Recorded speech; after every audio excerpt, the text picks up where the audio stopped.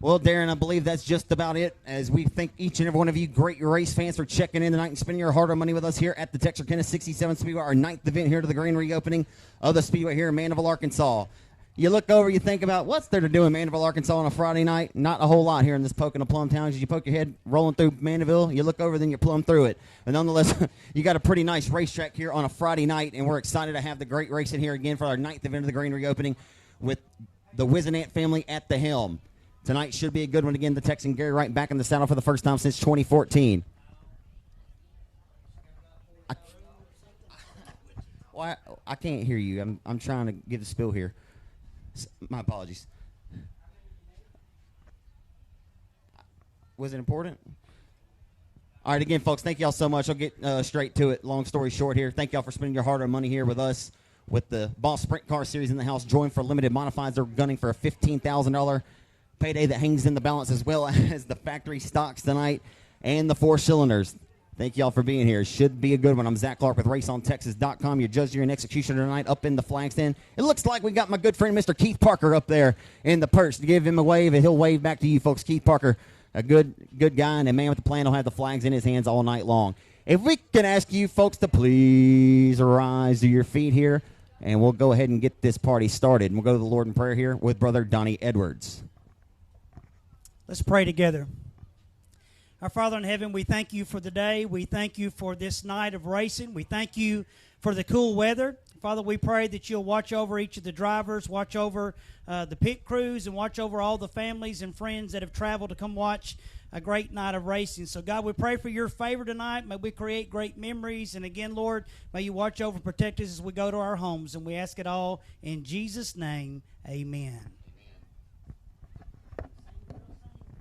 Please remain standing for tonight's singing of the national anthem by 4-cylinder driver Michaela Strom.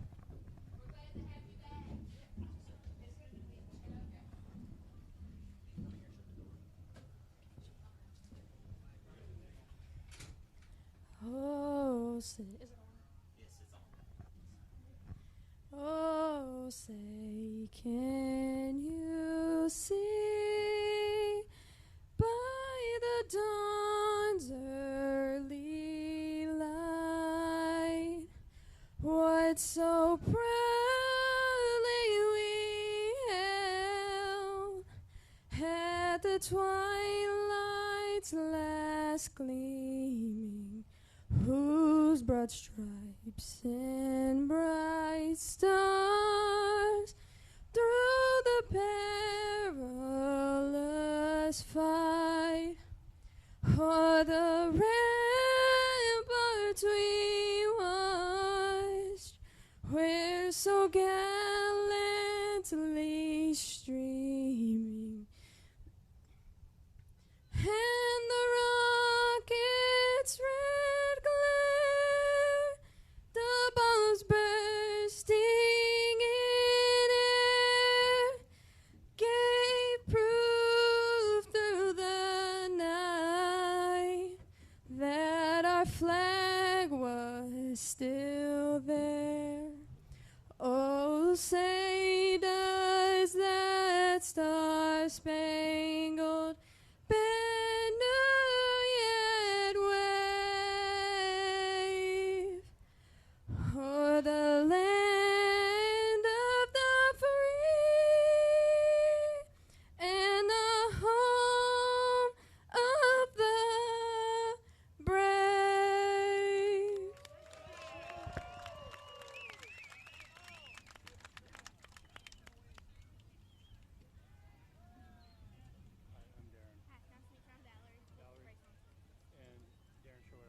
Since our national anthem singer tonight races in the 4-cylinder division, I was going to ask her, were you more nervous about racing, or are you more nervous about singing the national anthem? Probably about singing. I was afraid I was going to mess up. I'm going to tell you what, sister, I've had to sing the anthem on the fly. I like to think that I can sing pretty solid, but you know, you think you're prepared, and then all of a sudden it's like all eyes on me. It's time to go, right? Like it's a different kind of pressure. Oh yeah, definitely. I was shaking pretty bad. Guess what? I'm here to tell you did a fantastic job. Thank you so much for blessing us with the talents here tonight, and go put the talent on the racetrack now, young lady. Have a good time tonight, and best of luck to you. Thank you. Here she is, folks. Michaela Strom. Please give her a big round of applause, 67 Speedway race fans. Again, I need to know one more time for good measure. Don't lie to me. Raise your hand if y'all can hear me loud and clearly out there. I've been trying to get this sound system dialed in. We all good? All righty then. It's not too loud. It's not distorted right now. All right, good. All right, thank y'all so much. All righty, Texarkana 67 Speedway ready for some dirt track action tonight here in Mandeville, Arkansas for the 9th event of the grand reopening of the Speedway here with the Wiz and Ant family at the helm. They got a lot of great things in store. Y'all be sure to come back and check us out on any other Friday night. We got a big event planned in a couple of weeks I'll tell you about here in a few moments. As your first limited modified heat race of the night, it'll line up and look like this on the pole position tonight in the number 36. Wait, that's what I get for looking at a lineup. We have 3 heat races going 8 or 10 laps in distance tonight that'll be contested. $1,500 hangs in the balance, and we'll find out who's got the baddest hot rod of the bunch. Is $1,500 on the line tonight for the limited modifieds. We have 20 entries, so a full field of limited modified competitors. On the pole of your first heat here at Bradley, Arkansas. Piloting car number 7, that'll be Chad Morgan. Outside is going to be Jeremy Gross out of Sibley, Louisiana, back in the saddle of the number 8A. Inside of 2 from Mod. And car number 61 is Trent Kimbrough. Outside, Black Cat Chris Franks from Texarkana. Inside of 3, his name is Bond. TJ Bond from Calhoun, Louisiana, piloting car number 12. Outside is going to be Austin Storm out of West Monroe, Louisiana, feature winner Arklatex last month. Stephen Hogan out of Jefferson in car number 18. The lights are out. We're underway and under the gun as they hustle into one of the first trip of the night. On a really rather muggy September night to kick off this Friday evening of action here with the Boss Sprint Cars in the house. Gary Wright returning to the saddle again in your first limited mod heat race on the Speedway. If you've just tuned in with us on RaceOnTexas.com Speed Pass, we've got every thrill and spill and every burn and turn of all the action from the comfort of your own home or on the go on your mobile smartphone. However you like to choose to watch us, we appreciate you for tuning in. We always like you to be here at the racetrack. If not, then we are your number one alternative. As right now with the race leading the first few circuits, the number 8A machine. How about it tonight for Jeremy Gross, former car owner, or fielded a car for Kyle Cummings. Of course, Kyle Cummings, this year's $10,000 King of the Hill winner in the factory stocks at Boot Hill. As they work the wheel and work them well down the boulevard into turn number 1, it continues to be Jeremy Gross, the Sibley, Louisiana Hashi, with the race lead. With his crosshairs dialed up on him here as they exit corner number 2 and head down the back straightaway full throat. It's hard to tell from my vantage point who we're looking at here. But he has got the outside digging, folks. Throwing the pole out, looking to reel in Gross for the race lead. How about Black Cat? He's got a firecracker underneath the hood tonight, folks. Black Cat is digging tonight. There's a little scratch in Black Cat tonight, folks. Here he comes off the exit of 4 with his crosshairs dialed up, but Gross too smooth up front.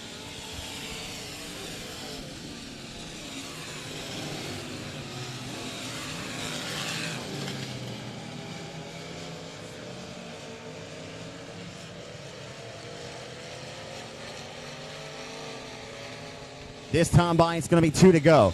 And here comes Black Cat in 48. He's chipping away at it. He's not cutting into the yards of feet, but he's certainly chipping away at the engines. He just made his first mistake of the race, went way up top in 1 and 2, washed up, he irons it out, and he now sets in. He resets his sights off the exit of 4. I thought that was the white flag, my mistake. I guess that was halfway. As they continue to hustle and stroll their way down into 1 and 2. As down the back boulevard, all eyes on the top spot. That is the best battle on the racetrack right now. As here comes Black Cat once more. Can he find the stick and the dig that he's looking to find for the entire distance of this juncture? Here he comes. He's got a good drive down into 1. Finds a little bit of stick and dig. He'll keep the car pinned around the hub. Inching in closer. About to give a little bit of an invitation here to Gross to take a battle with him for the race lead.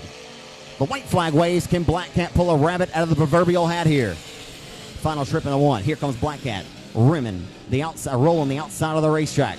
He's got to run, folks. Can we get a photo finish in your first race of the night? If he can get that thing rolling on the top, but Gross, they'll swap lines in 3 and 4. And off of 4, driving a smooth and a smart race, Jeremy Gross, your winner.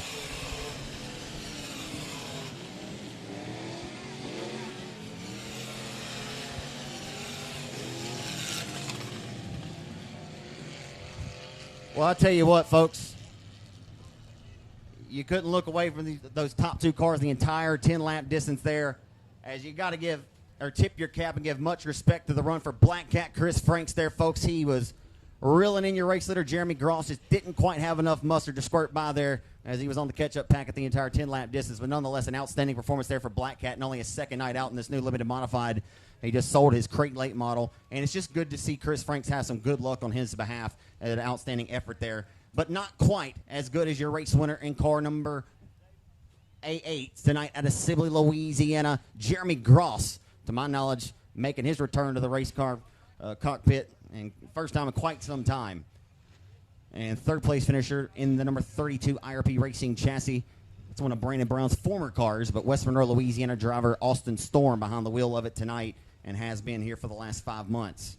As Storm picked up a win in that 32 car about a month and a half or so after he acquired it from Brandon Brown at Arclatech Speedway earlier this season. So heat race number 2 now for your limited modifieds, folks. And on the pole position tonight in the running, or May just ran away with the RaceOnTexas.com Breakout Driver of the Year. He has been nothing less than stellar all year long.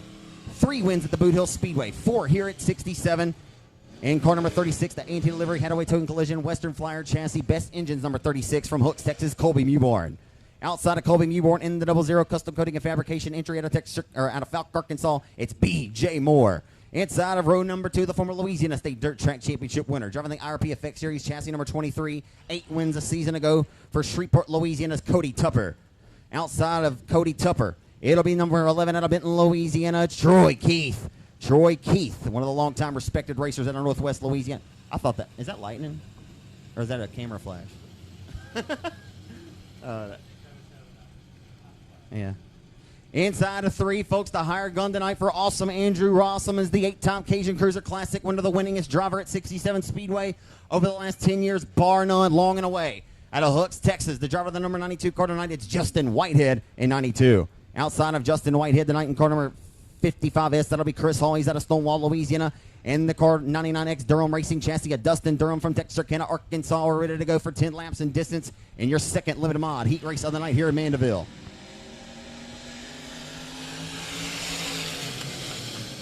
They'll hustle and stroll their way into turn number 1 of the opening circuit of 10. They'll work the wheel and work the wheel off the exit of 2, and they roll into 3. Hardship there for, that's hard to tell what I'm looking at there. Still a little fogged up here.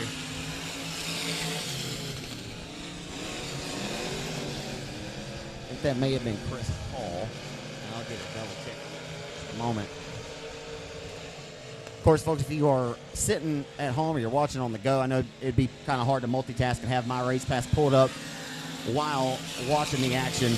But if you're watching on your TV or streaming it that way, then you can pull it up on your mobile smartphone, look at my race pass and race monitor as I call the action to you, so you can see that live timing that's going right there in the palm of your hand.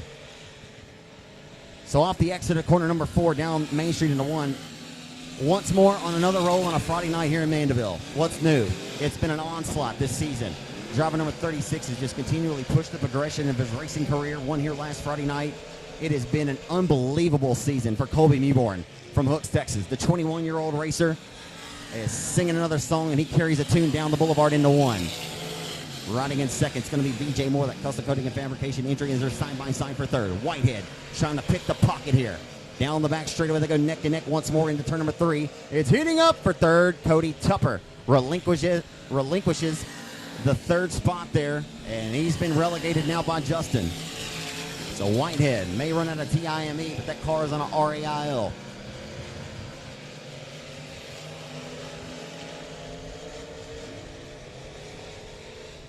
That's my Louisiana education, folks. I learned how to spell those words in first grade. Down the front stretch into 1 for what it's worth. The 36 of Mewborn, he gone way out front, dirty dancing on the competition, folks. Tick-tock, the race clock goes, the sand of the hourglass ticking away here. As Mewborn, barring a mechanical setback or some kind of catastrophe here, he's had all good fortune this season. You'd hate to see it go the other way, but be hard-pressed to think that he's not going to sail to victory lane here. As Whitehead now has problems. 92 may have a tire now. I'm not sure. Tupper just went by like he was sitting still, and Whitehead now with more issues, nearly planted into the front straightaway wall, and he'll limp down the boulevard. So this time by, it'll be the white flag being displayed for Mewborn. So I didn't see what happened to Whitehead, but I assume that it was a tire down. As a 36 Hadaway Towing Collision anti-delivery Western Flyer chassis, best engines powered, number 36, rolls off before, and he'll be receiving a face full of checkered flag tonight from Keith Parker. Kobe Mewborn dominates heat race number 2.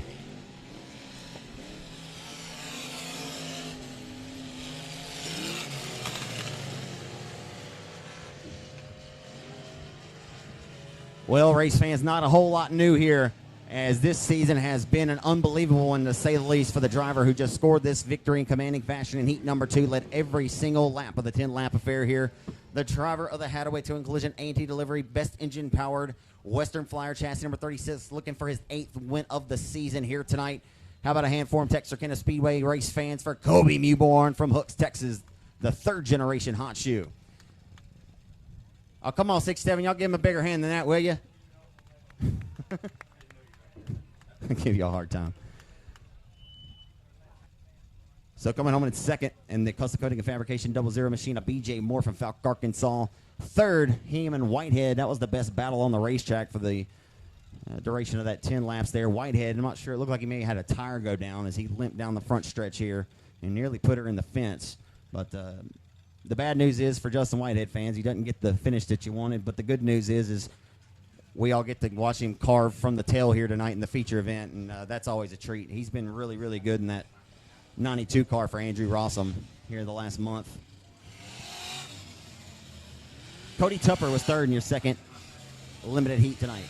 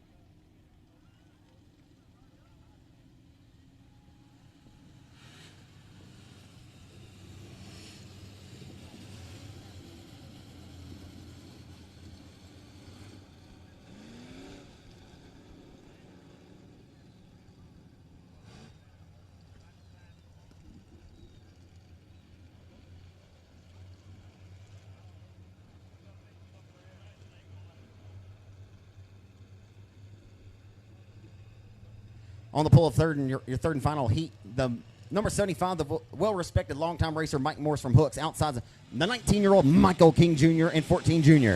Sammy Humphrey out of Atlanta in car number 8. Adam Roy in the number 8 car out of Red Lick, Texas. Dustin Robinette back in the saddle again in the number 2R car in the Hooks. And they're 30 wide momentarily for 2nd.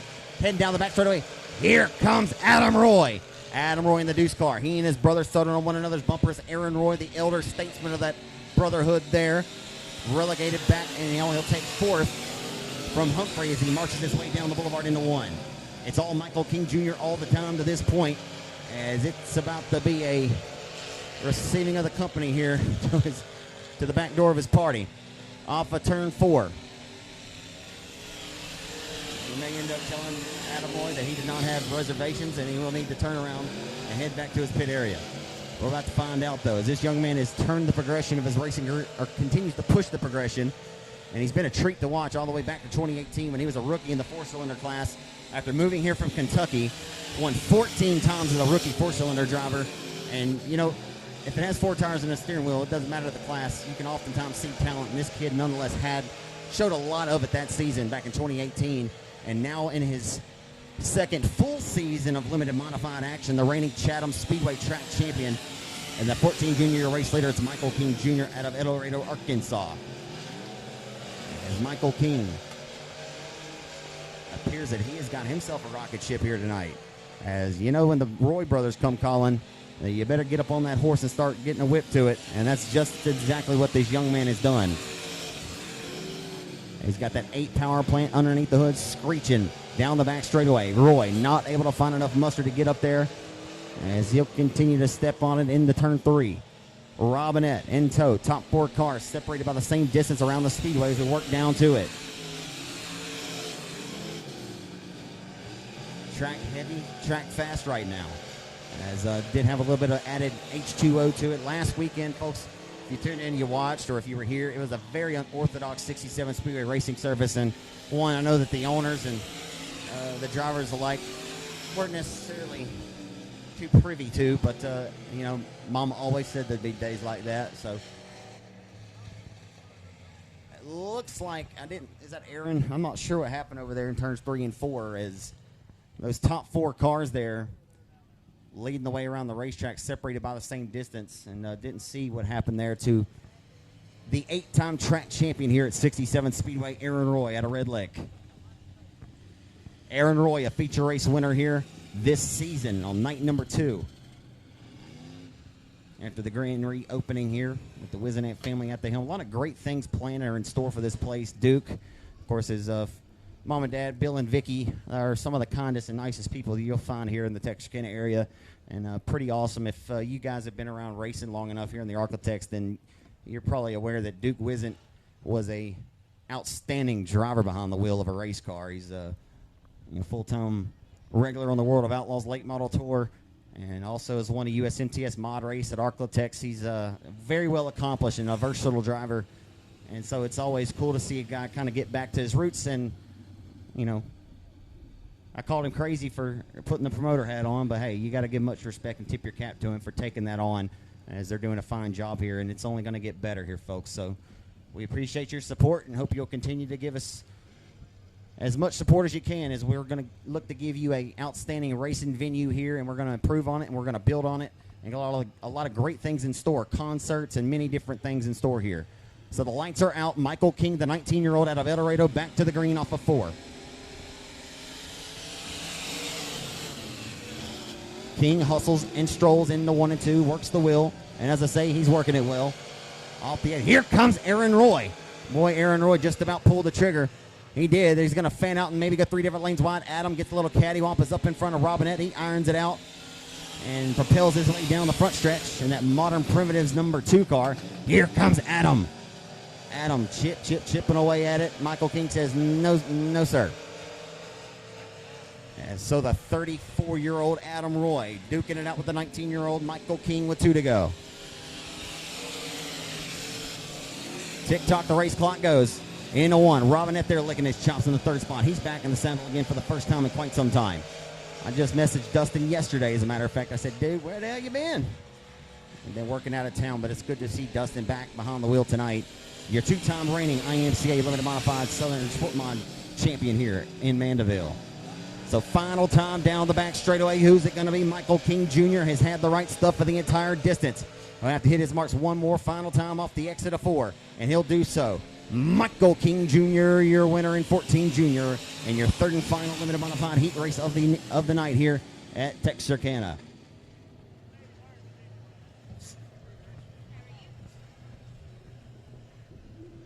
So unofficially, your top 4. He rebounded well after that mishap in 3 and 4. Fired well in the restart. The 8-time track champion of the Texarkana Medical Associates, number 35. Presto Magic Clean DE Wraps, number 35 out of Red Lake, Texas. Rapid Roy, it's Aaron Roy.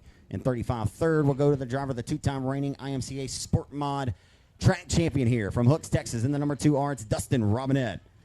Finishing 2nd to the Modern Primitives, DE Wraps, Griffin Realtors, number 2 machine out of Red Lake. It'll be Adam Roy. Now resides out of Hooks. And your winner, give him a hand, race fans, for the driver to the PPG Paint Shocking sponsored 8 performance powered 14 Junior IRP Racing chassis.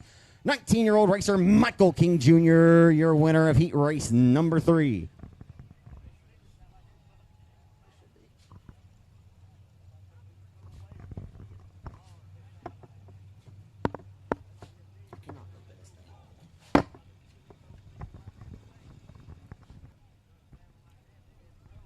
All right, guys, y'all got to help me real quick. I'm about to speak. Does this sound loud and clear to you? Sound good? This one sounds just the same. Sound both the exact same? That's all I need to know. I'm going to go out there and shake some of you guys.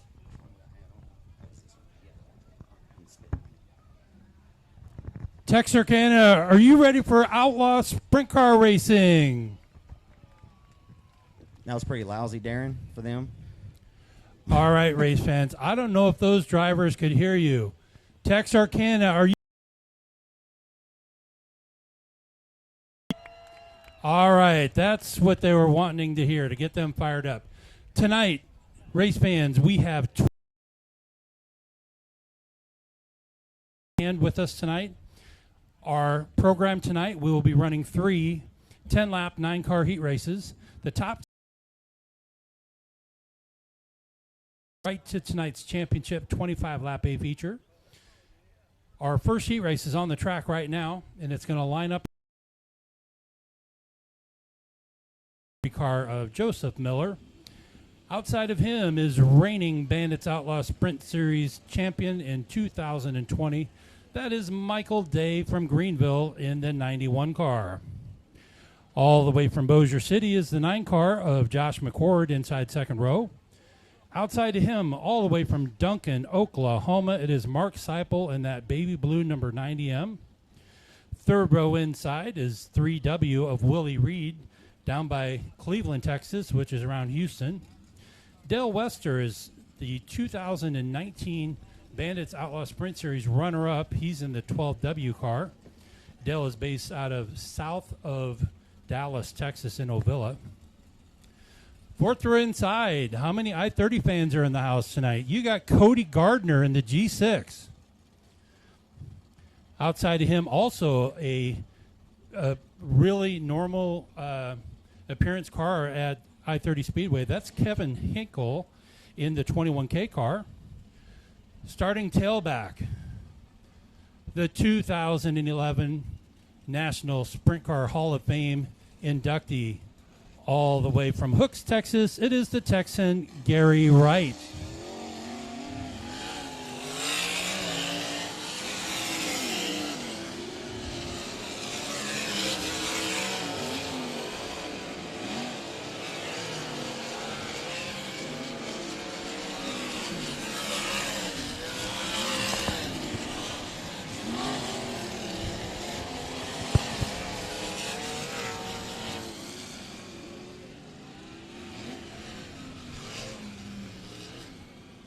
Okay, and for those race fans that are new to the Bandits Outlaw Sprint Series, what we do before every one of our races, we give the guys a mini hot lap. They basically get 2 corners of the track to make sure that their car is nut and bolted okay. So that's what will be happening all night long. So let's go back to our lineup. Starting tailback in 9th, that is Gary Wright in the 45 car. That car is owned by Mark Huddleston, and it is wrenched tonight by Chris Stivers. Also, Stivers Electric is a sponsor, as is DarrenShort.com. Yeah, that's you, Darren. Oh, okay, thanks. So we are going 10 laps tonight in our heat races. Again, passing points are critical. For every 2 cars you pass from your starting spot, you pick up the equivalent of finishing 1 spot further ahead. So that's really critical. So, like for somebody like Gary Wright, if he can make it up to like 4th place, that's the equivalent in points of starting on the pole and winning.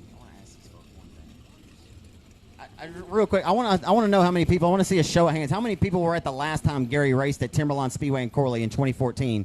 How many of you folks were at that race? I want to see a show of hands. All right, that night we found out that he still can get the job done. Today he's 62 years old. How many of you folks have any doubts that Gary Wright can still get the job done? Raise your, put your hands down. No, I don't think there's any doubt here tonight, Darren, that this guy can still saw on the wheel. An absolute talented assassin. It's going to be fun. I'm actually excited he's starting at the tail because we can see him carve like a hot knife through butter. I don't want to build it up too much because maybe, you know what? Maybe old Father Time set in, but I'd highly doubt that being the case here, Darren. Well, I was with him when he drew in tonight, and he drew a 99. So, you know, he said to me, he says, well, what does that mean, Darren? And I said, well, that means that you're in the perfect spot because we're going to be running 10-lap heats. And for every 2 cars you pass, you're going to advance another spot besides where you're at. So I said, you're going to be safe as kittens. Yeah, like I mentioned a little bit earlier, if you folks didn't hear, I ran into Gary at Dollar General in Hooks last year. And, you know, me, I can't not stand there and pick his pocket. You know, no, I didn't pick his pocket. He didn't buy me anything. But, no, you know, pick his ear a little bit, just ask him what's been going on. And, you know, he's still very well in tune. He was actually on the Open Red podcast, you know, talking there recently because he was paying attention to a young racer. And nonetheless, Gary still pays attention to what's going on in the racing scene nationally, and still loves the sport, just doesn't have the means to do so anymore. He made a living at it as long as he could, and never thought that he'd have a career that in racing that could sustain paying the bills for a short, for any period of time. So, very respected outside of the race car. He's got a lot of businesses, his family, just very well respected in this area, like I said. But I think a lot of folks love Gary Wright outside of the cockpit, like I said, but certainly love watching him race. And, boy, we're about to be it's just a treat no matter the result tonight. No question about it. And if you have time to go to the 45X car after the race tonight, definitely do so and have a chance to talk to him and meet him, get your picture taken. Now, you notice Mark Seipel dropped to the back. He is obviously having car problems tonight, that 90 car. So that means the right side rows all advance up a spot. So now Gary Wright will actually be starting in 8th place. And it looks like we are getting the 1-to-go signal. And how we start races, fans, is once the drivers get into corner 3, they have to maintain their pace.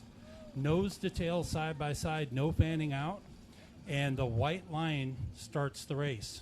So they cannot fan out. They cannot hit the brakes or anything. They have to hit that stripe together. So race fans,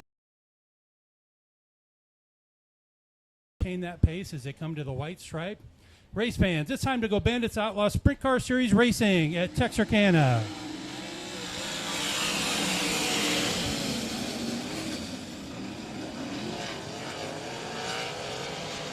Justin Gates has a run there on the outside. He'll pick the pocket and go to 3rd here, Darren, as they roll into turn 3, as Gates has got it rolling on that top shelf off of 4. Yes, Michael Day out to a 10-car length lead after the first lap. So down the...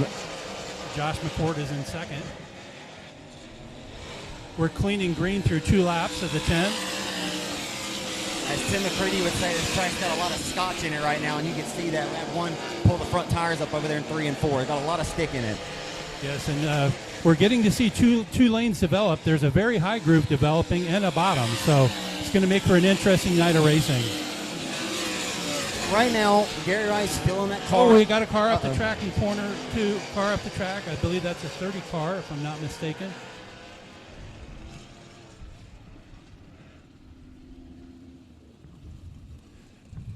Yes, race fans, that is the 30 car. That's Joseph Miller, your pole sitter. He was running perilously close to the top of the track in corner 3 on the last time by, and he just lost the control there and went spinning out in Zach's dark spot. There's an actual piece of wood right here up in the tower, and his vision was obscured. So, but anyway, so doesn't look like he did any damage to his car. The tow truck's already over there. They're going to get him pushed back off. I'm guessing he's going to be restarting, and he will join the field at the tail.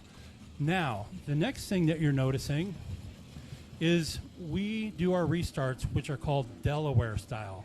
And race fans, if you haven't seen sprint cars restarting like this, it is your dream, because we do not use a cone. We do not line up people single file. We line them up with the leader out front and with 2nd and 3rd on back, double file. So in the feature race, it really makes it exciting because we do not let lap cars stay up front. So if we have a yellow towards the end of the race, it really makes it exciting. But we feel that the leader definitely needs to have their own advantage, and that's why they get to start out front. So that's why we call it Delaware Restart. There's still 8 of the 9 cars out on the track. Looks like Joseph Miller's getting pushed off right now outside of corner 2.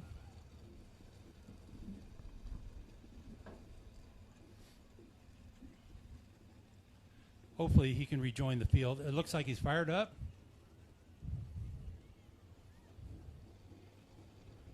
Awesome, race fans. He is coming back out on the track. That is great news. We hate to see anybody drive this far to get here and to have bad luck right off the bat. The restarts, the white stripe is where it's all at. That's when the race takes place. But once again, the corner 3, they cannot jump that white line. Otherwise, they get docked as well. And that has happened before. So Bandits Outlaw Sprint Series champion of Michael Day, as he comes down to restart. I believe we're on lap 4 of 10.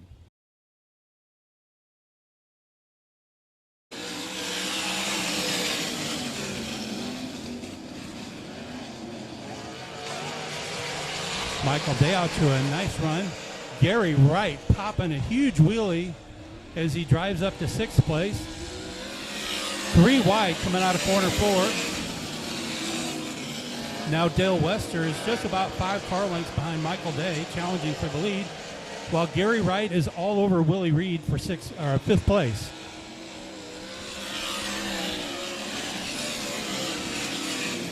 And we now have another yellow flag. We have a driver that is stopped off corner number 3.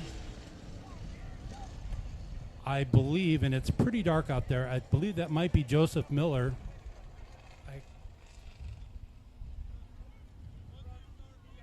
Okay, no, Joseph's still on the track. That's good. I think it might be the 90 car of Mark Seipel. I don't see Mark out there. 3, 4, 5, 6, 7. Yeah, it's got to be Mark Seipel in the 90 car. Again, very dark out there. I can't quite see.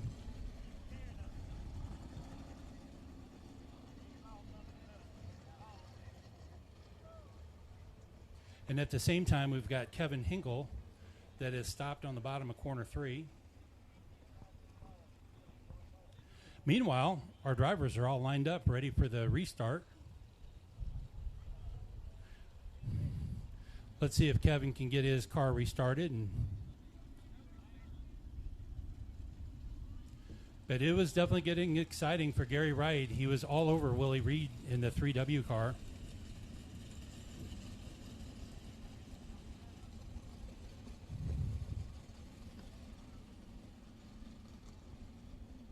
So basically what it amounts to is about the top 5 guys in passing points from each race will advance to the A feature. That's not exact, but as it sits right now, Gary Wright started 8th and he's in 6th. So technically he has enough points to be in 5th. So if he passes one more car, he'll probably have enough points to advance straight to the A feature. Looks like Kevin might be going off on the back straightaway. He can't get his car restarted. Yeah, that's a tough break there. They drove all the way here from northeast of Little Rock. And you see John Merrill down there in corner 4. He's putting down a fresh white stripe. He's our infield tech guy and our series statistician. We appreciate him coming all the way from Royce City to help us out tonight.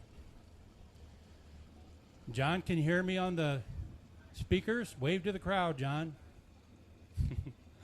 He'll be super embarrassed about that. All right, race fans, it looks like we are coming down here for another restart. The cars are looking great. They're lined up perfect, and here we go. Cody Gardner all over Michael Day. We've got a battle side by side for the lead as the lead pair takes off. Michael Day leading by a scant amount as we come out with 2 laps to go. 2 laps to go.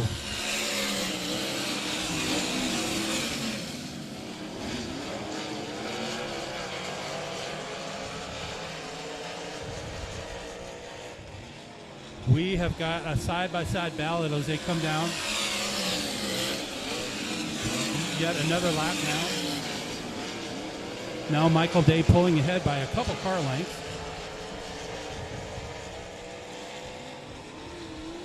Cody Gardner just a couple car lengths behind.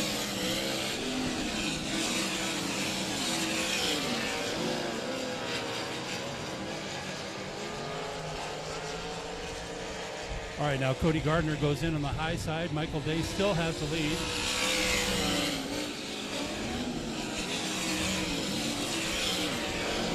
And here comes Cody Gardner as they enter corner 3, coming down for 1 lap to go.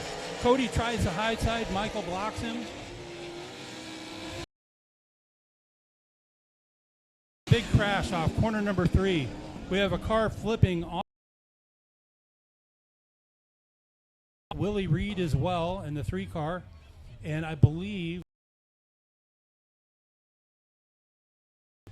Gary Wright missed the whole thing. It was happening right in front of him. So we have gone red flag conditions here at 67 Speedway of Texarkana. As soon as we hear the status of the driver and the driver that crashed, we'll let you know.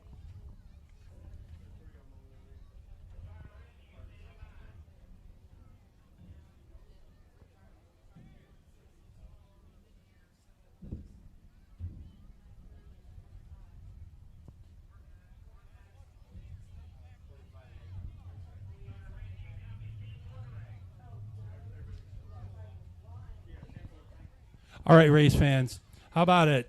Everybody in the crash scene is okay.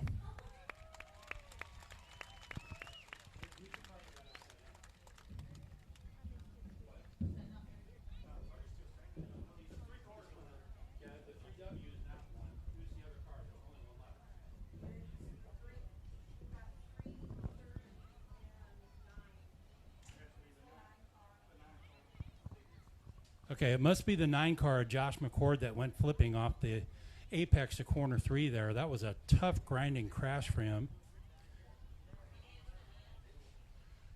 Just super glad that the driver's okay.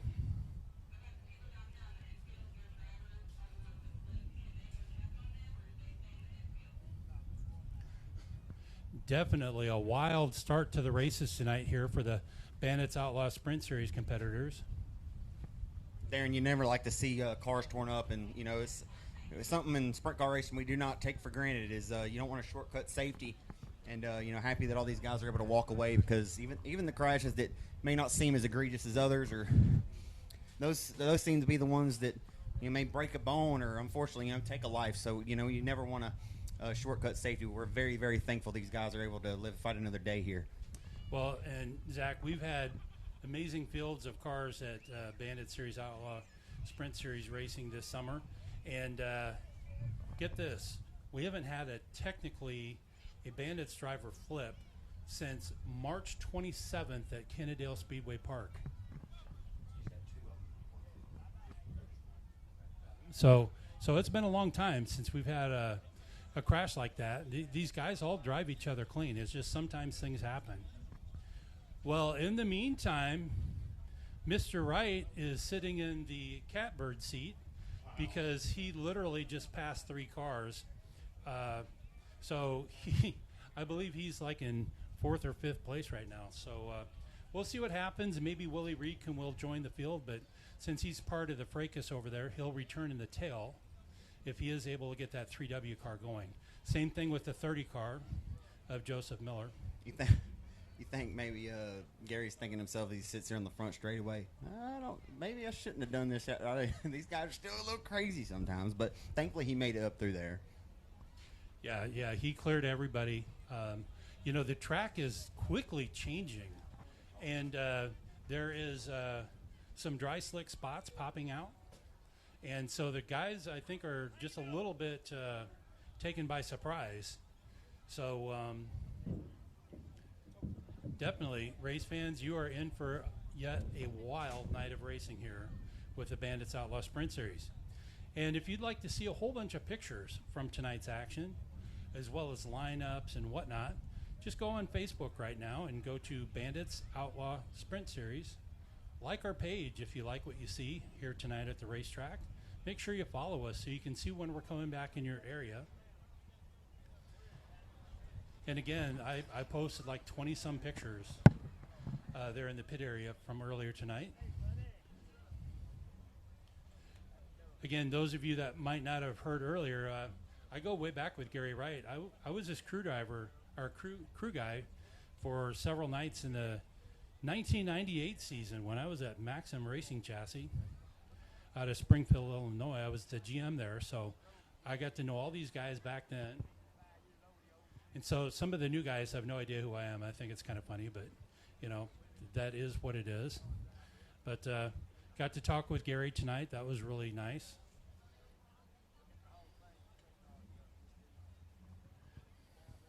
Hey, Darren, I'm going to catch up with Gary Wright sitting here on the front straightaway. Just came up. Wheel of a race car since 2014. And race fans, another thing that we do, when we're down to 3 laps or less, we go single file. every one of our races, when we get to 3 laps, we do not have a Delaware restart. We go single file. So I'm pretty sure right now we're in that zone. Hey, Darren, I'm going to get a word with Gary Wright real quick, okay? I'm going to get a word with Gary real quick. Gary, I don't want to take too much of your time. We're clearing the wreckage down there, unfortunately, in 3 and 4 there. You started at the tail. Kind of what are you feeling back behind the wheel tonight? I know it's been a little while, so I'm not sure what you're looking to feel, but how are you feeling so far? Rusty, very rusty. 6 years is a long time to not be in a sprint car. The car's a lot faster than I am, but we're getting a little better, It's kind of hard to pass right now. Yeah, it's fortunate you avoided some of that carnage down there in 1 and 2, or 3 and 4 as well. Yeah, I had a good view of it though.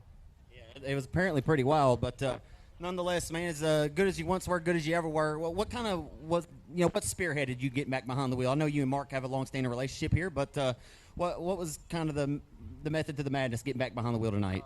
Mark and the Stiver brothers basically coerced me into doing this, and I told them no, and they said, let's just go have fun.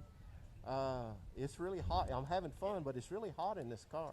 Gary, this sport's been so good to you. You've been so good to the sport. Whenever you see this many fans show up to support you tonight, we can look at it 2 different ways. I think they showed up to support many racers, but a lot of folks came here to see you race tonight, man, because they love you and they miss seeing you saw on that wheel.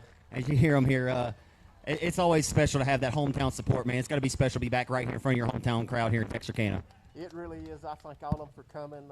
We raced a lot of years in this area, and I'm very happy to see all the improvements this track is going through. It is, they need a few lights on the back straightaway, and they'll be about there. 62 years old now, but who's counting? 63. 63 in December is what he said. I think the mic cut out. Hey, thanks for your time, man. Get back on the wheel and go saw on it, man. Have fun. Thank you. There he is, folks. Give it up for the Texan, the owner of 127 American Sprint Car Series victories. At a hooks, Gary Wright.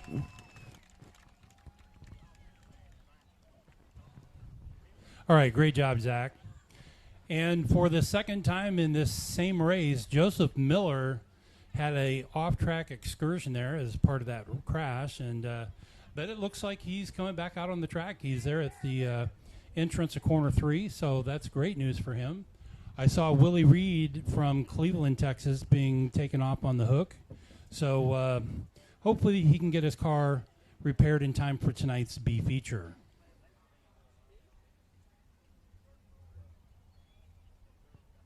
So again, we'll be going single file on this next restart because we're within that 3 laps to the finish zone. And I believe the top 3 is going to be Michael Day, Cody Gardner, and Del Wester. So those are the 3 cars that are parked on the back straightaway right now.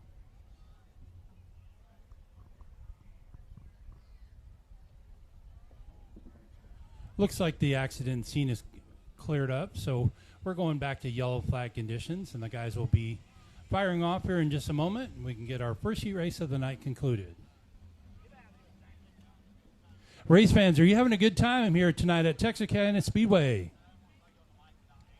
Well, we're sure glad you spent your Friday night with us tonight. It's a great crowd.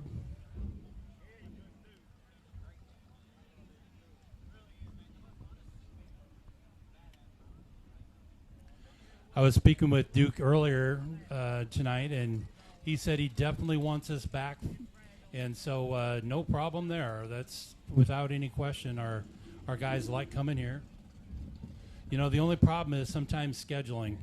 It's really hard to get an open night where there's not other tracks booking on top of us, and that's actually what happened when we were called the Sprint Car Bandit Series 3 years ago. We came here, and we were completely unopposed on the schedule for 10 months, and on the week of the race, suddenly 3 other tracks in this region decided to book a sprint car race. So, I mean, it really sucked for the track and the fans and for us because, you know, there are just no sprint cars right here in Texarkana other than Mark's car. So, but we're thrilled to bring you guys 27 quality teams here tonight.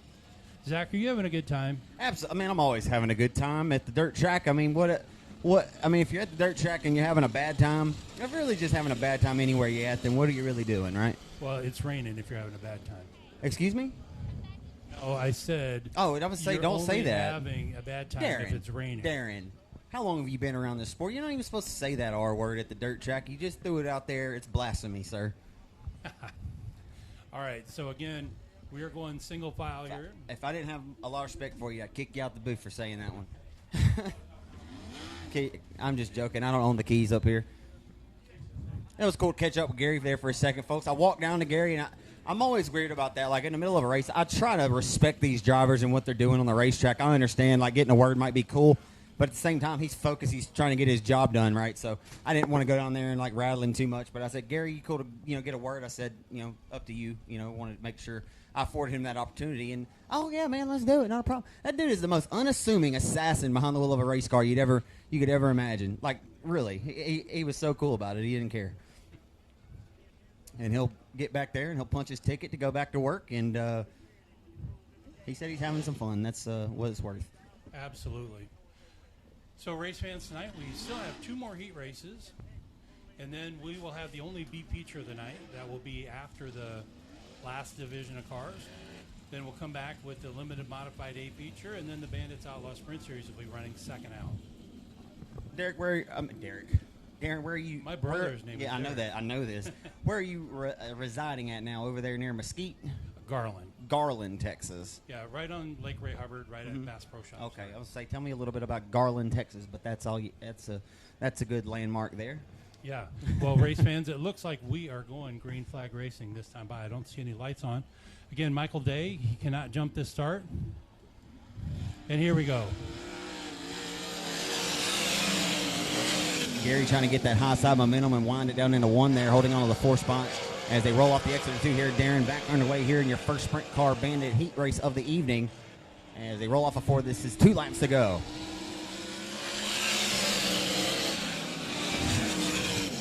Cody Gardner is definitely pressuring Michael Day for the lead.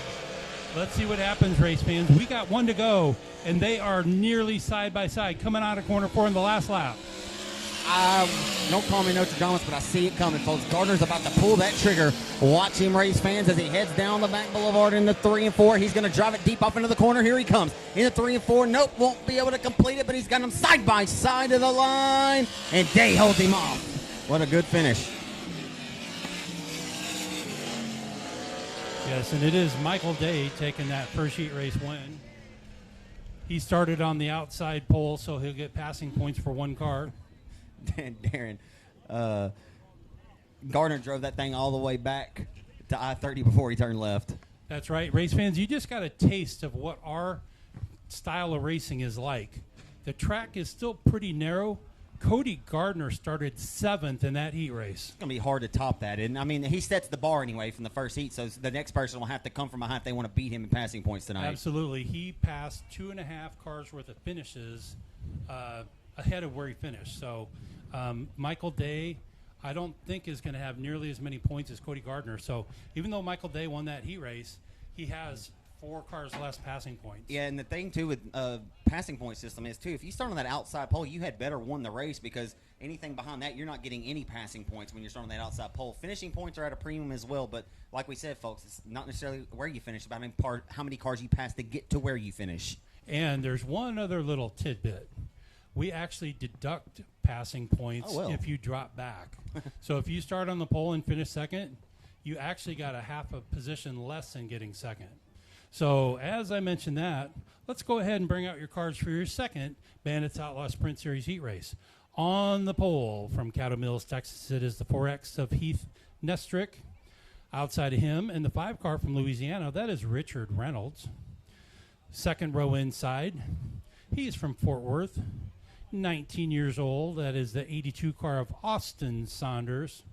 Outside of him, even younger yet, from Southwest of Waco, Texas, it is the 25 car, 15-year-old Blaine Baxter in that beautiful BBC race car. What a beautiful car. The BBR car right in front of you, race fans. 15 years old. Third row inside, it is your 2018 Bandit Series champion from Mansfield, Texas. That is Colby Exis in the 71 car, along with Jason Long in the 19J. Fourth row inside, it is your current Bandits Outlaw Sprint Series points leader all the way from Burleson, Texas. That is the B99 car, driven by Blake Mallory, sponsored by Cabinets by Tommy. Outside of him, from White House, Texas, it is the 80 car of Josh Hawkins. Starting tailback tonight, all the way from McKinney, Texas, it is the 82 C car of Christian Kinnison. Heat number 2, we've got 9 cars slated. We're going 10 laps.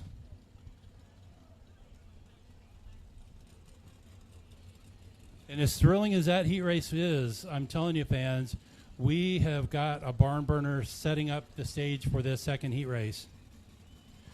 Once we get all the cars rolling on the track and all the four-wheelers off the track, we'll be doing our quick little mini hot lap here before we line up the cars. So we'll get the cars all spread out around the track so they can feel out their cars. We found out this has really helped eliminate a lot of problems when the track turns green, because guys already have a feel for the track and they know that they've got their car nut and bolted properly.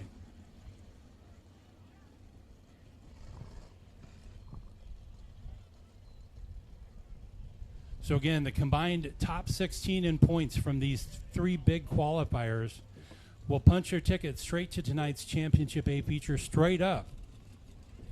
That's why passing points are so critical. So already, I was speaking with Cody Gardner earlier tonight, and I told him, I said, Cody, I've known you for a long time, and I got a feeling you're going to have a great night tonight. And, man, I'm telling you what, he is definitely going to be starting at or near the front after his heat race performance. So I'm excited for him. So, again, Blaine Baxter is a Wing 600 driver that moved up to the sprint cars this year, and he's been racing with us and doing a great job. So we're really excited to see how he progresses in his sprint car career.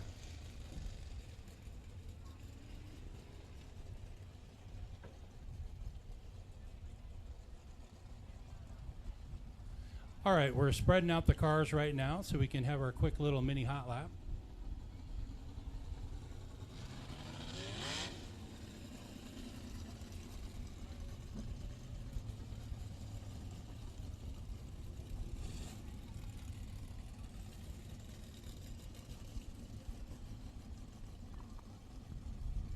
We have just one car from the last heat race that we need to get moved out of the way before we go green flag. Again, that's Blake Mallory in that 99 car, the B99 car going into corner 1. He's our points leader. All right, and here we go after a quick little mini hot lap.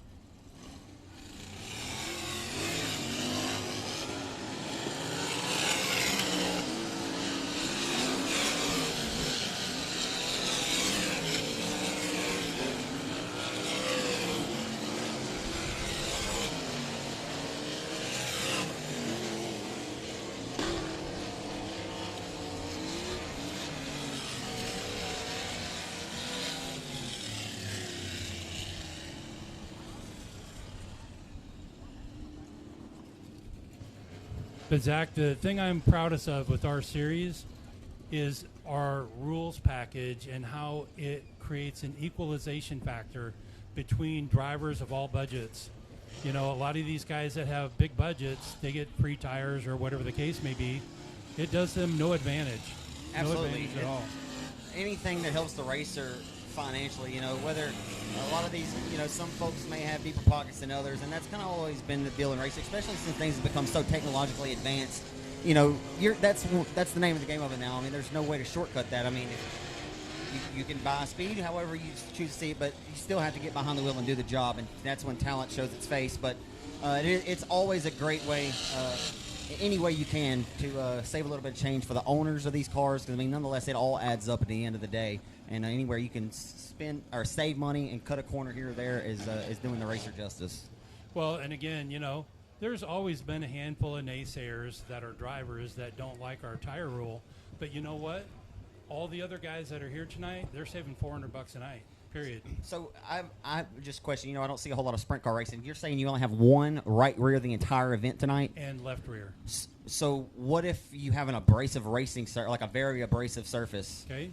If you have to change your tire, you're going to the back. Okay, so you can. It's Yeah. you at a cost. I Yep. mean, okay. Yeah, you have to bring your damaged tire Which- to us, and we have which to would remark be- the new one. Which would be the case, right? Anyway, if you burn a tire off and you went to the hot pit, you threw one on. Correct. exactly. But the rule is that you can only run one, and you have to notify somebody if it. That's Yeah, you have to take it it's a to good our, rule. our table. Them Hoosier meats are not cheap, my friend. That's exactly right. And they're at a and- premium right now too. Shortage. Well, and plus, that's what works so well with our engine change.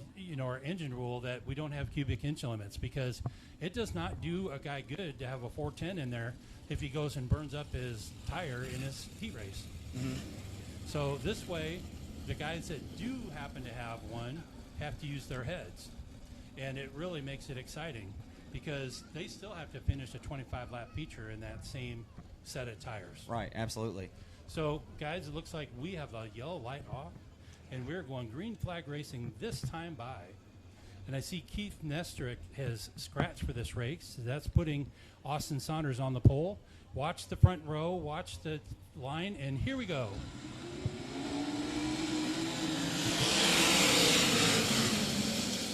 Reynolds got the whole shot down there in the one, Darren, on the top shelf of the racetrack as they exit corner number 2. Beautiful job by Richard as the race goes green. Austin Saunders has a brand new engine under that hood tonight. He just picked it up in Minnesota. Guys are trying to make 2 lanes out of this Texarkana Speedway right now. Austin Saunders just about 3 car lengths behind your leader, Richard Reynolds. While Colby Estes is running in third. We have a great battle in the middle of the pack. And here comes Austin Saunders on the bottom, Reynolds on the top. As we complete yet another green flag lap, we got a car spun in corner number 4. That is Blaine Baxter spun out in corner 4. Track is getting very tricky out there. Catching some of these guys off guard here tonight. Yeah, typically, Darren, this place, speaking from experience at a lot of events that I've called here, this place typically stays or gets very, very slick. Like a lot of the well-accomplished drivers down here will tell you, you think Arklatex gets slick, you think Boot Hill gets slick. Nothing gets slicker than Texarkana, but this place obviously has a lot of traction in it tonight, a lot of stick and dig in it. But within that, you'll find some spots that have some slick spots, and so you'll find some traction and then some slick, and so it makes it a guessing game for these drivers each and every corner. That is exactly right, and with a couple spots transitioning, it definitely throws a loop to these guys. And that's the name of the game of dirt track racing. We always had it figured out. There's no perfect surface. There's, you never know what cards are going to be dealt, and you just got to try to play your best hand. Race fans, your leader, Richard Reynolds, is stopped on the back straightaway. He will not have the restart lead. Austin Saunders will. Not sure what happened to him. All of a sudden, he just pulled off the track, came to a stop. Meanwhile, Blaine Baxter, no harm, no foul. He'll restart in the back. Officials are talking to Richard Reynolds there off of corner number 3. He's getting a push truck. Well, that's unfortunate. He turned the best lap in this race of 15.677, although Austin Saunders was really putting the pressure on him. But it would have been fun to see exactly how that transpired coming down to the wire. But always a tough break to go to the pits when you're leading a race. Well, and while everybody was focused up front, looky what happened. Our points leader, Blake Mallory, who started 7th, is all the way up to 3rd place in just the 2nd lap. Yeah, so he's trying to match. I mean, previously Gardner set the bar, so I mean, if he can pick up a spot better, I mean, he'd have to win this race to set that bar. But nonetheless, he's got a good spot. That's exactly right. So this is kind of the race within the race here. We still have the yellow light out. You and I both know, Darren, track position is very, very important in sprint car racing. I mean, if you can start on a row further up, obviously that's the name of the game. You want to pass as many cars as you can to get to the ultimate prize here tonight. But with passing point system, like we said, folks, it's not necessarily where you finish, about how many cars you pass to get to where you finish. And right now, picking them up and putting them down, like Darren said, the B9 of Blake Mallory, will keep our eyes on him. He's from 7th to 3rd here early with 2 scored, 8 laps to go. And we have just got the yellow light turned off. So keep your eye on young Austin Saunders. make sure he doesn't take off early before that white stripe, because that is considered a jump. So he's keeping it perfect right now, perfect pace as he enters on this restart. And here we go, race fans, heat race 2. The Hazlitt Texas racer Austin Saunders leads us down the front stretch in the one on this restart here. Darren Short, we'll see what Mallory's got. We'll see what they all got as we head down the back straightaway full throat with 3 scored this time by. Blake Mallory up to second on that restart, shot out of a cannon.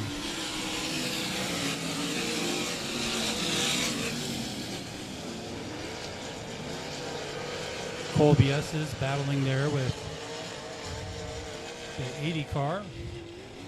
Austin Saunders doing a nice job. 6-car length lead.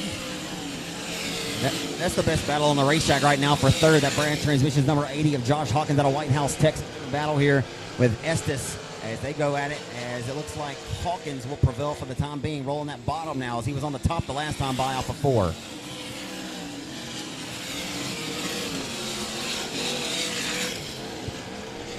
Austin Saunders now up to a 12-car length lead as we're approaching the middle of this heat race. As a matter of fact, he just turned his best lap of the race, a 15.488, and then just turned his best on lap, or Saunders just turned his best lap on that previous lap. So the track is certainly picking up speed. So at 15.417 for what it's worth, as Austin Saunders hitting his marks, picking them up, putting them down here, Darren Short, in your second heat race of the evening with the Boss Sprint Cars.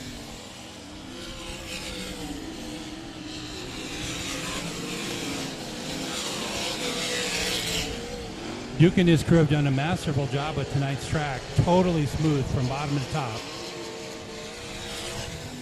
And we're getting 2 laps to go. Just 2 laps to go in this second heat race. Last weekend's track was very unorthodox. It was a little rough, but had a little bit of extra moisture on it. So we got a car spinning off of corner number 2. That is Blake Baxter. Blake Baxter for spin.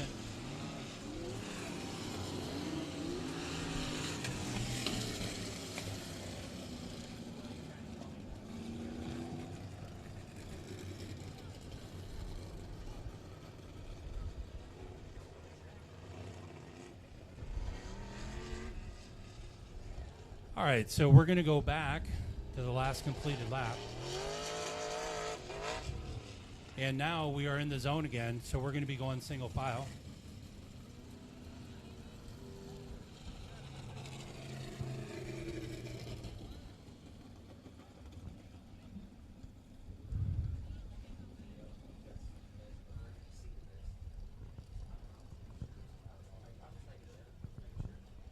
All right, so again, another exciting heat race with lots of passing going on.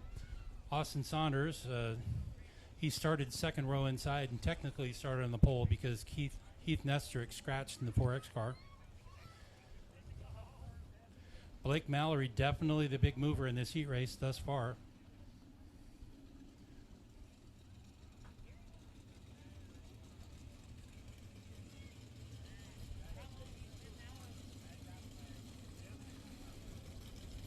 Josh Hawkins also doing a great job. He started 8th and is presently running 3rd, so he is stacking up a ton of passing points as well. So with Cody Gardner starting 7th and finishing 2nd, if Josh Hawkins can get around Blake Mallory in this final last couple laps, he will become your provisional pole sitter in tonight's Championship A feature. So a lot on the line in our heat races. Unless in Heat 3, how many cars start? Unless in Heat 3, your worst starter propels his way, or the 8th starter, then they would be tied there, right? Would that go down to the draw? How does that work? Yeah, no, that's why I said provisional just now, because we do have another heat race to go. But no, then what happens is it's whoever passed the most cars from the furthest back. So that's how that works out. Okay, I believe the yellow lights are off. And again, we are single file for these last pair of laps with Austin Saunders out front. Again, he must maintain his pace till he gets to the white stripe. And here we go. Back on our way here in Mandeville in your second Boss Sprint Car Series heat race event of the night here at Texarkana 67 on the track with a lot of stick, a lot of bite, and a lot of dig. And they'll scream them through 3 and off the 4 to the white flag, this time displayed by your flagman, Keith Parker. down Main Street into 1 and 2. They'll exit 2 for the final time. Perhaps Mallory has a run there and kind of washed up there off the exit. Final time to 3 and 4. Darren, take us home off of 4. All right, race fans, let's hear it for that young driver, Austin Saunders, coming home for the win.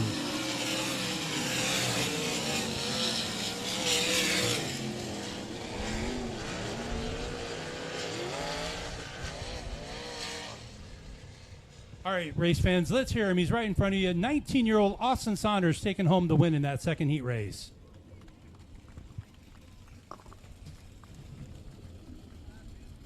And now we're going to talk for just a moment with Will Eggeman. He's my partner with the series. Will, whose engine is under the car, or under the hood of the car that just won? That would be mine. Yeah, how about that? Austin drove all the way to Jackson, Minnesota this week to pick up that engine. He got home on Wednesday. He spent all day yesterday with Will, who just flew down here yesterday from Sioux Falls to put that engine in that car. And how about that? Now, that's a story, race fans. Things that we'll do racers will do to scratch that itch and the burning passion that burns within. Just go out here and do something they love to do. So again, right now what the tech guys are doing down there is they're checking to make sure that the tires are stamped with tonight's stamp. They're checking to see if they weighed at least 1,500 pounds with the driver after the race. Checking to see to make sure they don't have tire bleeders. And then also to make sure that they do not have more than 20-degree wing angle. Now, Zach, you know what the coolest thing is about our rules? Have you ever heard of a driver complaining about tech officials digging in their engine? Yeah, no, never. Yeah, it's only like constantly all night long every week. Yeah. With this rules package, it works so well. You We might have to haven't look at taken them. a hood off of a sprint car in 3 years. Your rules are more based on aerodynamics with the wing, and so that's why you say, look, you can run whatever power plant you want. You got to get the power to hook up to the racing surface on the tire. So And keep those tires under you for your heat race and the entire duration of the A feature. And say what you will, I mean, just your average race fan who comes, they might not understand all these things. Your diehard fans will, but as far as someone who's coming to the racetrack, maybe they'll go to a different series event. The on-track product, as far as I'm concerned, the racing has been pretty fantastic here tonight. So you're not seeing a significant difference. You know what I mean? So it's obviously working out. You know, and it's obviously helping the racers out in the pocketbook. You know, and long term as well. Well, and that's the thing. We don't tell anybody what they need to run under the hood.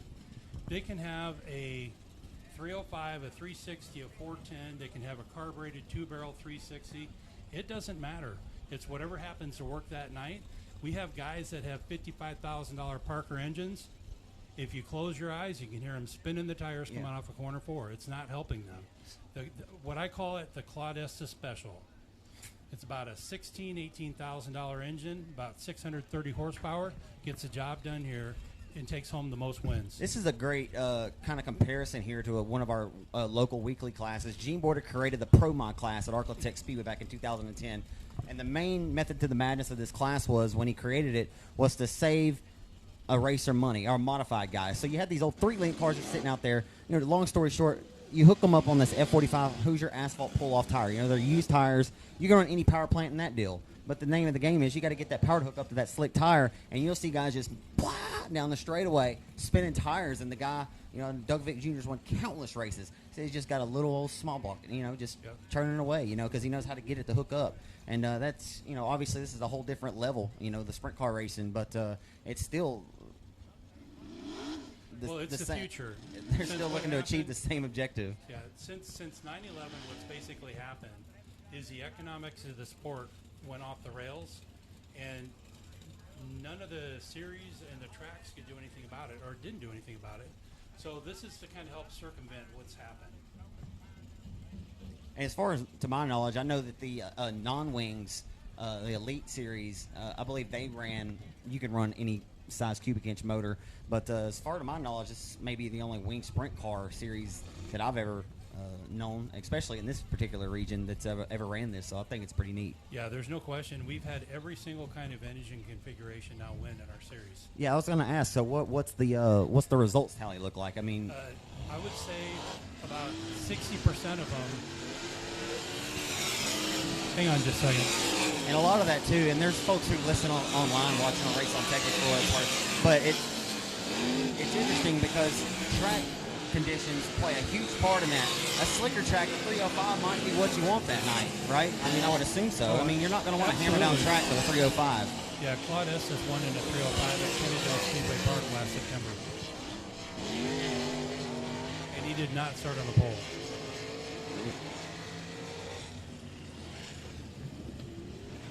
Seen Paul White win in that 305 in his non-wing and had a lot of success when he was running a 305 in his deal several years ago. Absolutely. So again, we just let the guys do what they want to do, and they all seem to be really happy about it. So here we go, race fan. This is our third and final Bandits Outlaw Sprint Series heat race for tonight. Again, passing points are the key. On the pole, it is young and very personable driver Zane Lawrence out of Lillian, Texas in the 76 Taco Casa car. Outside of him, equally as young, DJ Estes in the 74. Along with the Cabinets by Tommy car of 99B, that is Johnny the Rocket Ricketts. Outside of him, starting fourth in this third heat race, it's the Ambassador, Claude Estes III. Third row inside, it's everybody's friend, Junior Jenkins in the 23. Along with the 71B of Braden Baker. Fourth row inside is Brandon Hinkle in the 21B car, and Dustin Gates from Louisiana in the number 6. Starting dead last, watch out. It is Cody Adams in the 16 car. And keep your eye on that stripe in the front of the field as we are going green flag racing. Should be a good one. Keep our eyes on Adams and Gates back there. Adams, the former ASCS Gulf South region champion as well as Gates. Look at that 3 wide on the outside of the racetrack. What a move by Dustin Gates. I believe that's Gates, isn't it? Yes, it is. Gates is rolling the hot in Louisiana hot shoe. That's Superior Graphics Day Motorsports entry. As Gates kind of gets held up there, but sits in fourth and has his crosshairs down on the battle for the race lead. Yes, we do. We have a battle for the race lead. DJ Estes is side by side with Zane Lawrence. They've raced mini sprints together for 10 years, and here we go. As I like to say, Darren, it's heating up at Texarkana as they hustle into one. You got a good one and a war being waged here in this one in your third heat. Here comes Dustin Gates. Track widening out, definitely slicking off here, and some of the crumbles getting out of the way. And we have a 3-way battle for the lead. It's going to get good here, Darren. We're hustling into one. Gates is using that outmost part of the racetrack. He about ended up on 67. Look at this run. He's got off the exit of 2 down the back straight with that Mach 1 chassis. Starting 8th, already up to 3rd, and not even halfway done this heat race. Gates didn't come from Louisiana tonight to come home and not take some lunch money back over there to the Bayou State, as he's got to roll on the top shelf. And hello, how you doing on the outside for second? And it may be a goodbye situation. Not quite yet. What a race we have brewing here, Darren. What a race. Yep, DJS is still out front as we get to halfway. As Dustin Gates has now cleared Zane Lawrence. Zane Lawrence goes back on the bottom, and they're side by side for a moment. Gates has him back. And Dustin Gates just picked the pocket of Lawrence, and now he'll set his sights on Estes. Does he have enough time? He's got the car. The car's on KILL, and he is chipping away at it by the yards in the feet. He's past the inches now as he rolls off the exit of 2. That's right. Zane Lawrence not running away. DJS is still with about a 6-car length lead as we've got about 3 laps to go. I like it. I love it. And I want some more of it. As Dustin Gates getting the good out of the Mach 1 chassis, number 6 car, as he rolls off the exit of 2. He bobbled that time there, though, Darren, and allowed your race leader to get out by a little bit more of a comfortable margin as we come to 2 to go this time. DJS is with a 10-car length lead now over Dustin Gates. Dustin Gates has a huge amount of passing points if he can finish where he's at. So he'll have to pull a rabbit out of the proverbial hat. If he's going to do it, he's got to do it right now because the white flag waves by flagman Keith Parker. Yeah, 1 to go. 1 to go, Zach. Zane Lawrence still out to 10-car length over Gates. And Zane Lawrence is on Estes. As this one's going clean and green, white, and checkered. And flawless driving by Gates as well as Lawrence there. Great battling door-to-door. Great battle early. What more can you ask for there? Well, I'm telling you what, you just saw your pole sitter performance in that heat race. He waited till the end. We had guys that came from 7th to 2nd, but Dustin Gates just came from 8th to 2nd, and I guarantee you he's your pole sitter. Absolutely, and he is going to be a tough customer driving that Superior Graphics Day Motorsports Mach 1 chassis number 6 car. I tell you, his best lap, he turned on lap number 5, a 15.344. He was quicker by about a tenth and a half over your race winner, DJ Estes, there with a 15.490 for what it's worth. So he was ripping and roaring on that top shelf of the racetrack, getting everything out of that number 6. How about it, race fans? Let's hear it for your Heat Race 3 winner. That is DJ Estes, first time ever here at 67 Speedway. Texarkana, make a little bit of noise for your Boss Sprint Car Series tonight. Did y'all like that or what? That third and final heat was worth the price of admission. Hope you're enjoying it. All right, 67, one more time. Put your paws together. I need to hear you make a little bit of noise here. I was about to say, man, come on now. I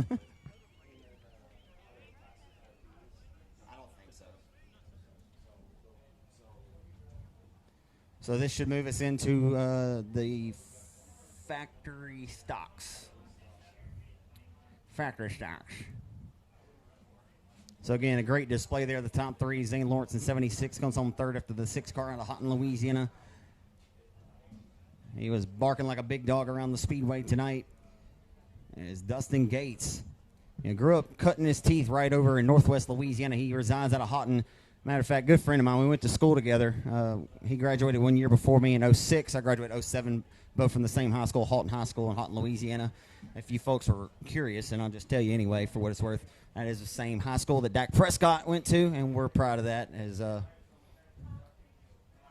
certainly not patting myself on the back, but I'm a huge fan of Dak because been a huge fan of his since he was just a young kid, and me and his brothers were really good friends growing up as well. So anyway, that's just they got something good brewing about the talent there in Houghton, Louisiana. Not speaking on my behalf, but I'm speaking on these guys' behalf.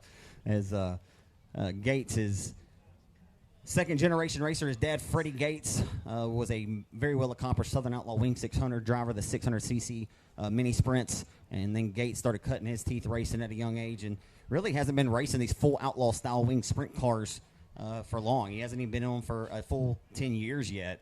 As finished second to Travis Center and the 600cc Nationals over at Tracy Clay's I-30 Speedway a couple of moons ago. But again, Gates well accomplished in those on his way coming up to race these full outlaw style sprint cars, and he's had much success with ASCS on the regional tours there, and former hired gun for Bruce Griffith, now on his owned equipment there, and boy, he was nothing less than impressive. We'll keep our eyes on him here tonight. He should be your pole sitter, as Darren said.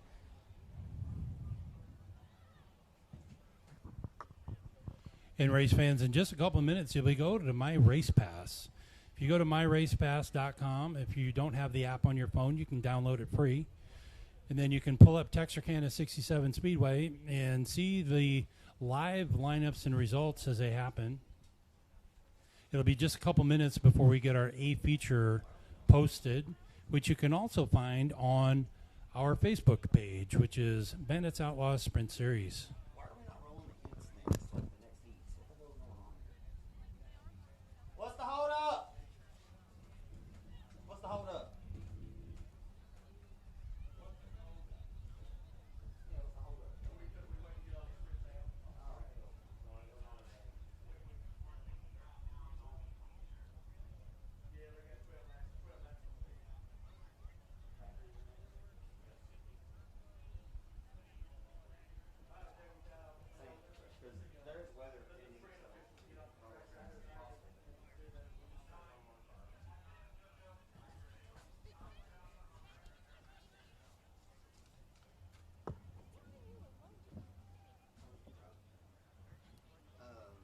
Really good for the first. It's just the dog days summer really freaking hot, but Gary Rice sells tickets. That's all I can do. Oh yeah, it's solid. I mean, it's pretty solid. I've seen it better. I can show you some pictures of it. But yeah, man, it's not too bad. I mean, all things considered, Gary Rice he sells tickets. That was a huge plus. Well, yeah, I've been working on that. You probably saw all the drivers almost doing throughout the week. Oh yeah. Building up to it. I got them all done because I wanted to stay on top of the event.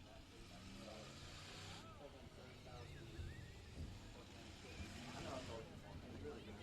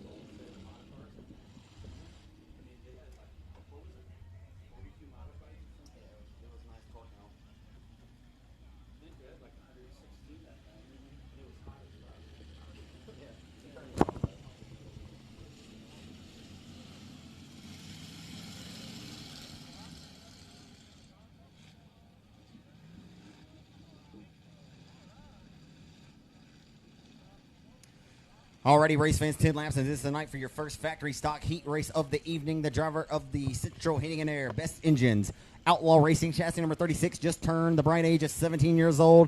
He's got 2 wins here this season. It's the driver out of Hooks, Texas, a sophomore over there at Hooks High. It's Connor Mewborn. His brother Colby and he have been on an absolute roll this season. And we're underway and under the gun as they hustle down the boulevard into one on the start of your first factory stock heat of the night. So outside of Mewborn was scheduled to be the number 17 of Austin Turner out of Ashdown, Arkansas. Turner and Matthew Rhodes in car number 58. He rides out of Sumner, Texas. Alex Turner, so the pair of Turners there. Alex is 17. He's also from Ashdown. As you got 4 cars underneath your grandma's quilt here. Last Friday night's feature winner, look out. Griffin came up the racetrack and shoved them all into the fence. Look at Griffin get that run on the hub of the racetrack, rolling in tonight with some confidence on his behalf. After scoring the dub here last Friday night, a long overdue victory for the youngster in the number L17 or 72 car.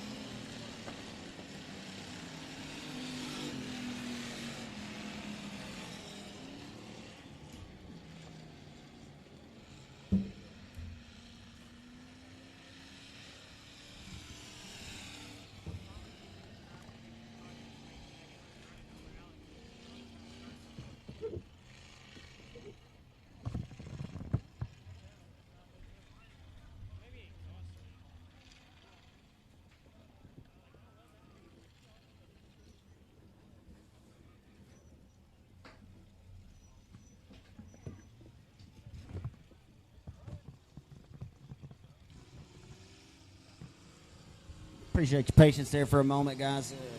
I had a few things I have to tend to here. So your winner of your first factory stock heat race of the night. He wins it in commanding fashion. No surprises here for the young 17-year-old Connor Mewborn in the Central Heating and Air Outlaw Chassis Best Engines number 36. As your second factory stock heat race of the night rolls on to the speed plant here, and the lineup will look like this. On the pole position here in the number 9 machine, it'll be Drennan Keene. He's out of Frierson, Louisiana. Drennan Keene to the number 9. Outside pole sitter in the car number 14 from Wascom, Texas. Back in the saddle again. Good to see David Dowler. Inside of 2 is going to be the youngster Mason Brown out of Avery, Texas in 9B. Outside of Mason Brown in car number 54X, he's finished second about 16 times this year. All jokes aside, no, he's had really good race car. He's finished second a few times, and he's ready to get one spot better tonight. We'll see what he's got. It will be Clint Shirtliff out of Falcon, the 54X Outlaw chassis. Inside of 3, feature winner here this season, Starvin Gary Harvin out of Falk, Arkansas, in the number 25. Outside of Gary Harvin, it'll be Shelby Ward Franks. As Shelby Franks, Low Rebel, has been very impressive this year. Has had a couple heat race victories, had a great run at Arklatex last month.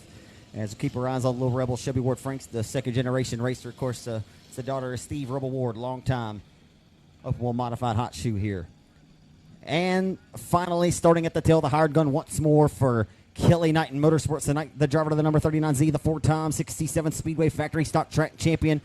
Very well respected in and outside of the race car. It's mighty, and it's Mike Wells. Mighty Mike in car number 39Z. We're underway and under the gun. And once more, we'll hustle down the boulevard into turn number 1. It's about to be getting down to the nitty-gritty here. We hustle into 1. Look at this. The field's underneath Gary Moss Quilt. Look at this. 3 wide here.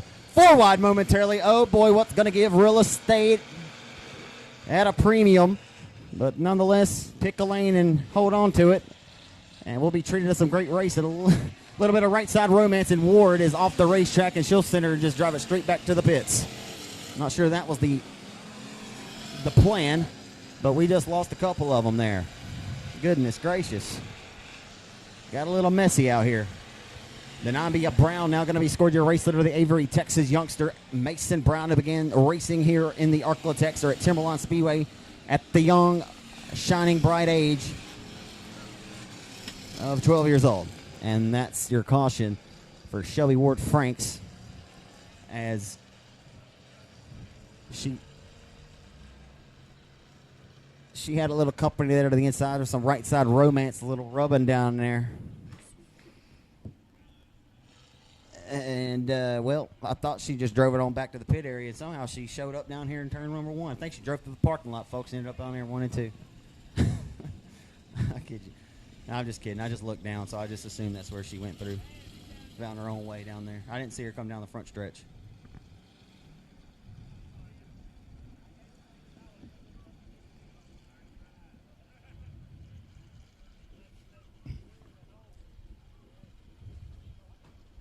So that was pretty wild there, folks. It got hairier than Carrie there for a few moments down there in one of the opening lap. They went 4 different lanes wide, tried to even go 5. And, well, there's real estate out there. You just got to kind of try to pick your patch and hold your line. And sometimes it don't be like that. And then Mama always said there'd be days like this when the caution comes out.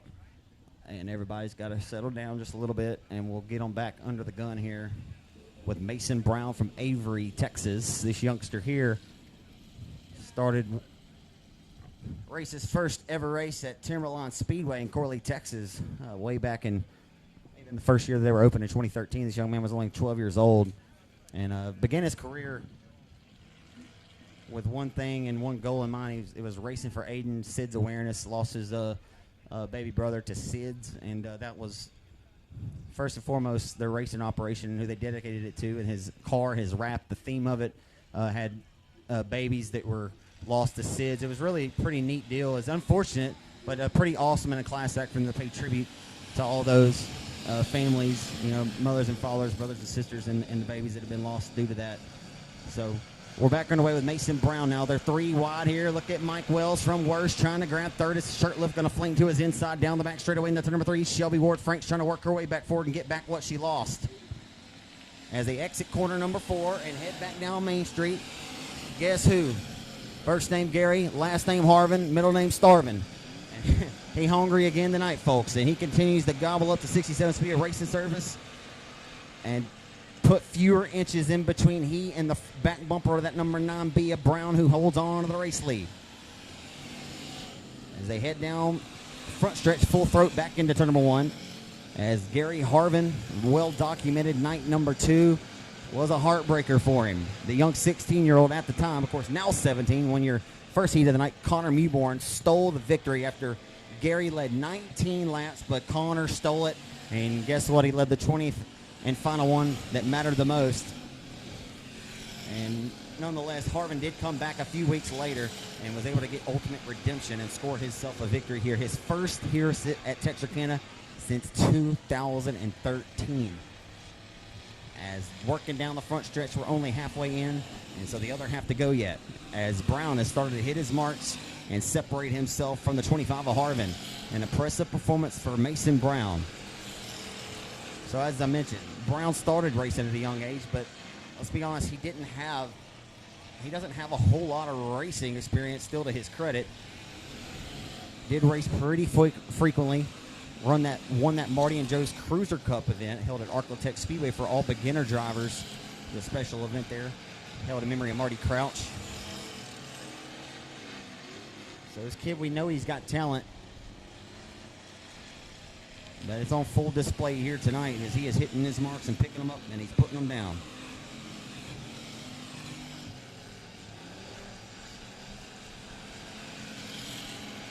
Shirtless, though, rides in a respectable third spot. Mike Wills trying to do everything he can with him while he continues to look to hold back the number 50 is Shelby Ward Franks, who rides back in the 5th spot as it's going to be 2 laps to go this time by down on the front stretch into turn number 1. And your second and final factory stock heat of the night here in Mandeville, Arkansas at the Texarkana 67 Speedway.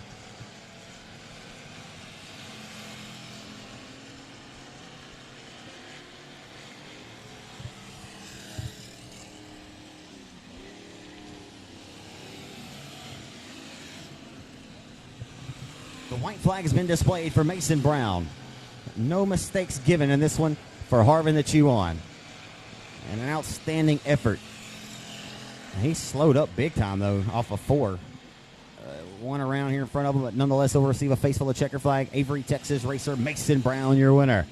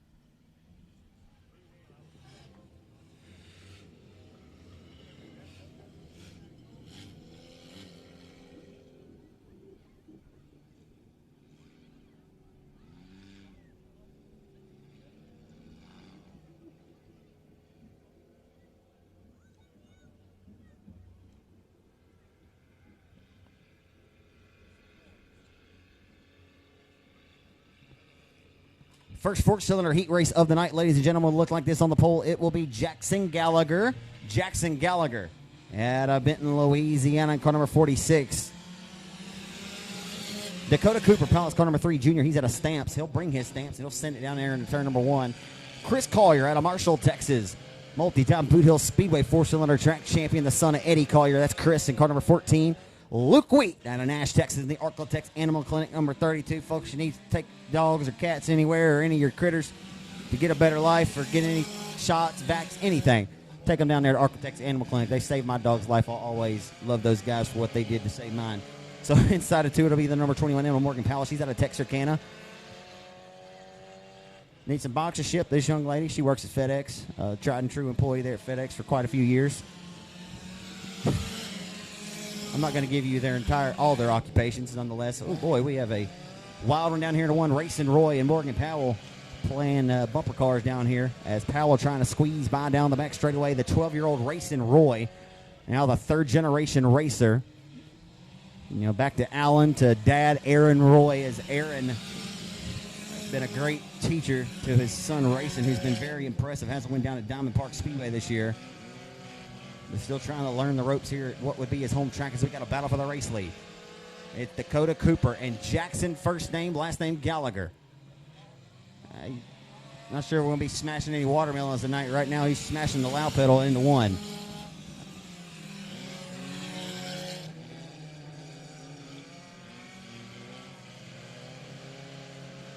Was that the guy who smashed watermelons? Gallagher? Yeah, I don't know. Just... White flag is out. I said we ain't smashing no watermelons tonight, but smashing that old loud pedals, Jackson Gallagher. And I would say, I don't know where he come from, but it says on the lineup he came from Benton, Louisiana. That's just right outside of my hometown. But he ain't showed up and showed out yet this year here in Mandeville. But tonight he's done just that. Oh, boy, and a little bit of a shot in the shorts. And he'll give him the bump in the run. Off of 4. Will it be a photo finish? It will not. The Cooper holds on after getting the shot in the shorts there. That was a pretty exciting four-cylinder heat.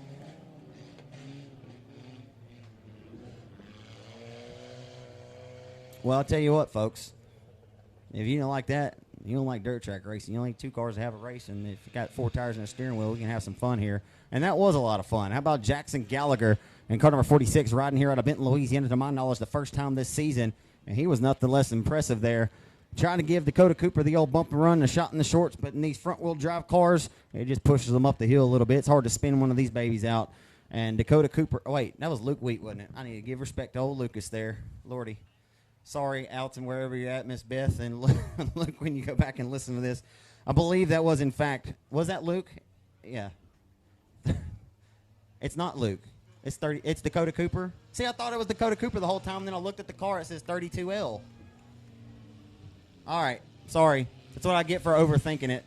Dakota Cooper, your winner of your first four-cylinder heat.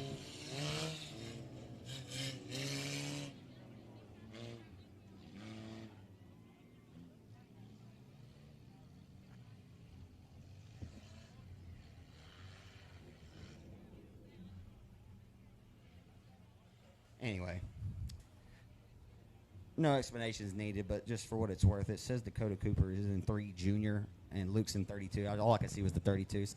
Again, it's fogged up here. I can't really see very clearly. That's my excuse, and I'm sticking to it.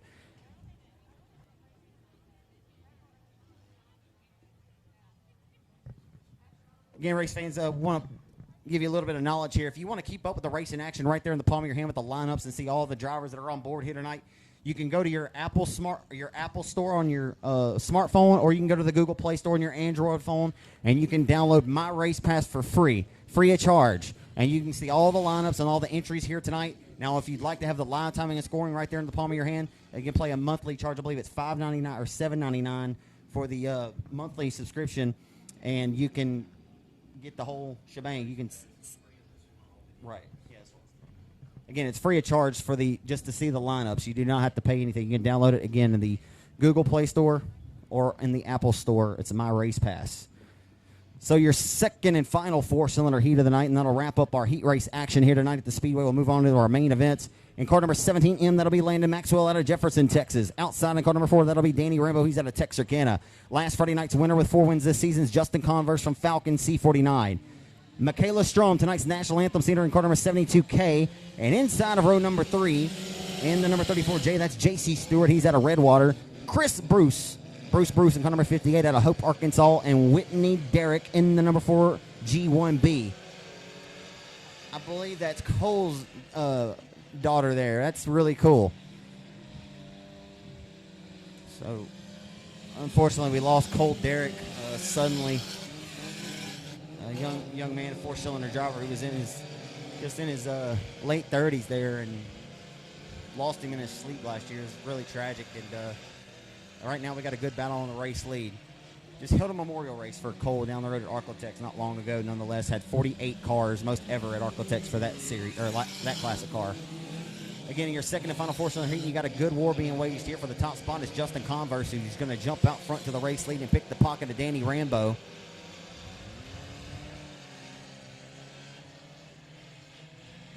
So Rainbow off of turn number 4 heads down the front stretch. He's got his crosshairs dialed up on Converse.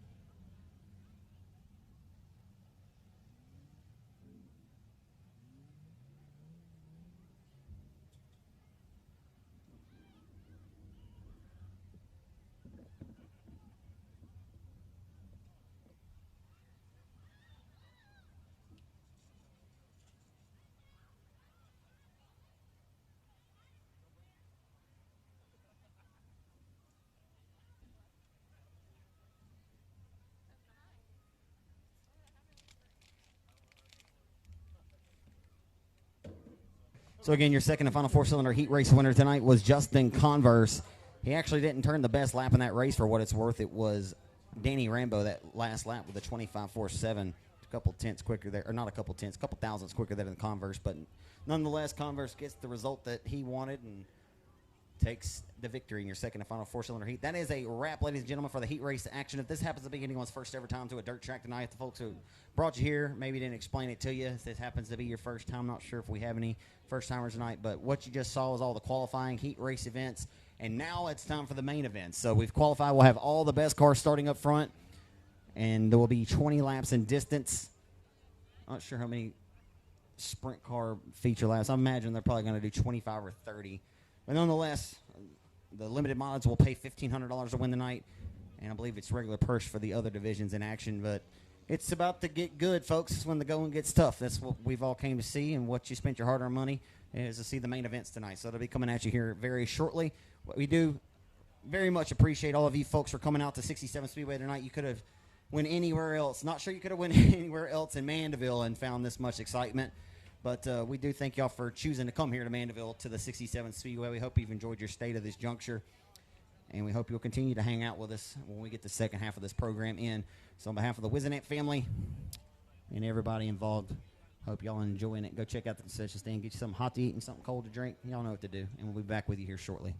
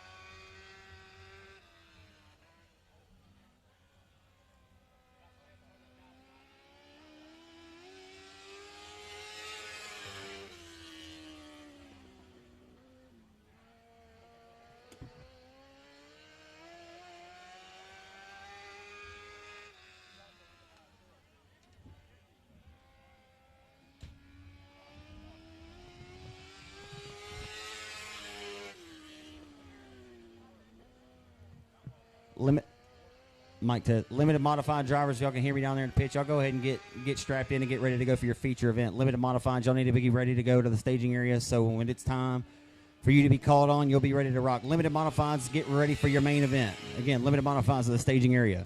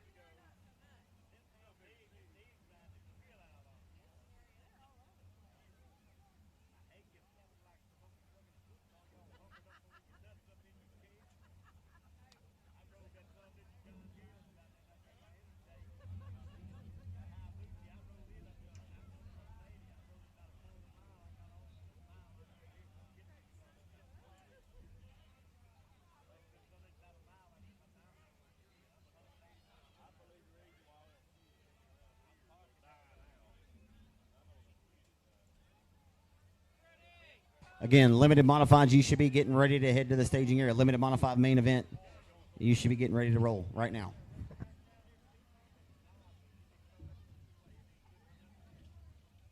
As if Jamie Kyle probably hadn't told you 100 times by now, I'm sure.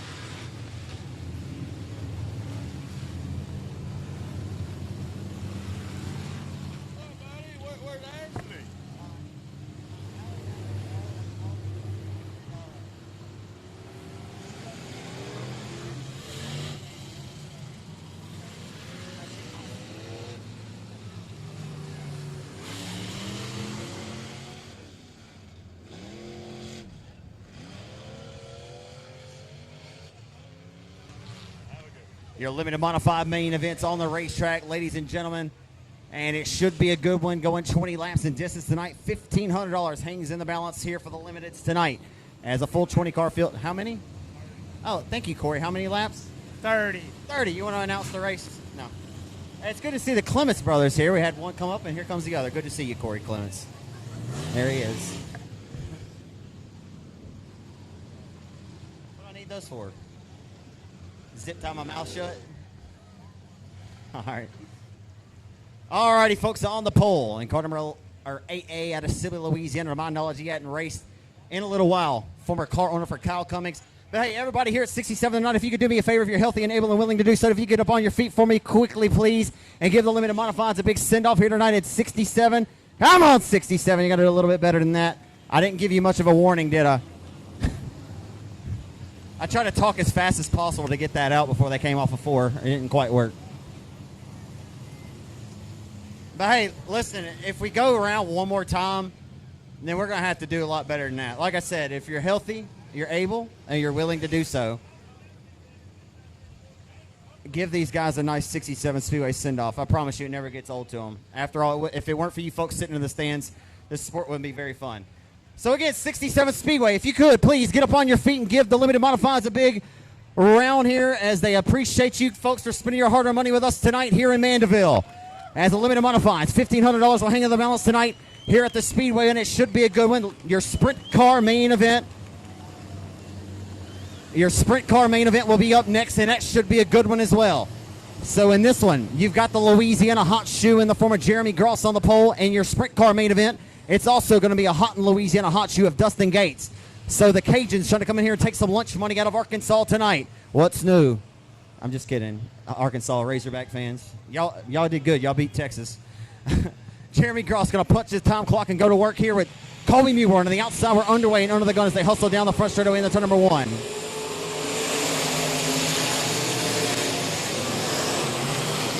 In a 1 and 2 on the first lap tonight as they hit off a 2 and head down the back straightaway. Into turn 3 with the race lead. Mewborn trying to get his 8th win of the season here tonight in Mandeville. As he rocks and rolls off the exit of 4 down the front stretch into 1.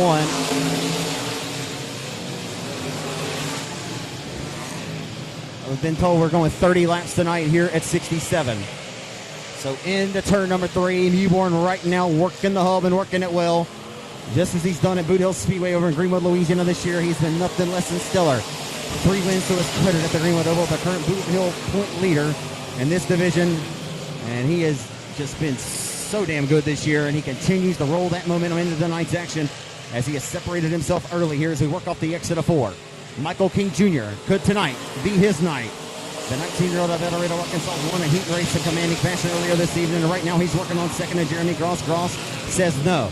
They work down the back straightaway to turn number 3 as Adam Roy's rolled to 4th now with bringing the 32 from West Monroe along with him of Austin Storm. They exit 4 and head down Main Street into turn number 1.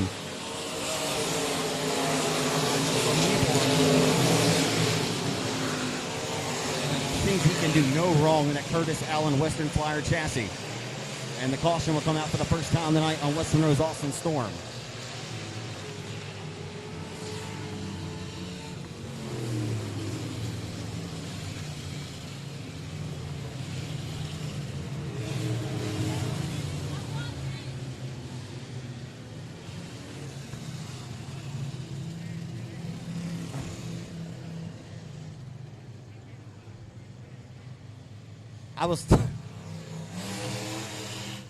I was told I needed to move my car, and so that's why, yeah, I probably need to go do that. But I have work to do, right?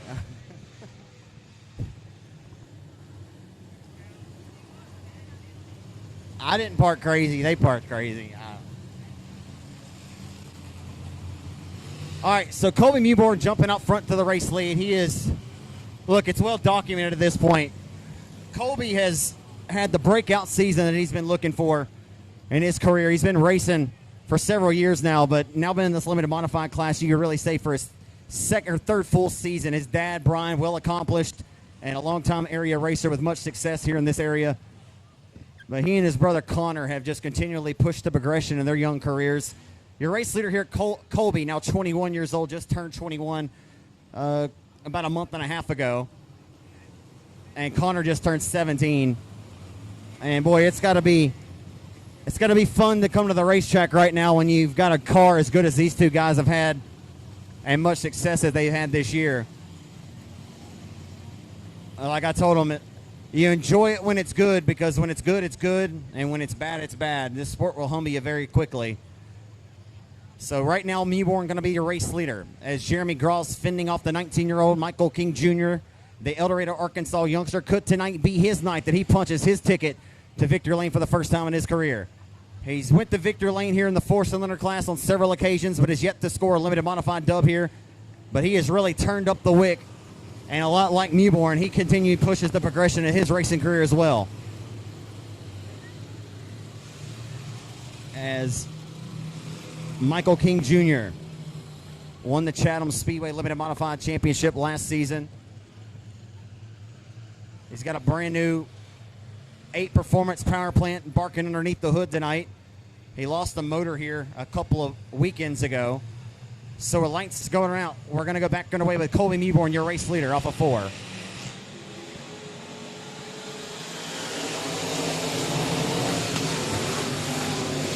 Here comes Michael King Jr. Oh, boy. Oh, man. How I thought they were going to save it.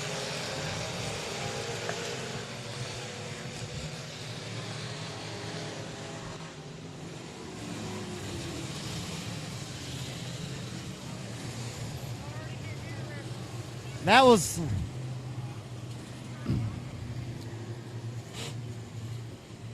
The name is Bond, TJ Bond. No, TJ Bond, the recipient of the Golden Gun over there in turn 2. Unfortunately for Black Cat Chris Franks, that was one of those deals where you line up all the dominoes on the table and you knock them down, and a few of them are kind of left standing there. So bad deal. That was a chain reaction. Some of them got through unscathed. I thought Dustin Robinette was going to get turned right there in turn 2. He was able to corral his car and get back pointed in the right direction.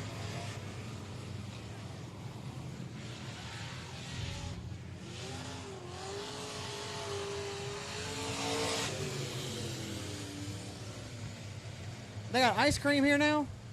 They got ice cream? That ice cream good, ain't it? I hear you. I don't need no ice cream, but I think I'm finna go get some. First person that tells me, yeah, you don't look like you need ice cream is getting getting punched.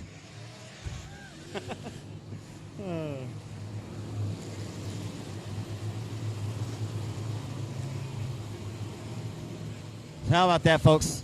Trying to run a smooth show. We're trying to improve here and get better and better every week, folks, to eliminate pace and laps under caution. Got to tip my cap to my scorers up there tonight. They're on the money tonight. Trying to get right back to green, and we're doing just that. Colby Mewborn going to punch the time clock and send us back to work here with Michael King Jr. now. We're back underway off of turn number 4.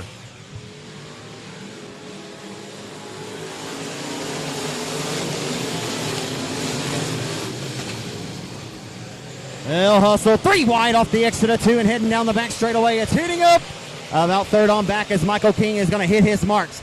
Michael King Jr. has a hot rod tonight. As they come off the exit of 4, look at this log jam back here from third on back as here comes Michael King for the race lead. Oh boy, you got a good one and a good racetrack tonight here in Mandeville. Look at this log jam from 4th on back to the tail as Michael King continues to put pressure on Mewborn. They're 3 wide once again for 5th. Oh baby, it's hitting up at 67. Back down into 1 and 2. Michael King gonna hug the hub and no hug it. Well, put that 8 performance power plant to the test. And one of Jason Ingles' IRP Racing chassis tonight. And now Mewborn going to step it up top shelf on the number 36 Western Flyer and send it down the front stretch full throat into turn number 1.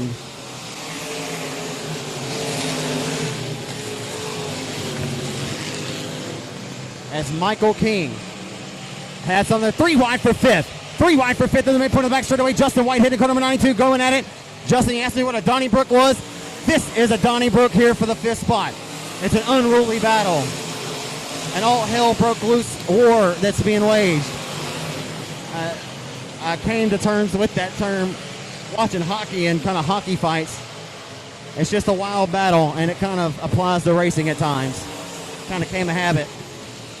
But we're looking for a Donnybrook tonight, and we're brewing one right now. Maybe we should make our own drink and call it the Donnybrook. Uh-oh. The one down to the infield hitting the skidder tire. Justin Whitehead's off the pace. And we are, for the time being, staying clean and under the green as we got one more expiring. That's Jeremy Gross, your second place starter. Caution comes out. Caution is out.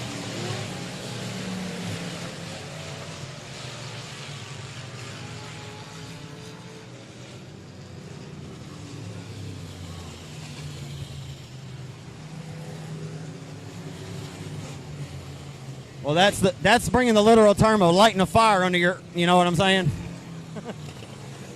And, well, nobody's a fan of fire because I'm going to tell you right now, fire does not discriminate. And it looked like maybe it went out for Jeremy Gross. We just hope he gets out of the car before it decides to do something else.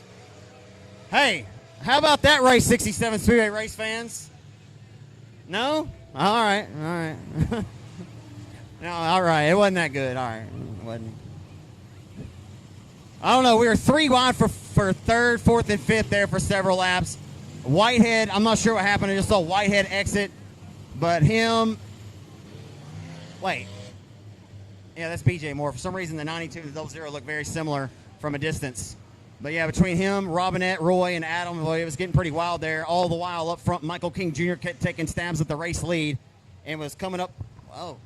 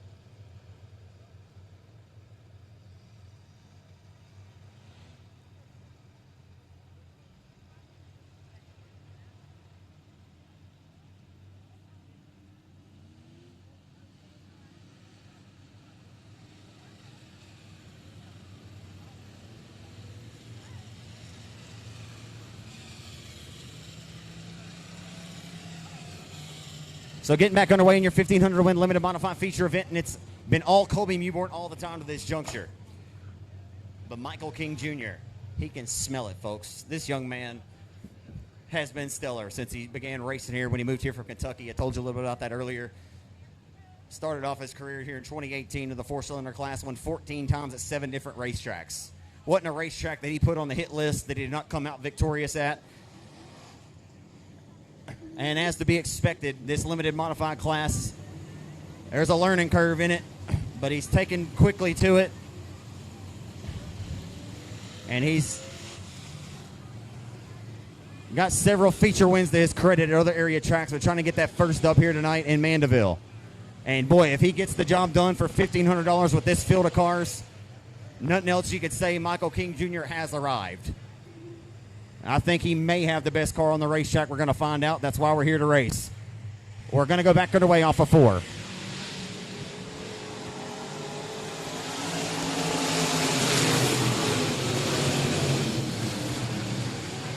Uh-oh. Here comes Adam Roy. Where did he come from?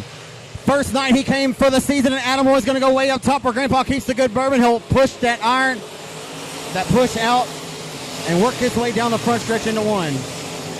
Adam Roy just shot out of a cannon on the restart. Mewborn now running scared. Aaron now up to 4th as Michael King and Adam Roy are working for 2nd and 3rd while you race to the Colby Mewborn once more down the front stretch with the race lead. King just keeps pitching that bad boy off in there. A Western Flyer out front, pair of IRP Effect Series chassis built by Jason Inglesby working into number 3. Mewborn ripping, he's roaring the top shelf of the racetrack with reckless abandon now.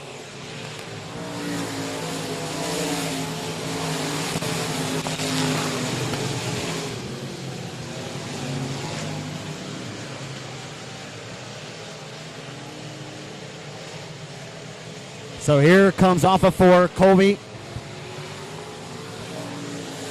Colby Mewborn trying to hit his marks. Adam in hot pursuit while continually giving Adam hell for a second, where he picked Michael King Jr.'s pocket on that last restart. Again, this race 10 laps longer in distance tonight with the $1,500 that hangs in the balance here, as Mewborn been the man with the plan, looking to get checkers in his hands. Has led every single lap so far to this juncture of this event.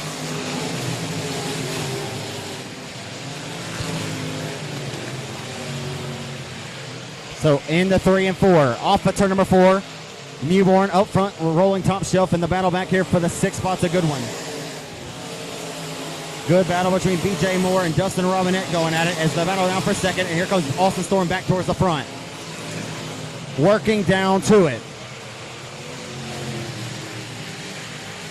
Oh boy, we got the other half to go yet. 15 in, the other 15 to go.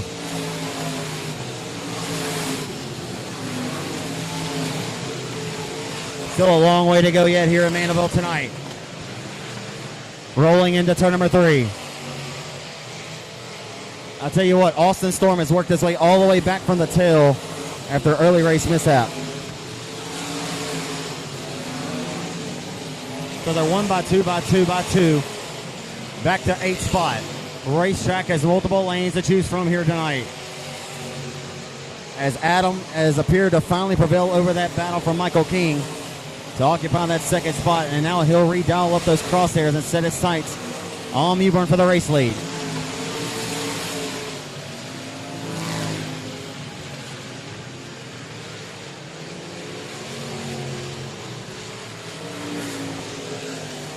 We continue to wind the clock here, as the last time by, an 18.158 to an 18.110 for Adam Roy. Roy's picking him up, he's putting him down. About 4 thousandths quicker the last time by. Adam Roy's rolling the bottom, and he's rolling it well. So the best lap time in this race has been turned on lap 10 by Adam Roy, as this time by, the next time by, it'll be 20 laps scored with 10 laps remaining. And lap traffic not hurting the progress of your race leader as they exit corner number 4 this time. Now one car for a moment in between the front and the back bumper, as they head off a 2 down the back straightaway. Mewborn running scared out front, has to feel the pressure from Adam, or have the wherewithal that somebody very well may be coming.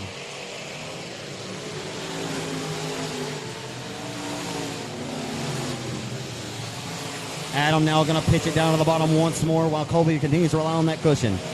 An 18.453 the last time by to an 18.550, so a 10th quicker was Mewborn. He'll dive down to the bottom here in 3 and 4. Shades of Chris Hennigan, and the caution comes out.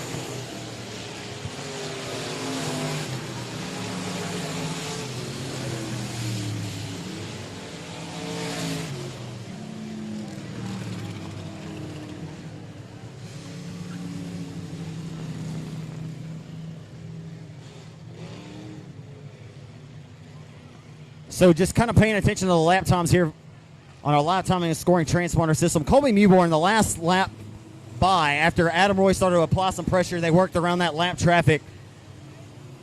Colby Mewborn with an 18.453 to an 18.550. So a 10th quicker on that previous lap. That was lap number 20. We still have 10 laps to go. So 20 are scored of this 30-lap affair. 10 laps remain. As Colby Mewborn, right here out of Hooks, Texas, and the number 36, trying to score his 8th dub of the season. Again, well documented. He has been unbelievable this year. Anytime you go over to Boot Hill Speedway, you run toe-to-toe and outrun Derek Grigsby at his home turf, you've done something. But he's done it not once, not twice, but 3 times. He leads Boot Hill Speedway's points this year at one of the toughest racetracks in the state of Louisiana. And then right here at home, he has been nothing less than impressive as well, as it is translated to any racetrack he's gone to. He's just got much speed and momentum and the confidence on his behalf. Adam Roy didn't start his season until about a month ago, and that's when he showed up here the first night out, and he showed out. There was no new car blues for Roy, as he put that modern print of his DE Ramp Griffin Realtors IRP Effect Series chassis number 2 to victor lane for his first night out. Next night he came out, didn't quite have the run that he was looking for, but tonight he has hit the setup, and we're about to find out if he's got the baddest hot rod of the bunch. As the Mewbour continues to rip and roar the outside of the racetrack in 1 and 2, he carries all that momentum into 3 and 4, and he rolls the bottom in 3 and 4. We'll see what elects to happen here. As I tell you what, you better keep your eyes on that 32 car of Austin Storm. He's came all the way back from the tail.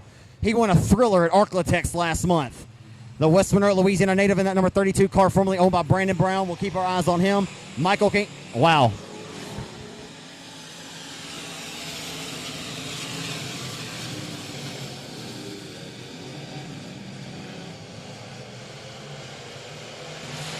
Down the back straightaway, Michael King Jr. fires well on the restart to the outside of the number 2 of Adam Roy. They roll into 3 and 4. Off the exit of 4, down the front straightaway, and he nearly... Wow! A shot in the shorts to Adam Roy by Michael King. And they make more contact in the 1 and 2, and the 32 of Storm trying to pick their pockets as those two come together. Michael King Jr. and Adam Roy getting together as Colby continues to lead.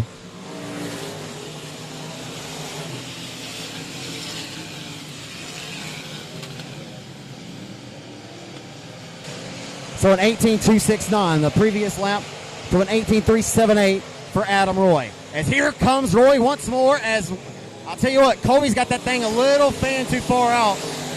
Hanging a little high, wide, and handsome down here for comfort. A little too far out for comfort right now, as Roy is able to find that quick line. Watch him pitch it down to the bottom right here. And now Colby elects to stay smart and stay around the hub this time. Smart move that time as they exit 4. Great battles going all over this racetrack right now as we exit corner number 2. All eyes here for the 3rd spot as well. I need to borrow a set of eyeballs from somebody. The race is so damn good right now. All the way back to 8th. I don't know. It's crazy. Adam Roy. Chipping away at it. Out on the back straightaway into turn number 3. The number 2, Adam Roy. As Colby just went way upstairs that time, and he'll rely on that momentum. He'll send it up in a 1 and 2. Roy's going to lock his elbows and drive it just a little bit, steeper a little bit. Nothing cheap about it. As we get a caution for Black Cat Chris Frankson, number 48.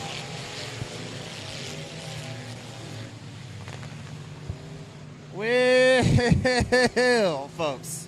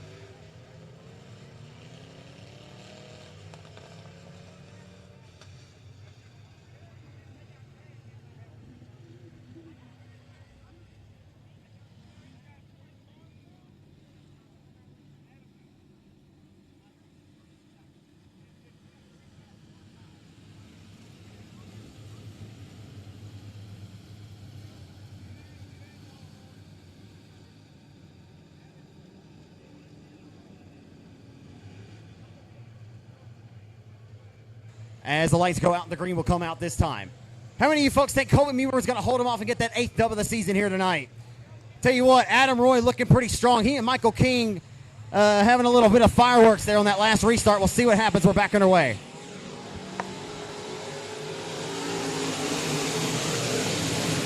Still continue to keep your eyes on Austin Storm in that number 32 car. They hustle off in the one. And here comes B.J. Moore.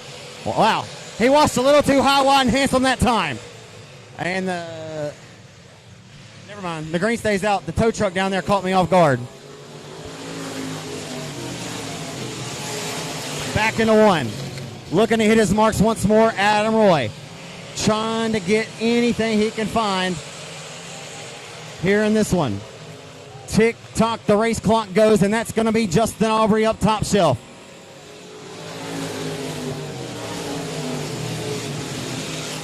Whitehead is living or dying by it tonight. And Whitehead trying to put on a show on the outside, but he's going to run out of TIME. But that car, nonetheless, late in the going is on a RAIL. And here comes Adam. Does he have anything left in the tank? It's going to be 2 laps to go this time by. Two to go this time. And Adam Roy says, what the hell do I have to lose?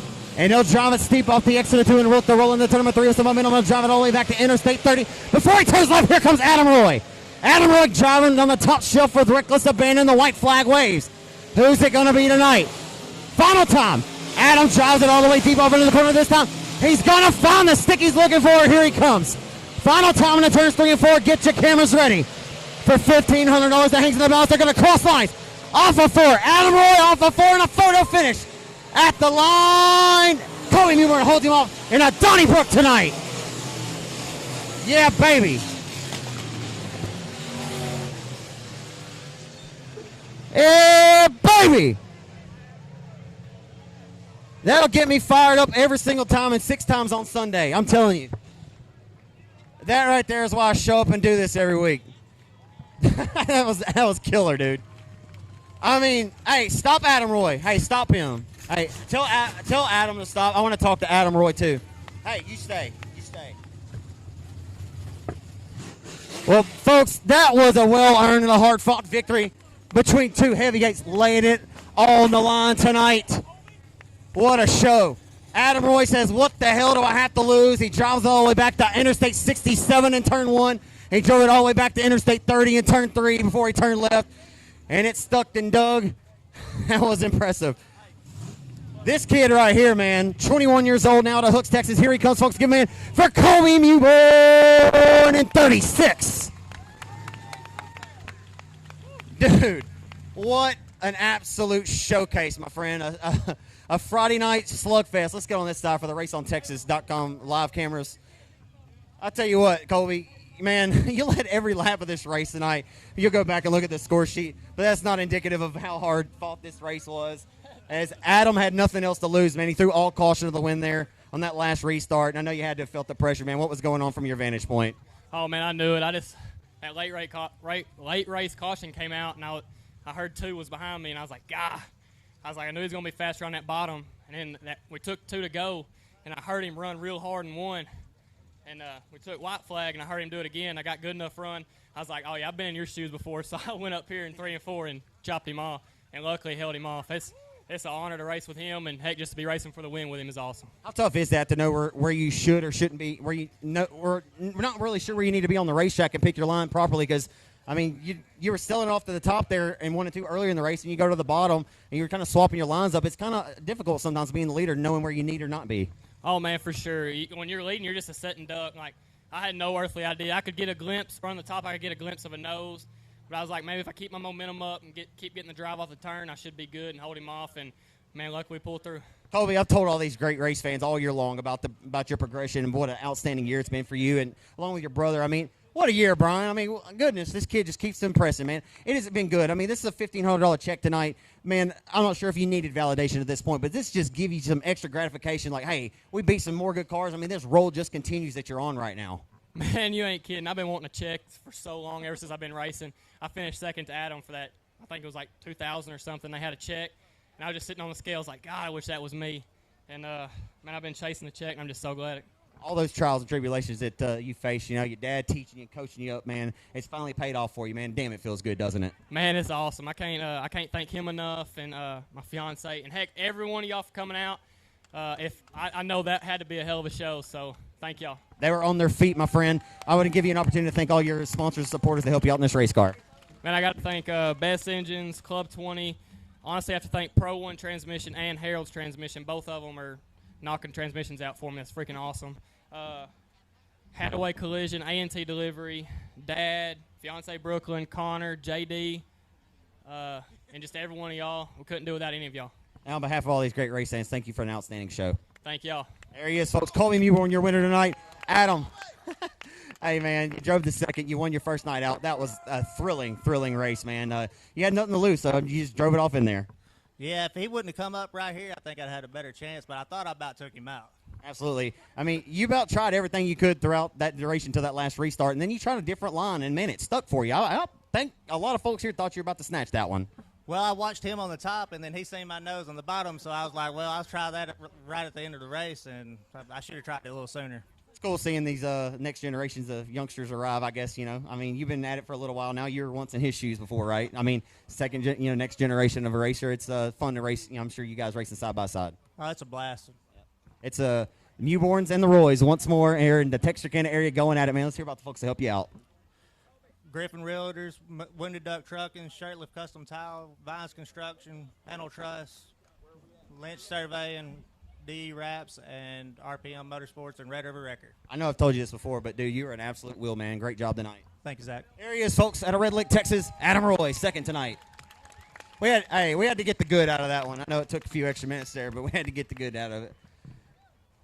That is Justin White had sent me a message earlier before we started the features, and he was just in that feature. I think he finished 5th or 6th. And he sent me a message. He said, what is a Donnybrook special? And people will hear me on the broadcast or hear me say it was a Donnybrook special. When I was growing up, I watch hockey. I like hockey a lot, but you'd hear the announcer sometimes say, and a Donnybrook special tonight. I don't know. It just kind of stuck and it applied to racing. It's kind of a fracas, a wild brawl, or a free-for-all race, and that's exactly what that was. That was like a free-for-all and for the last man standing, and so that is what a Donnybrook special is, my friend.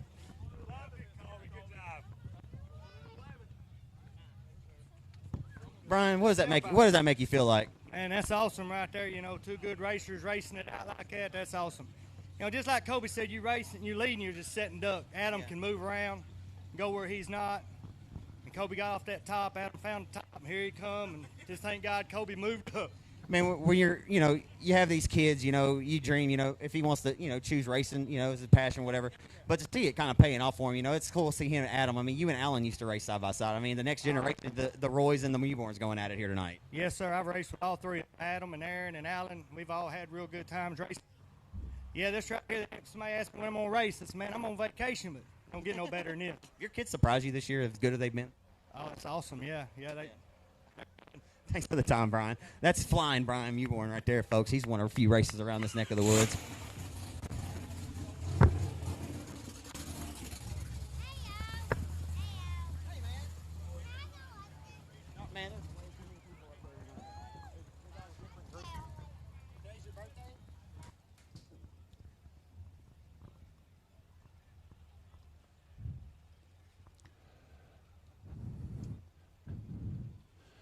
All right, 67 Speedway fans, who's ready for 25 laps of Bandits Outlaw Sprint Car Racing feature race action?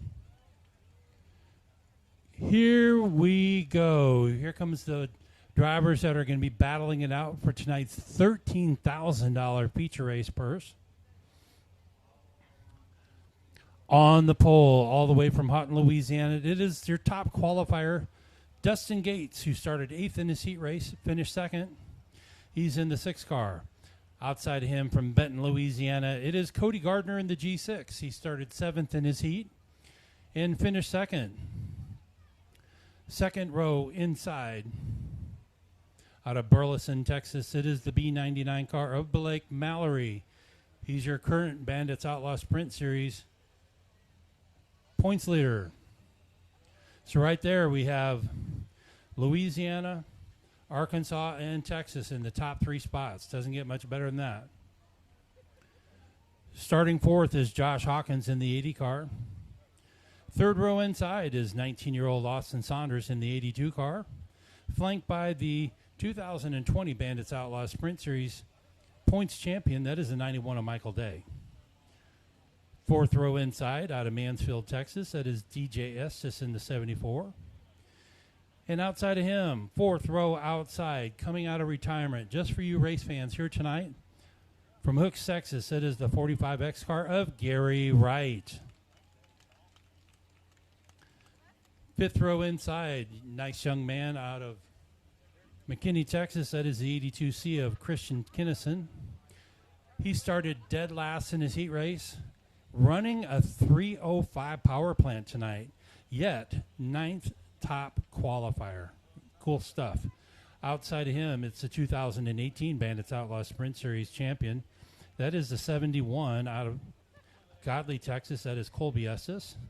Sixth row inside out of Lillian, Texas, it is a 76, the Taco Casa car of Zane Lawrence. Outside of him, sixth row outside, it is the Ambassador, 74E of Claude Estes III. He hails from Godley, Texas. Next row inside, the 99B, Cabinets by Tommy car, that is Johnny the Rocket Ricketts, along with the 16 car of Cody Adams. Eighth row inside is the 30 car of Joseph Miller and the 19J of Jason Long. Ninth row inside is Braden Baker in the 71B. It's a beautiful car. And scheduled to start 18th is Willie Reed from Cleveland, Texas in the 3W, but I think he is scratched for the night. 10th row inside is the 15-year-old out of just southwest of Waco, Texas. That is Blaine Baxter in the 25 car. Starting outside of him is scheduled to be Josh McCord in the number 9 car from Bossier City. He's the driver that got upside down and flipped out of the ballpark in corner 3. Not sure if he is going to make it back out there tonight or not. We'll find out here in just a moment. 11th row, Kevin Hinkle in the 21K and the 21B of Brandon Hinkle, his son. 12th row is Richard Reynolds in the 5 car out of Louisiana. He was leading his heat race when he suddenly broke, along with 23 of Junior Jenkins, who also had mechanical woes in his heat race. Next up is the 90M of Mark Seipel, the 4X of Heath Nestrick, and Dale Wester Jr. went tailback in the 12W car as he needed to change a tire. So that's your feature race lineup tonight for the opening night of the Razorback Nationals. Tomorrow night we're scheduled to be at I-30 Speedway in Little Rock, just up the road. I believe it's exit 127, with racing starting at 7:30. So if you like what you see tonight, come join us tomorrow just up the road at I-30 Speedway in Little Rock.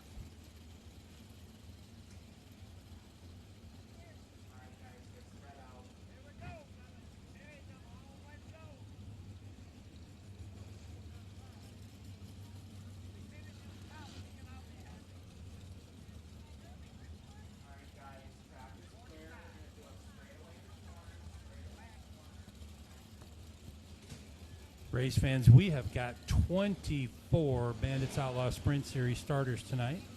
Here's our mini hot lap.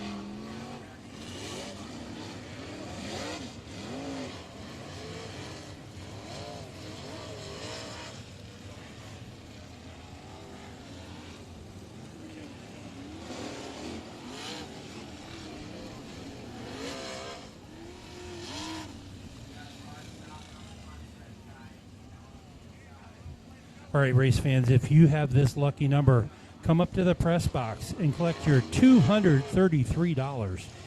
Ticket number 932037. Ticket 932037. You just won $233 in tonight's 50-50 drawing. Head up to the tower and collect your money, and good job.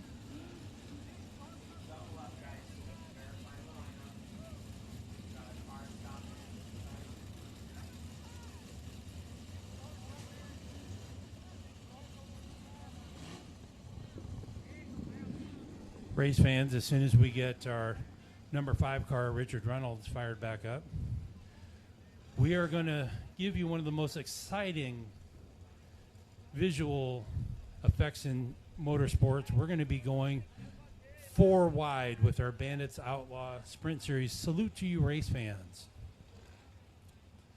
And the way we do it is really cool. The top 6 rows will split each other. The inside 6 rows will drop to the bottom of the track.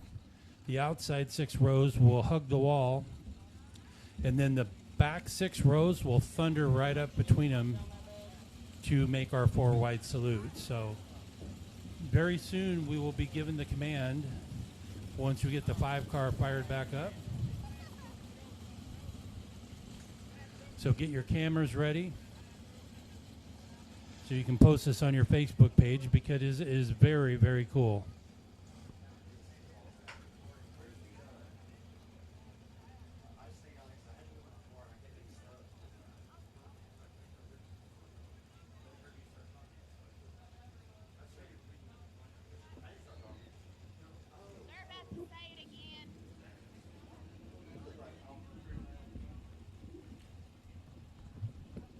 Hey, guys, that 50-50 ticket number you were asking me about is going to be 932037. Again, 932037 is the winning 50-50 ticket number. One more time for good measure, it's 932037.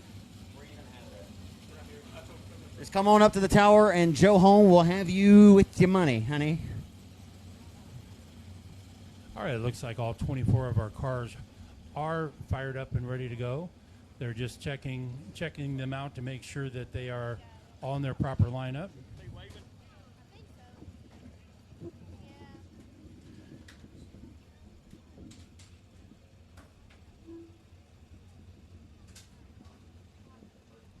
Race fans, it is going to be a thrilling feature race. We've got so many great drivers in this race. It all amounts to, did they save their tires in their heat race? Did they prep their cars for this track condition that has gotten very slick?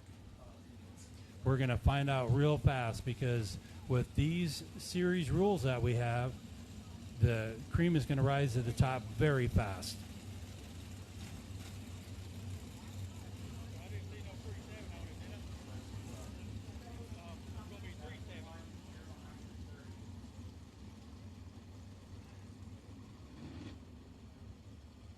We've got 1 car to get in running order here.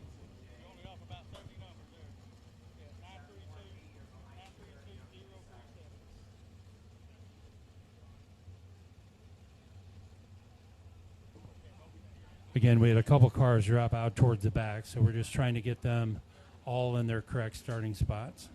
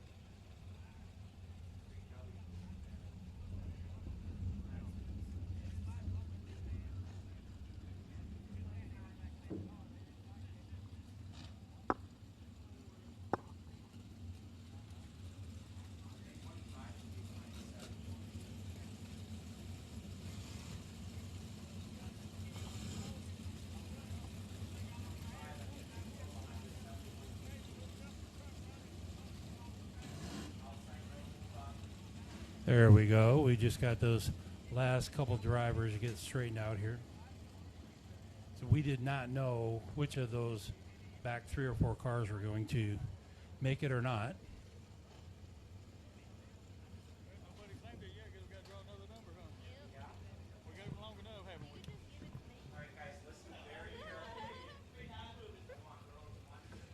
Okay, race fan, here we go. the call is taking place right now. You see the top 6 rows splitting each other. As soon as they do that, you're going to see the balance of the field come sailing up between them and make the 4 wide salute.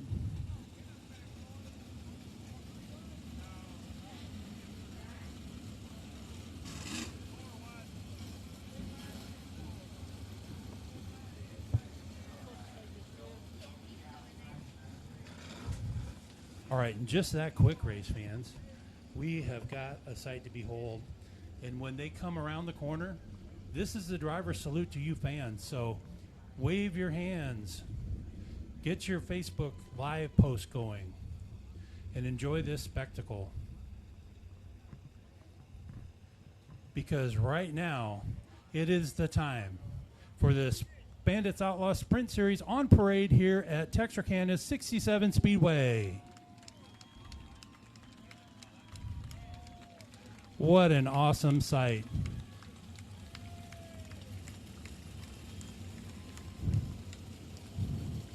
Great job, race fans. And now watch the outside rows take off and leave everybody else in the dust.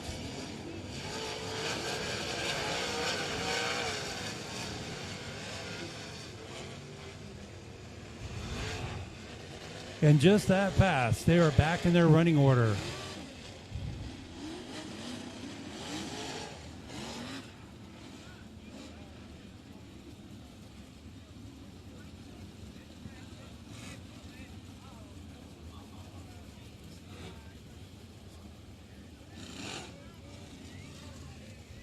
Race fans, we'd like to thank you for that wonderful send-off. Great job, 67 Speedway fans.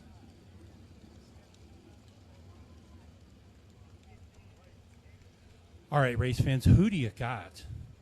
We got that hard-charging Dustin Gates on the pole. We've got Cody Gardner in the G6 car right on the front row. I'm telling you what, it is going to be something, because when these guys catch lap traffic, I'm going to guess it's going to be around lap 6. It is going to get total pandemonium out there. Man, we got to get this window squeegeed. Can't see nothing.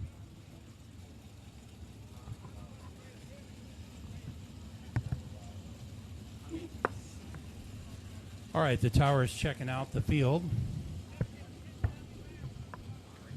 making sure everybody is in their correct spot, because we have got a ton of money on the line tonight. The yellow light is out, race fans. We are going green this time by 25 laps. Can Gary Wright get the job done from 8th, coming out of retirement, just for you race fans tonight in the Mark Huddleston known 45X car? We're about to find out. Watch that lead pair as they come down to the white stripe, and the Razorback Nationals is on.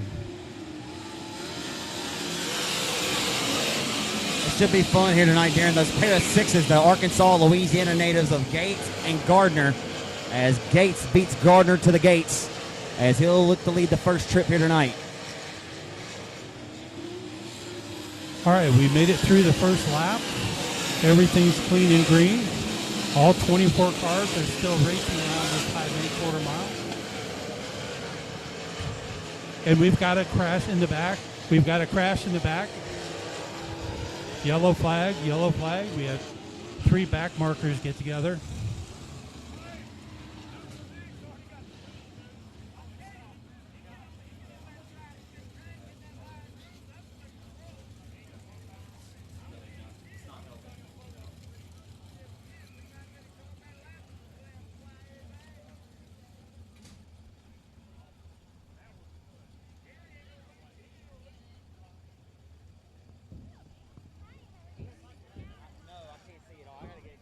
All right, so we'll get the wreckers to clean up the little skirmish there in the back of the pack. I saw a car get sideways.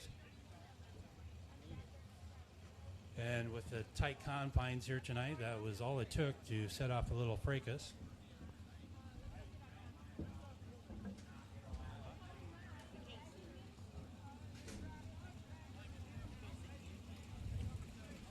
And we did not get a complete lap in. So we are going to have a complete restart. Guys up front know where they're at. We'll just have to get the drivers near the back kind of straighten out here in just a moment.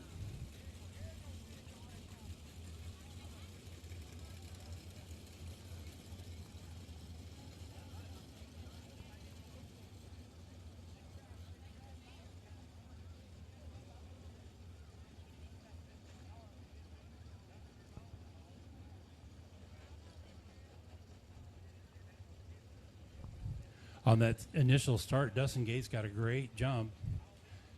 It was a legal jump, but he got a great amount of bite coming off that corner for the start. So we'll see if Cody Gardner can do a better job keeping up with him this time by.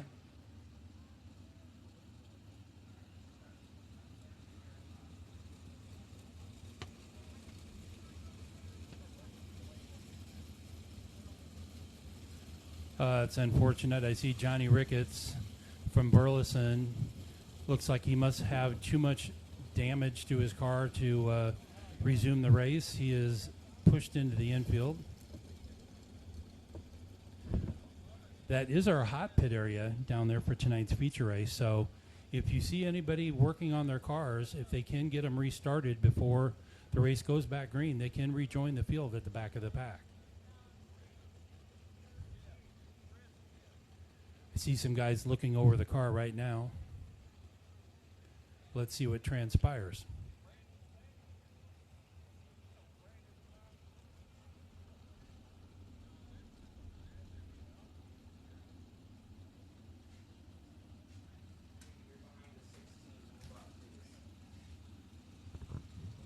Okay, it looks like our other two guys have got their cars refired.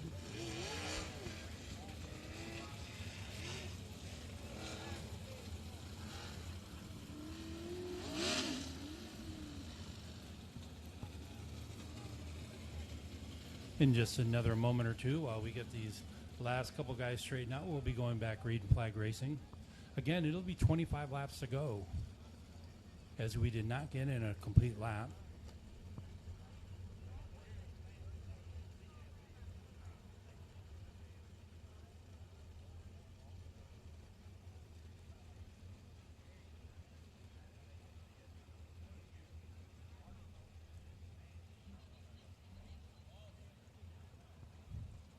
At the very moment, we still have 22 cars on the track ready to restart this feature race.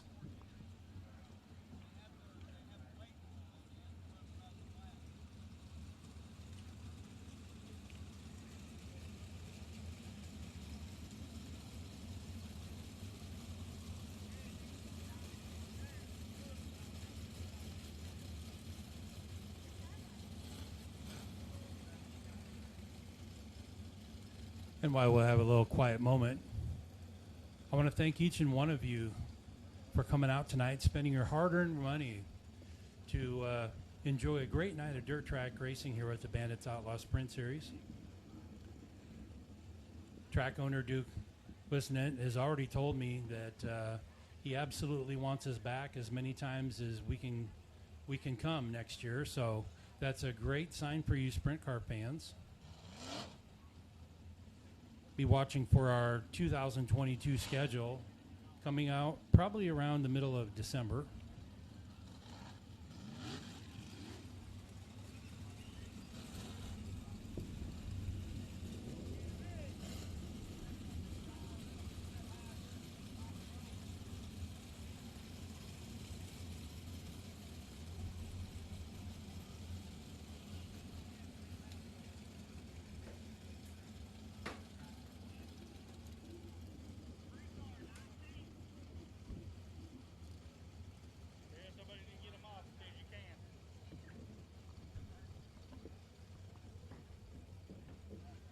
All right, I believe I just heard in the tower next to me that the lineup is looking good.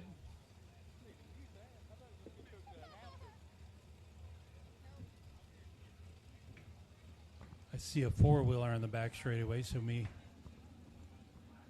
may have to wait just a moment.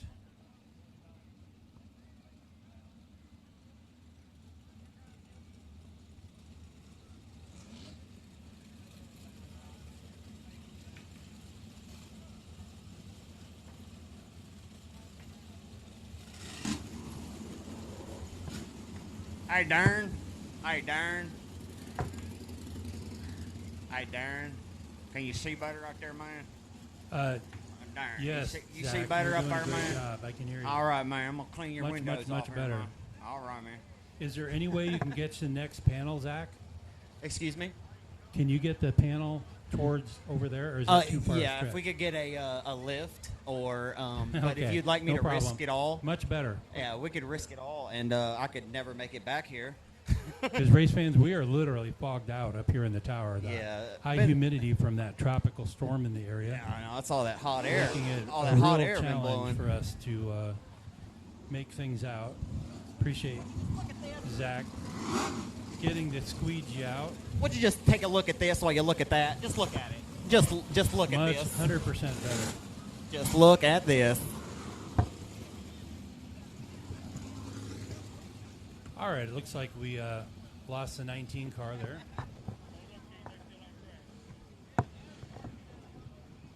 This is very satisfying for some reason. And the yellow flag is going to stay out just for another moment.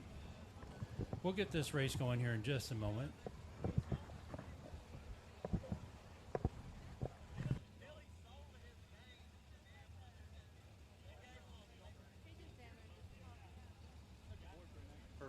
I put my boots on the ground for us, Darren.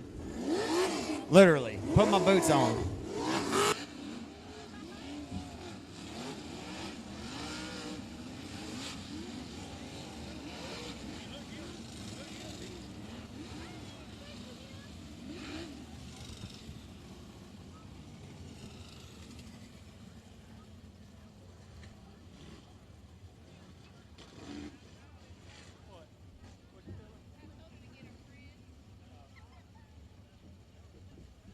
Okay, race fans, here we go, finally. Got all the little skirmishes cleaned up. We're going green flag racing. Let's keep an eye on that front row, making sure they do not jump that white stripe. As we got 25 laps to go in the Arkansas's Razorback Nationals.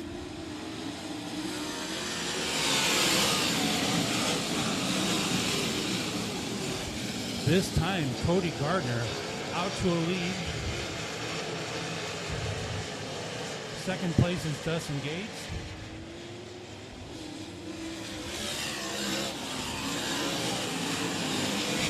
Third place is Blake Mallory. As we get in our first lap. Gates trailing by about 5 car lengths right now.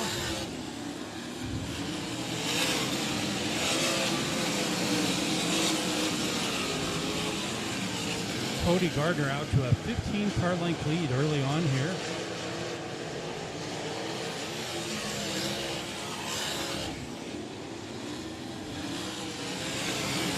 Exciting race for third between Josh Hawkins and Blake Mallory.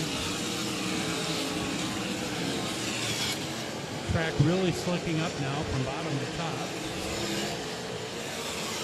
And in about one more lap, your leader, Cody Gardner, is going to be in lap traffic.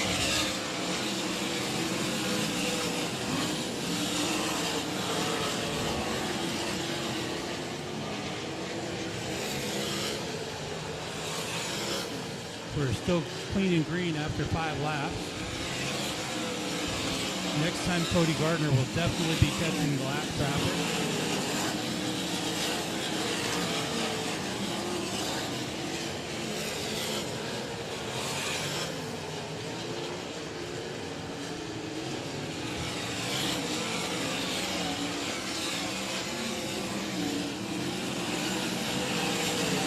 Gary Wright's in 9th place right now as our leaders are in lap traffic.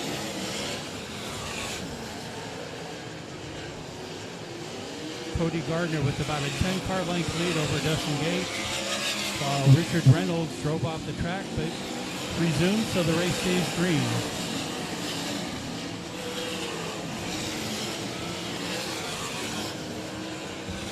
Gates still very much in striking distance behind Cody Gardner.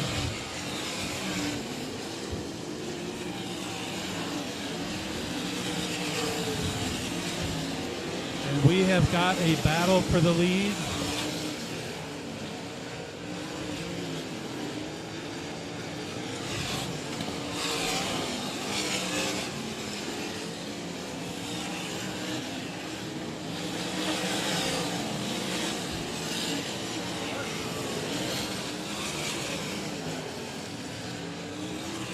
Now Cody Gardner has stretched it out to about 10 car lengths. And we have our next yellow flag. Yellow flag.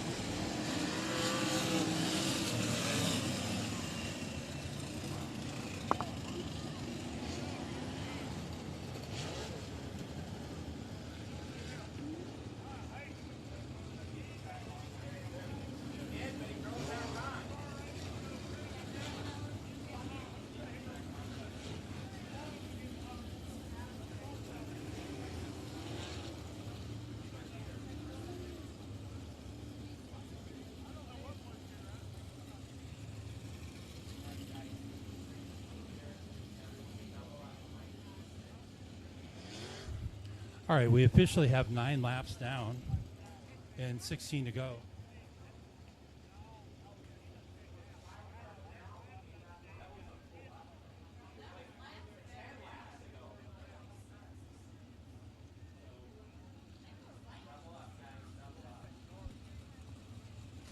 All right, we've already got the lineup pretty much straight here, so we're going back to Delaware restart.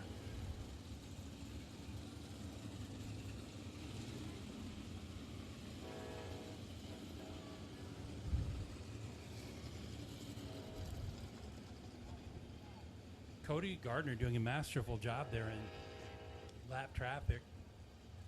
Dustin Gates was starting to have a little bit of a problem in keeping up with him.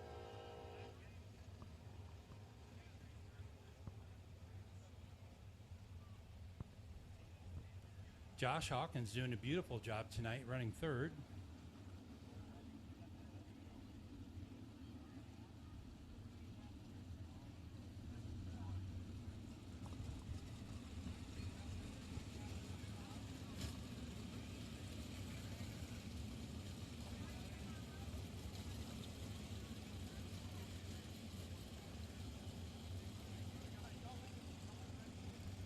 All right, the tower is just getting a few back markers rearranged, so we'll be returning to green flag conditions here in just a moment.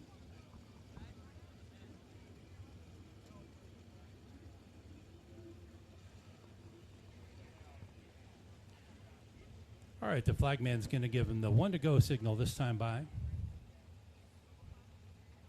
Track is definitely exciting out there tonight.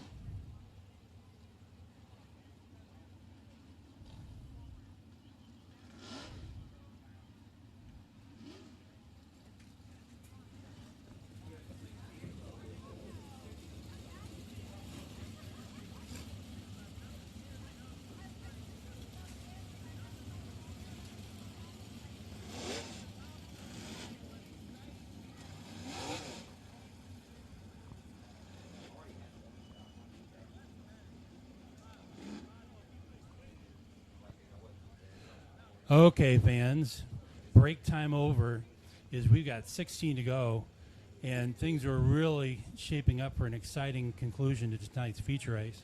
I kind of missed it. What happened with Gates? Gardner was the original restart. He just kind of beat him to the whole shot there. They came down really close, and here we go, race fans. 16 to go. So Hawkins just got by Gates for second. Should be interesting to see what happens here. As here comes Gates. Did you see the run Dustin Gates just found off the exit of 2, Darren? He shot out of an absolute cannon. Lived up to that moniker truly. Beautiful job.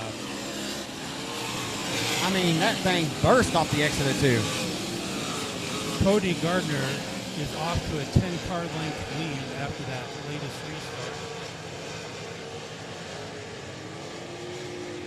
As we complete yet another lap.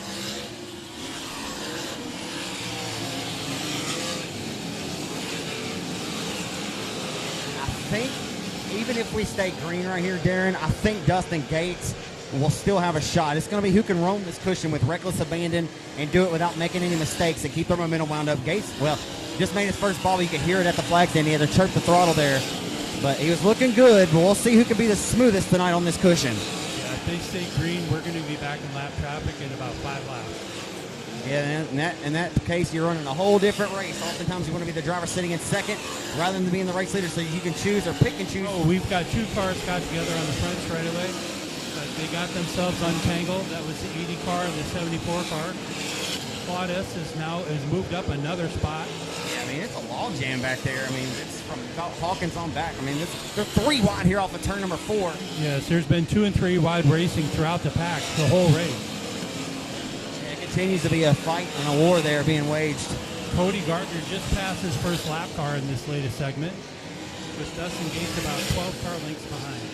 Like I was saying, Darren, you know well as I do, and sprint car racing or really any form of racing, you often want to be the driver sitting at second as you work through a heavy set of lap traffic as the caution comes out. We've got a yellow flag. We've got our car stopped out of corner 4 here. That may erase any kind of explanation I need to make about lap traffic, because I'm not sure we'll reach the tail end of lap traffic again, but we might. We probably would, yeah. I'd say that only took about 7 laps, depending on how many we just scored into the books there. But nonetheless, as I was explaining during that green flag run for all the folks sitting at home watching on Race on Texas, this is a race of how bad do you want it, throwing it up on the cushion tonight, as Dustin Gates, I don't know if you saw in that restart, he shot out of an absolute cannon. That run he got off the exit 2, I mean, really, he got a really amazing run. And if whoever can run and tippy-toe that outside of the racetrack as high up they can get without actually sliding off of it, while also being the smoothest, I believe is going to be the difference and scores this dub tonight. Obviously, track position is so very crucial at this juncture. But we'll see what happens when we get back under the green flag here in a few moments. As Gardner, still your race leader over Dustin Gates, and Michael Day in the 91 car tonight. And Claude Estes, man, he has really been moving up. Claude Estes started the feature race in 13th position, and he's now inside the top 5. He's currently running 4th place.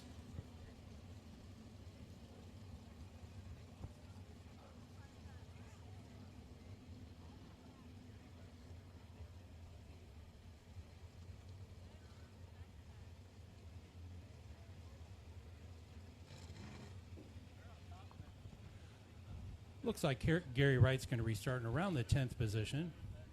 We'll see if that setup on that Mark Huddleston-owned 45X car comes in here for the last 11 laps.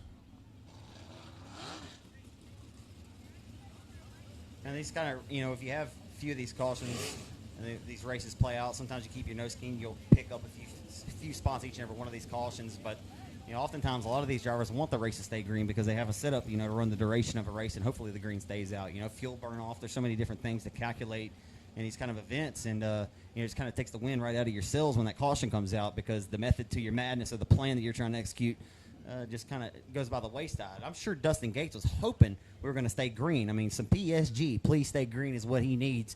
He wants to be able to get Gardner in a heavy set of lap traffic, and where he can pick or choose where he should go based on Gardner, where he does or does not go. That's the name of the game in lap traffic kind of racing there. So I was just talking to Darren off mic. I believe we will breach the tail end of lap traffic again. I'm not sure how many laps we just scored there. How many laps did we get on that green? So we scored 5 laps during that green flag run? Yeah, we have 11 to go, so they'll definitely get back into lap traffic. It took maybe 4.5, 5 laps to reach that lap traffic. So right, and we just got 1 or 2 cars in the back to get realigned, and we'll be going green flag racing once again. As my buddy James Essex with the Lucas Oil Late Model Dirt Series says, PSG is what we need. Some PSG, some please stay green. He is one of my all-time favorite announcers next to the late, great Chris Economaki. Chris Economaki was out saying with Speed Sport. Yeah, he was a great writer, too. Yep. He spent his entire life building racing magazines. Amazing. Turned that into National Speed Sport News. Amazing what he was able to accomplish. I mean, he even covered racing around here. I mean, it was a really an achievement and a sight to behold what he was able to do. Seriously, I'd agree with you. A crazy motorsports enthusiast, just a great ambassador for racing all around. But Essex is, man. Never got it a big time you. I mean, co-announced, think the Lucas Oil Late Model's coming to town, treat you just like his own, outstanding human being for sure. All right, race fans, we are going green next time by to wrap up the conclusion of this exciting Razorback Nationals Night 1. Tomorrow fires off at 7:30 at I-30 Speedway in Little Rock. All right, so who you got, race fans? We got Cody Gardner out front driving a masterful race with Dustin Gates right behind. And then you got Claude Estes coming to fruition. And here we go right now at the white stripe. Race is on.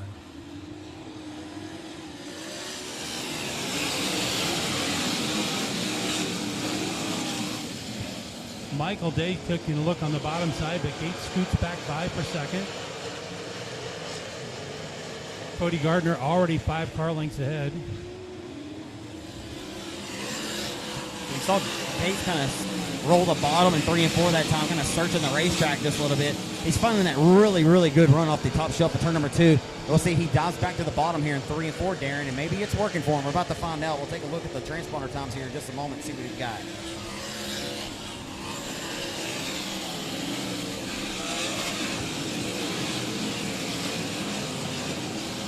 Lots of wild action back in the middle of the pack on back.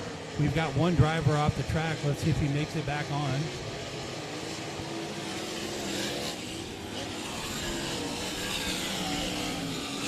And he does. Lost about 15 cars. Cody Gardner out to a 15-car length lead. Got about 3 laps to go before we catch the back markers and get into lap traffic.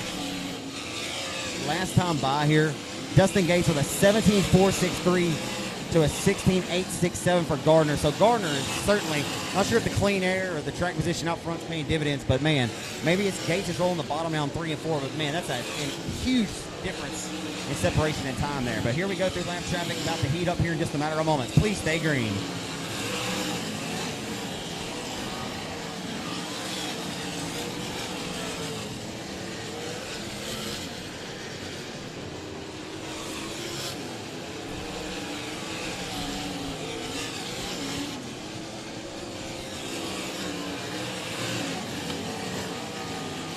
So Dustin Gates hoping this thing will stay green here so he can try to pick up anything on Gardner as they work down the front boulevard into 1.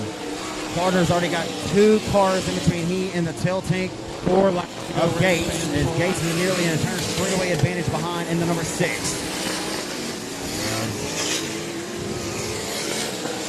Cody Gardner out front by about 15 car lengths over Dustin Gates. Dustin Gates tags the wall, but he resumes.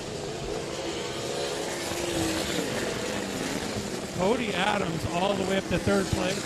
And once again, we go yellow. We've got a car stopped at the top of corner number 3.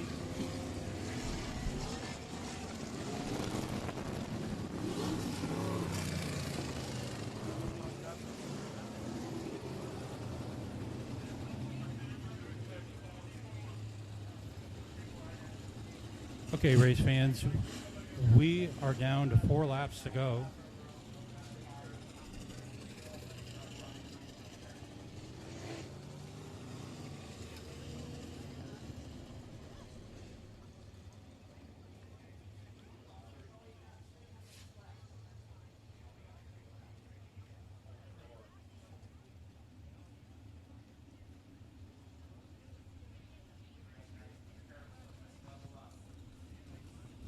All right, we've got 4 laps to go. We're getting cars doubled up right now. So here at the Razorback Nationals, the home state Razorback racer of Gardner trying to keep it here in the home state is Gates. Fired well in that original start. Caution came out and it went original restart there, and boy, he's been just trying to pick up the pieces. He's got a really good race car off the exit of turn number 2. These last couple of restarts, he's went down to the bottom in 3 and 4 just to try to find any kind of stick or dig or anything he can get to mount a charge once more on your longtime race leader here, Cody Gardner in the G6 machine, as he has turned the best lap in this race. He's the only car to break into the 15-second bracket, a 15.988, matter of fact, on the first circuit of this event. And Dustin Gates, his best lap was 16.252. So at their best, Gardner's still 3/10, almost 3/10 quicker here this evening, or 2/10 quicker, 2.5. Again, with just 4 laps to go, all the lap cars go to the back. If it would have been 1 lap more, we would have gone to single file, because at 3 laps to go, we go single file. So race fans, you're still in for a who knows what's going to happen finish to this Razorback Nationals opening night. How about Cody Adams starting this one in the 14th starting spot? Has worked his way up to the 3rd position here. Cody Adams. That's exactly what I was just saying a moment ago, Zach, that I'm telling you what, this race is not over. No, it's not. It's I think some of those guys were really hoping lap traffic was going to play a factor there. It'd be hard pressed to say we'll get there in just the 4 laps we have remaining here. But you never know what's going to happen in sprint car racing. You hit you time your restart well, and you sell it off in there. You get some good bite. Maybe the leader doesn't hit his marks the way he wants. You just never know. That's why we run the allotted 25 distance. As, these things are never sealed until they're actually over, and you see that checkered flag waving. What are we doing?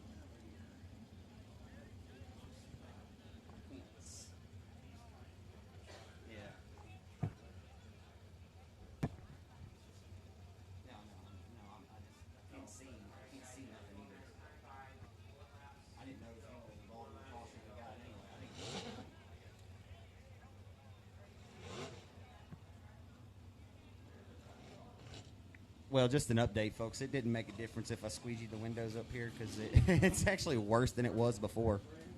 I don't know how that works. We gave it a try. Mm-hmm.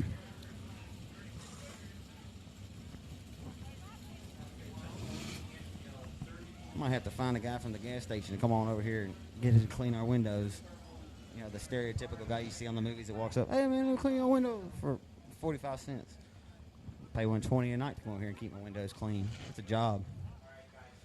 But soon we'll be out of these very muggy, humid nights. Yellow light's off, Zach. Oh, no, it just came back on. Come on back.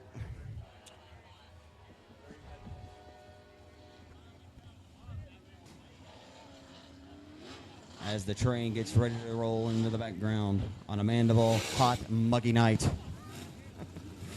You got Cody Gardner also in his side here trying to hit his marks and lead here once more. 4 more trips around the Texarkana 67 Speedway after a thrilling limited modified feature race. We'll see if the sprints can have another thrilling finish here. Hey, they're not over till they're over, folks. Gates has a good hot rod. How about Cody Adams from 14th to the 3rd spot here? As we'll see what happens as we go back to the green this time. And, Zach, we are perilously close to our fuel time cutoff of 35 minutes. So if we go clean and green 4 laps, we'll be good to go. May the one who holds on to the most fuel win. And here comes Cody Gardner down for the start. And I'll tell you what, Cody Adams fired, and he fired well. He got a run down to the inside. Kenny come from 14th to the dub tonight. He's put and relegated Gates. And Gates, I believe, faded back to the 4th spot, if my vision is serving me well. And here comes Adams, Darren Short on the top ropes of the racetrack. Although Gardner hitting his marks once more. And, man, he is just the class of the field right now. 2 to go. 10 car length lead there for Gardner. And here we got the wave 2 laps to go. Gardner well out to a lead. Oh, we got 2 cars together on front straightaway. Dustin Gates explodes the right rear tire, trying to get off the track.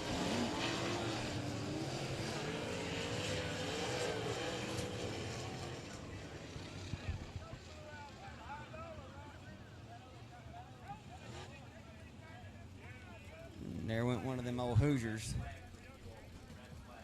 All right, race fans. With that tire detonation and 2 laps to go, we are at our max. We are having a mandatory fuel stop before we can get these last 2 laps in.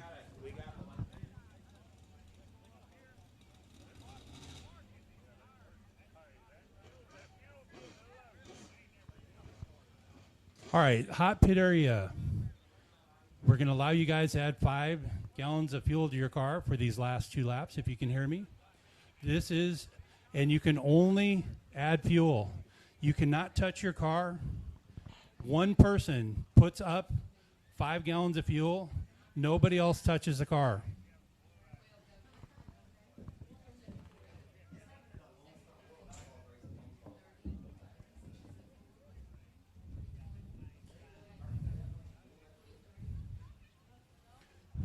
So again, a very rare situation. Only the 3rd time in 6 years that we've had to go to a fuel stop at a Bandits Outlaw Sprint Series race. I'll be honest there, and, you know, I often say, you know, hey, I'm just a fan over the microphone, right? And I wouldn't be one to question, any kind of decision that's made. Because, I mean, if that's the decision we have to make to get on the checkers, then that's just what we'll do. But I think all the way back to 2009 to a World of Outlaw sprint car race at Sam and Lisa Haverty's Lone Star Speedway when it was a half mile. Joey Saldan ended up winning that night. I believe they had 2 fuel stops. Do you remember that? Yeah, as a matter of They had fact, 2 there fuel was a stops. race. There was a 360 race this year that had 2 fuel stops before they got 1 lap in this year. I didn't realize they burn off that much. Like I race these cars on Absolutely. iRacing from time to time. I know, and they're Yep. that's a simulator, so I know that they burn off some fuel. But I would think that they'd get to the 25 allotted distance without having to get fuel. I mean, but I guess with the pace laps, all things considered. Yeah, we're at 39 minutes right So now. that those calculations are pretty, Yeah, over I the start years. my- 35 minutes is it. Yeah. So anyway, yet another dramatic turn of events. Out of curiosity, for what it's worth, and I mean, I'm not trying to beat the horse dead, but if we were to stay green and we didn't refuel these cars, are we pretty confident that more than one driver would probably run out of fuel before we got to the checkers just with these 2 to go? Absolutely. Surely? 10-4. Yep, absolutely. I would say probably 2 to 3 drivers. It's very interesting. Which would cause a huge potential crash. Crash, absolutely. Because guys aren't expecting somebody to just stop in front of Mhm. them. So it's definitely for safety reasons, and this process just takes a moment, and we'll be back underway with our final 2 laps to this exciting Arkansas Razorback Nationals here at 67 Speedway. Yeah, Dolan, Louisiana racer Cody Adams fired good. He fired well in that last restart and rolled his way now from 14th to 2nd. Unfortunate for Dustin Gates, your pole sitter tonight. He's going off on the hook, I believe, here. As it's an unfortunate chain of events for him. He burned or blew a right rear Hoosier tire, as it's not how he wanted his evening to be ending here, as it'll be a tough hour and 30-minute pull back over to Houghton, Louisiana this afternoon.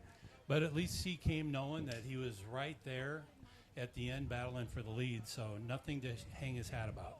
Yeah, and maybe giving a thumbs up as his buddy Cody Adams went by. I told him to try to go over there and get it from this home state Arkansas hot shoe, as Cody Gardner has been flawless in this race. I mean, he's turned the best lap. He's hit his marks. He's yet to give any kind of mistake for any of these drivers to chew and pounce on. And we'll see if Adams can pull a rabbit out of the proverbial hat here. That'll be his hope anyway.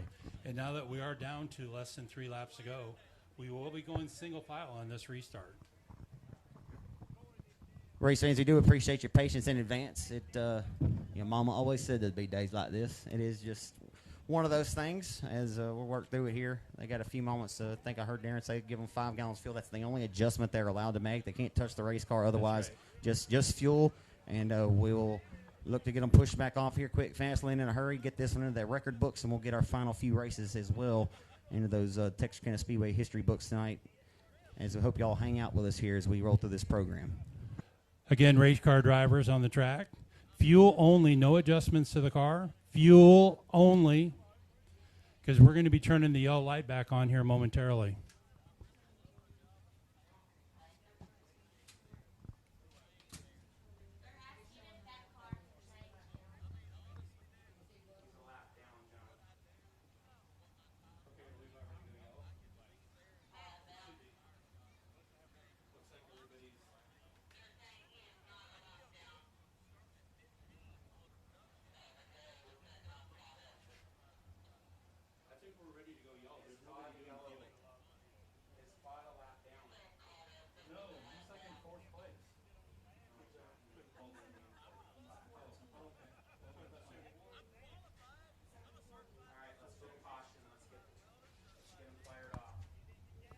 All right, we just took down the red flag and we replaced it with the yellow so the guys can fire up now. Once we get the track cleared, we'll be lining them back up and finishing this exciting night of racing here at 67 Speedway. Again, if you guys had a lot of fun here tonight, you can join us tomorrow night just up the road at exit 127 mile marker, I believe, at Tracy Clay's I-30 Speedway in Little Rock.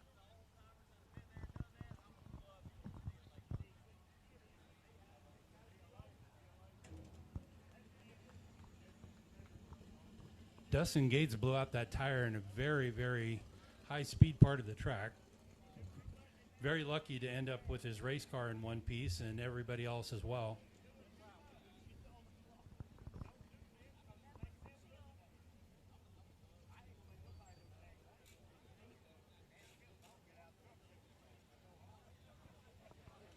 All right, we're getting some guys pushed off here.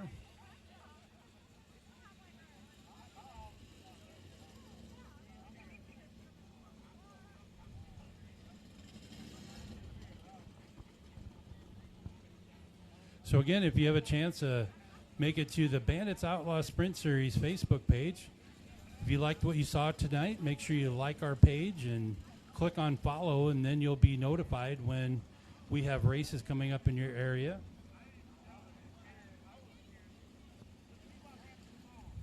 After tomorrow night's race at I-30 Speedway, we travel back to the Metroplex for the running of the Fall Nationals at Kennedale Speedway Park next Saturday night. I believe the date on that is the 25th of September. And if you haven't seen our schedule, we are the headliners for NASCAR's playoffs at Texas Motor Speedway. Friday, October 15th, Saturday, October 16th, 5,000 to win and 500 to start each night. And to the driver that gets the fan-voted best NASCAR wrap throwback on their car, they will take home a cool $5,000. So I already know we've got some guys that are doing some Dale Earnhardt wraps. We've got people doing Ricky Rudd. So it's going to be really cool. And again, that $5,000 is going to go to the driver that is voted by the fans.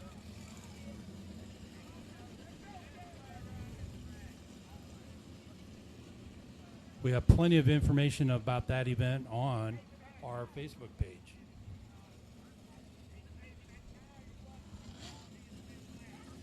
So, Zach, it's been a little while since you and I have gotten to share the mic. Are you having a good time tonight?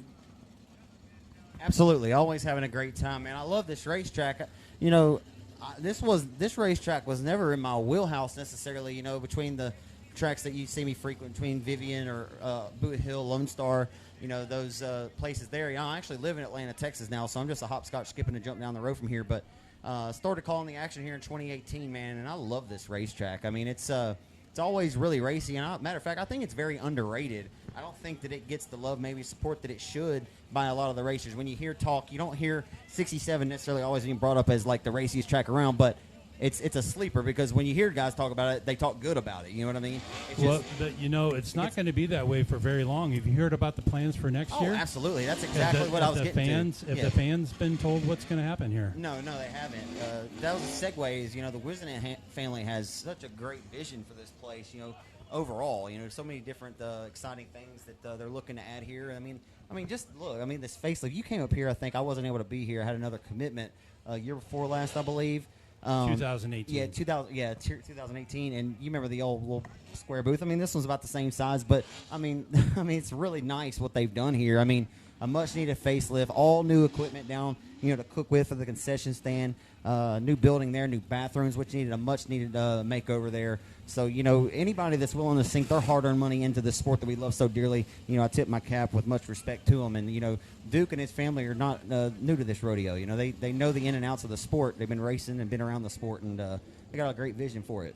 Absolutely. And race fans, when you come back here next year, you're going to see a completely transformed racetrack, new fence, lighting, you name it. There's going to be a bunch of cool stuff going on here at 67 Speedway. Yep. As Duke said, one of the things he was going to look to add some banking in it for sure. There's a lot of great things in store. I know that some of, you know, it'll take it piece by piece, you know, so not sure how much they'll be able to do. You know, weather is a big factor too in that. You know, that had a huge gap in us getting our season started this year.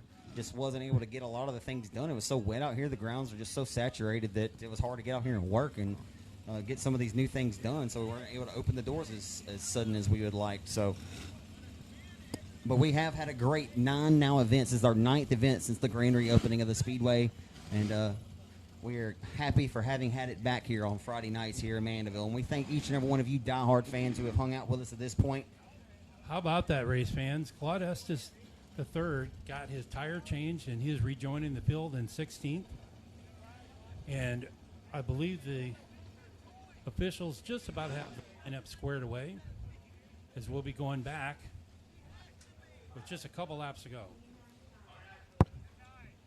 I realize this isn't what anyone would have wanted. I mean, I know it's been rather time-consuming, folks, but again, it is what it is. So we're going to go to the green here and hopefully short order.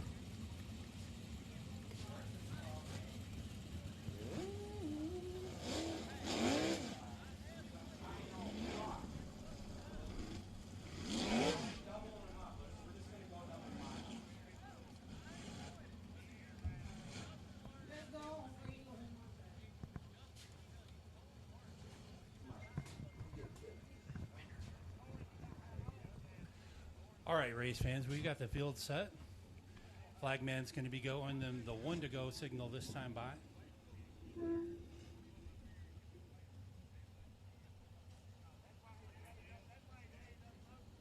And technically that last lap didn't count because Dustin Gates was one of the leaders. So the way that works is 75% of the field has to finish a lap for it to count.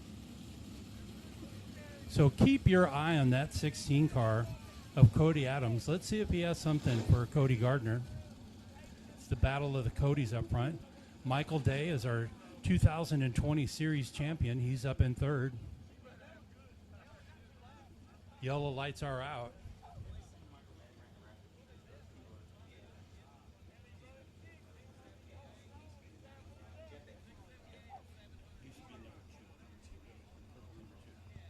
All right, a nice soft pace as the field enters number 3. Race fans, here we go at that white stripe. We are coming down with just a few laps to go to run this race out.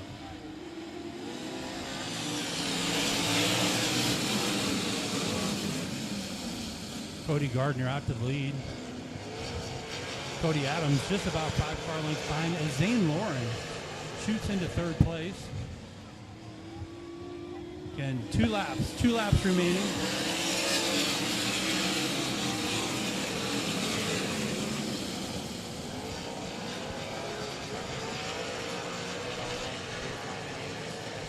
And here we go, race fans. We are down to 1 lap to go. Cody Gardner, unless something dramatic happens, he's got an 8 car length lead over Cody Adams.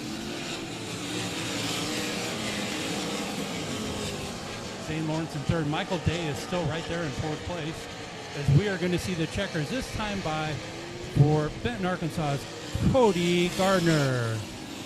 Picking up his very first Bandit Outlaw Sprint Series feature race with Cody Adams in second.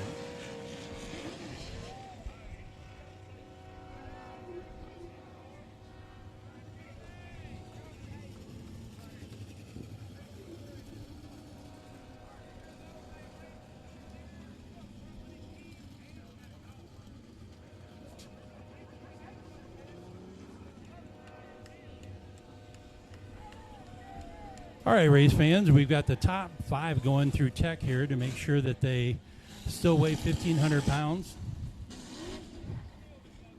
Right now, Michael Day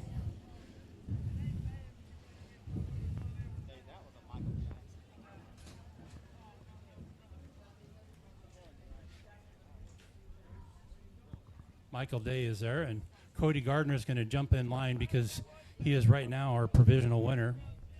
Once his car gets scaled, he'll come down on the front straightaway, and Zach Clark is going to interview him.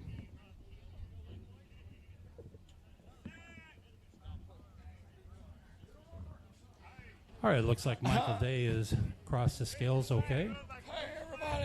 And right now, we'll see if your winner still has 1,500 pounds in that car. 1947.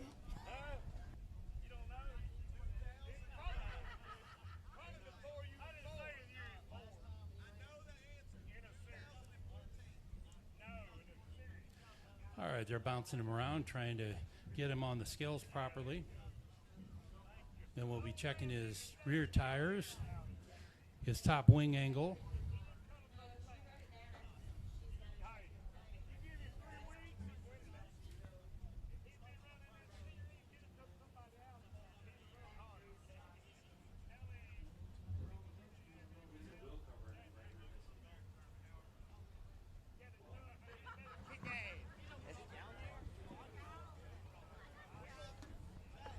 All right, our winners cross the scales.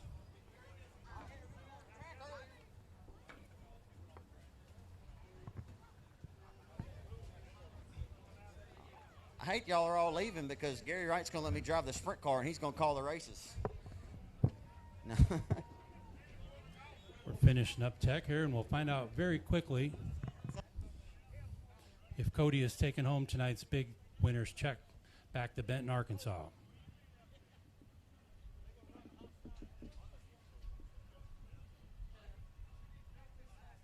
I'm being told here from a track official that apparently somebody has stolen a cell phone, to my knowledge. All right, race fans, now it is official. Put your hands together for Benton, Arkansas's Cody Gardner. Anyway, Miller County's on the way, so if you got that phone that you stole, make sure you give it back because First ever Bandits Outlaw Sprint Series victory. All right, folks, the driver of the OU Farms out of England, Arkansas, the Brewer Trucking entry tonight, scoring the double money here in the raceback state, the Razorback Racer in G6. Give it up for Cody Gardner in G6. Well, Cody, Dustin Gates fired well in that original start, and we have an original restart, man. You turned your best lap of this race. You were about 2.5 tenths quicker on your best lap versus anyone else in the field, man. This G6 car just was on point tonight. Man, just the start was everything. Once they gave us a second shot at it, I was pretty sure we could get ahead of him. And then after that, man, we was just trying to rip the lip down here and just protect and serve down here and get it done, you know. This isn't your first rodeo. You've had to get up on, cowboy up before, but how much is that a fine line, though, where you don't, tread, walk on those tight waters there and, go over the top there? Yeah, getting off of 2, I'm pretty sure half the right rear is still good because it was hanging off over there most of the time. So 3 and 4 was great. It's just slick as hell, and, it's just had to tiptoe through it. You got 2 different racetracks. It was a lot of fun. So. Yeah, these races are always earned, man. They're never given. But, as many cautions as it was, every time you get, to the tail end of lap traffic, the caution would kind of save you in that regard. So did that give you a sigh of relief, or how'd you feel about that throughout that juncture of the race? Well, I felt like we could be good in lap cars because I was running a line that I didn't think any of them were running. So I was almost more welcome to lap traffic because I knew if I'm putting cars behind me, they're in front of him, whoever's behind me. So the restarts are the scariest time of the whole deal. Give you a sigh of relief, though. Yeah, well, I guess if the restarts are, kind of shocking you there. But it's as good as this car was tonight. It seemed like you were doing it wrong. Yeah, I hope it was good. It felt like I was backing up the whole time, but obviously it was doing all right. So got to be pretty cool. It's the first time sprint cars have been here to Mandeville in quite some time. Racetrack seemed pretty good from our vantage point. I'm sure it was good from where you were sitting as well. Oh, man, the last time we ran here was 2009, maybe something like that. So it's been a long time, and I was fresh in it then. So when was the last time you guys have had to refuel in a race? Oh, shoot. Like 3 times. It's been eventful. Darren told me a story up there. I'm picking. Nonetheless, man, let's hear about all the great folks that help you out in this G6. Daryl Gaines owns this thing and works his ass off to get it ready every week and funds most of this deal. Truck, Frame Dragon Designs, Fitzhugh Service Company, OJ Farms, Tiny's Truck Repair, and then Smoke wrenches on this thing, Day wrenches on this thing. And my dad comes to help out when he's not in Florida boating it. So, Cody, I know that you got this race, so you would definitely get the credit. But when you look, the results, not sure when that the 63-year-old vet, the National Hall of Famer. It's pretty cool when you check in. You didn't race door to door with Gary Wright tonight, but I'm sure you've raced with him before. It's pretty cool to see him back, wasn't it? the last time I raced with Gary Wright, he was whooping my ass. So he's kicked tons of ass in his career. Yeah, it was just awesome just to see him get back in a car tonight. So I don't care how he did. It's just cool to see him get back in a race car. That's what I told him. I said, I hope you had the most fun you could have, man. He's 63 years old, still out here getting the job done, man. Outstanding job to you, man. You drove a flawless race this evening. Thanks, man. Appreciate it. Absolutely. It's Cody Gardner in G6, tonight's ball sprint car winner here and in Mandeville at 67.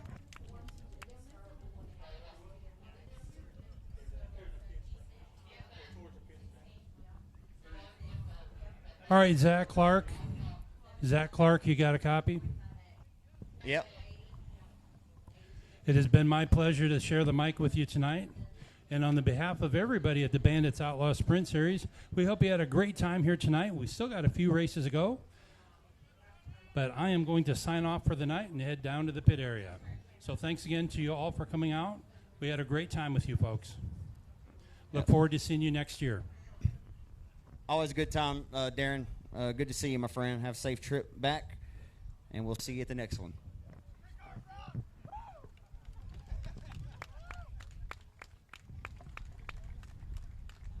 Is that the tracks or the?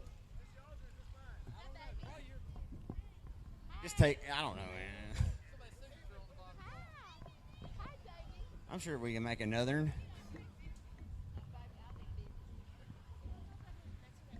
All right, so apparently, when I was coming down to the track, sometimes you get told some really wild stuff at the racetrack, and you're like, should I say it? Okay, I guess you're telling me to announce it. Apparently, Miller County's on the way for somebody tonight because someone has stole a cell phone from somebody, and... All right, I'll get my regular voice here. But anyway, apparently a mobile device has been stolen, and that person that had their phone stolen has contacted the police department. And the police department is en route to the 67 Texarkana Speedway, and they will locate this device, and they will do whatever they got to do to make sure it gets back to the proper owner. So we're just letting you know that you have an opportunity right now to get that back to the owner of that device. So take care of that. That's just the word I'm being told, so I spruced it up a little bit for you, but that's exactly what we needed to inform you of. So don't let it be more than what it is. And don't be a thief. How about that? Yep.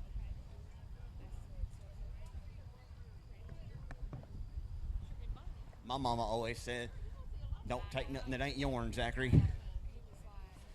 All right, I'm getting a little silly now. It's been a long day. All right, guys. Appreciate all of you diehards still being here. If you're still sitting in these stands right now, like this gentleman here, the Texas Department of Criminal Justice here in the house, he ain't playing. He's already here. So he's out here undercover on you. You know, he's just waiting on somebody to take something. That's what it is. Yep. Yes, sir. Anyway, if you're still here, pat yourself on the back. We thank y'all for being diehards. We know that sometimes they get stretched out a little bit sometimes.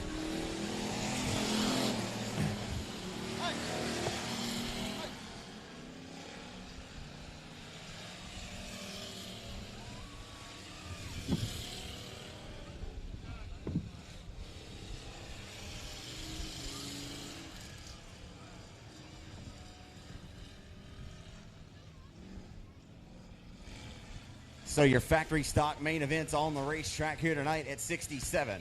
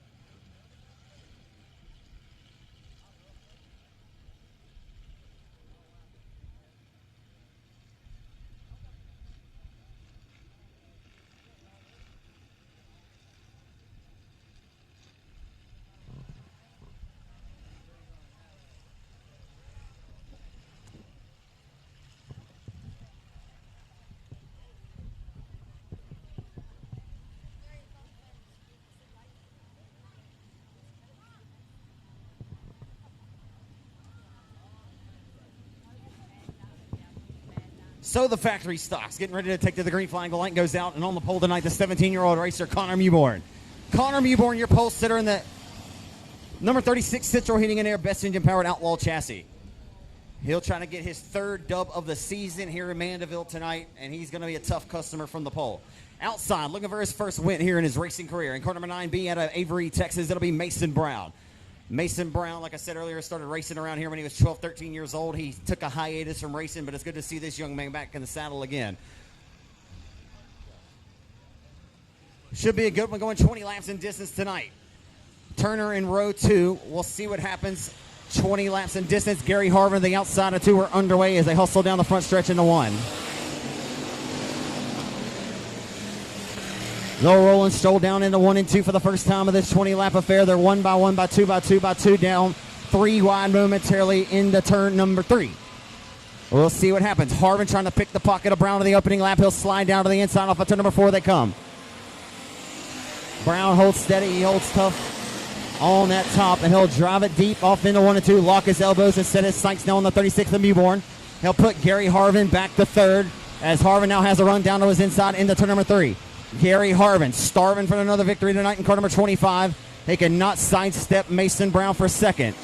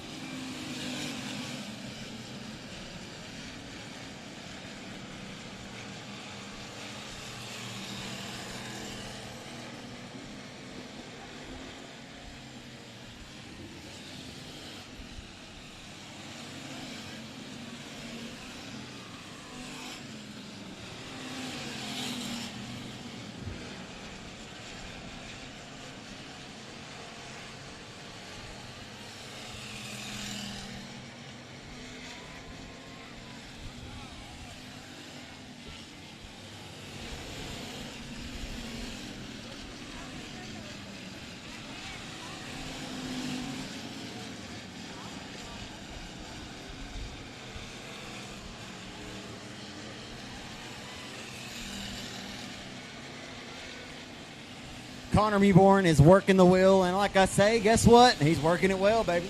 He's got that thing set up shop, or hoping to set up shop in Victor Lane. It's sweep the night of action for the Mewborn family for the second time this season. As, man, it has been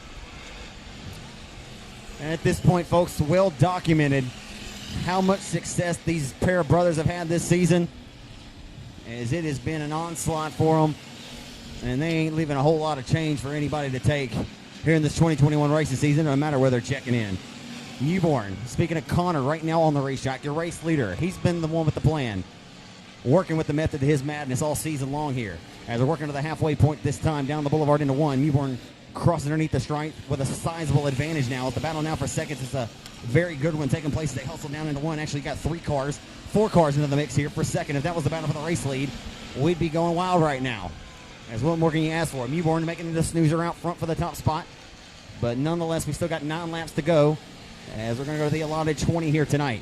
They're fanned out 3 different lanes wide off the exit of 4. The number 25 of Gary Harvin working the top ropes of the racetrack and working it well. As Brown, you got to tip your cap to that youngster, man. They're sitting out of the wheel for quite some time. He came up here in this 9-car last month in his first start here. And, man, he was really, really impressive. So all things considered, with his minimal amount of starts here at Texarkana over the years, he's been really, really good and smooth and very consistent. And right now looking that way once more here tonight as he sits in third, as Harvin has gotten away. So that outstanding battle we spoke of a moment ago, it's kind of broken up here. And now Harvin trying to work around lap traffic, and he's not having a good time doing so. He'll try to sneak by 1, as that was the 1 car in between his front nose and the back bumper of Mewborn, as he works off the exit of 2 with his crosshairs dialed up. But it'll be about all she wrote here, barring a mechanical setback or a catastrophe or a caution, if it were to be served here to your second place driver, Gary Harvin, who's hoping that maybe it will be his night to spoil the number 36 party, as Connor spoiled his night number 2 of the season. As Connor Mewborn took his lunch money on the 20th and final circuit after Harvin led 19 of them, just couldn't lead the 20th and final one that mattered the most, as it'll be 5 more trips around the Mandeville Oval right now as they work down the front stretch into 1.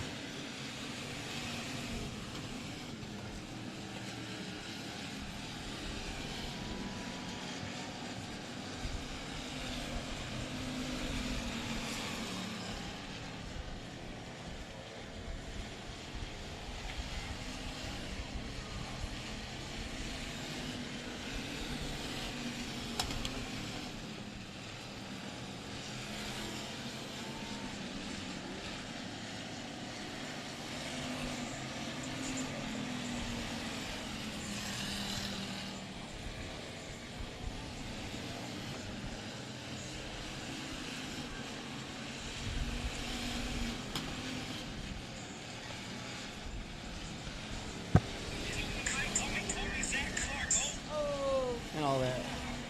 And my boy K-Mo name. What do you call that? A feature? What do you call that? A feature, son? I get on the mic, call me, what? Yeah, if I ever felt like I was somebody special, it was the night in a hot, muggy pit area here in Mandeville. No. Oh, and the caution comes out. I was like,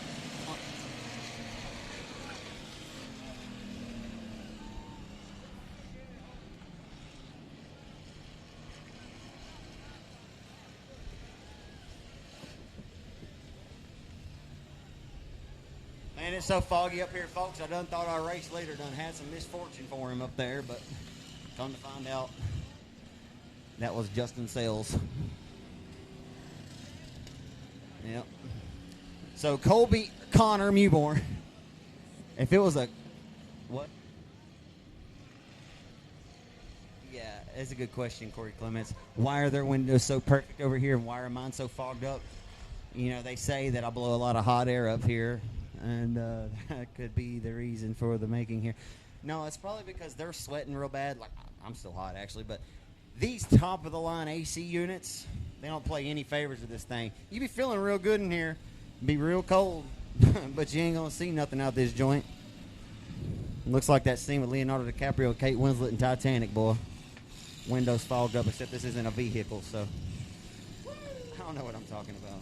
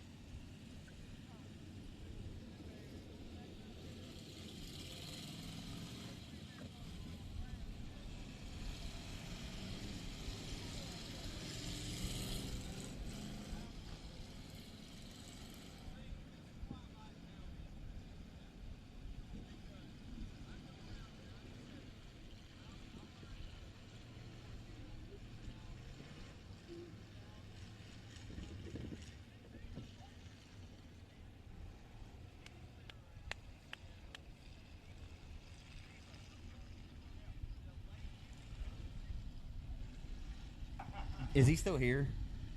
Justin Whitehead, are you still here? That wind is whipping now.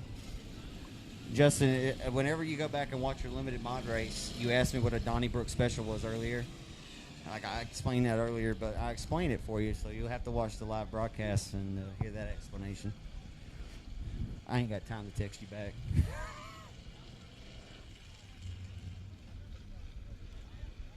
Yes, Harvey. All right, folks, we'll see what Mewborn's got here as we get ready to go back to the green flag. I'll punch the time clock, go back to work here. Off the exit of 4, they come down Main Street into turn number 1 with just a few more trips around. The Mandeville, Arkansas quarter mile oval tonight. Down the boulevard into 1. We'll see if Starvin' Harvin has got anything, and here comes Gary Harvin. Gary says, you know what, Connor? I love you, and I love being a part of your family. But I also ain't too worried about missing out on a Christmas dinner here. As he works down the front straight with his crosshairs down, it's going to make for a great one. Hey, you remember that time, young man, that you got me on that last lap on the second race of the season? Well, that's what Connor said. Or he says, you know when I got you? And then says, yeah, well, do you remember about a month and a half later when I got you back? We're about to find out who's got the baddest hot rod of the bunch because the white flag comes out this time by. Can Gary Harvin pull a rabbit out of the proverbial hat? He has got it rolling on the top shelf. Not quite where he wants to be on the racetrack. But Mewborn going to make sure it doesn't happen. He'll go to the top and take that line away as we got one strolling to the infield. Dukes Hazard style. That's my boy Clint Shirtlift. He's wild. But, hey, what do you expect? We love Clint. Clint says, you know what? I want a caution on the last lap. Not going to happen tonight, buddy. And here comes Harvin. Starvin. Not going to be enough, though. How about taking the dub for his third one of the year? Connor Mewborn in 36. And Dukes the Hazard style tonight looking like, holy smoke, looking like Bo Duke. He ain't happy.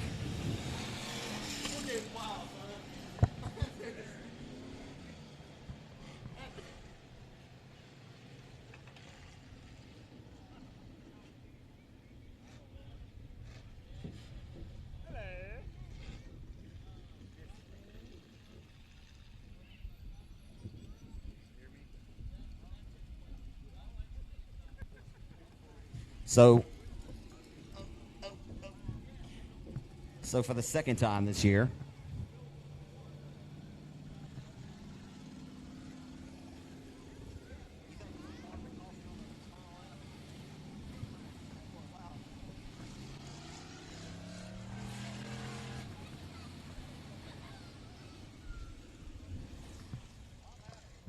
it'd have been a cool story for Gary Harvin to be able to tell, like I was saying during that green flag run, if he would have been able to return the favor to Connor when they're sitting around having Thanksgiving dinner. But it won't not be tonight. There he is, folks. For everyone left in the house, please give him a big round of applause. It's a sweep tonight for the Mewborn brothers once more. For the second time this season, Colby and Connor both win on the same night. They got something good going on over there in the water in Hooks, Texas right now.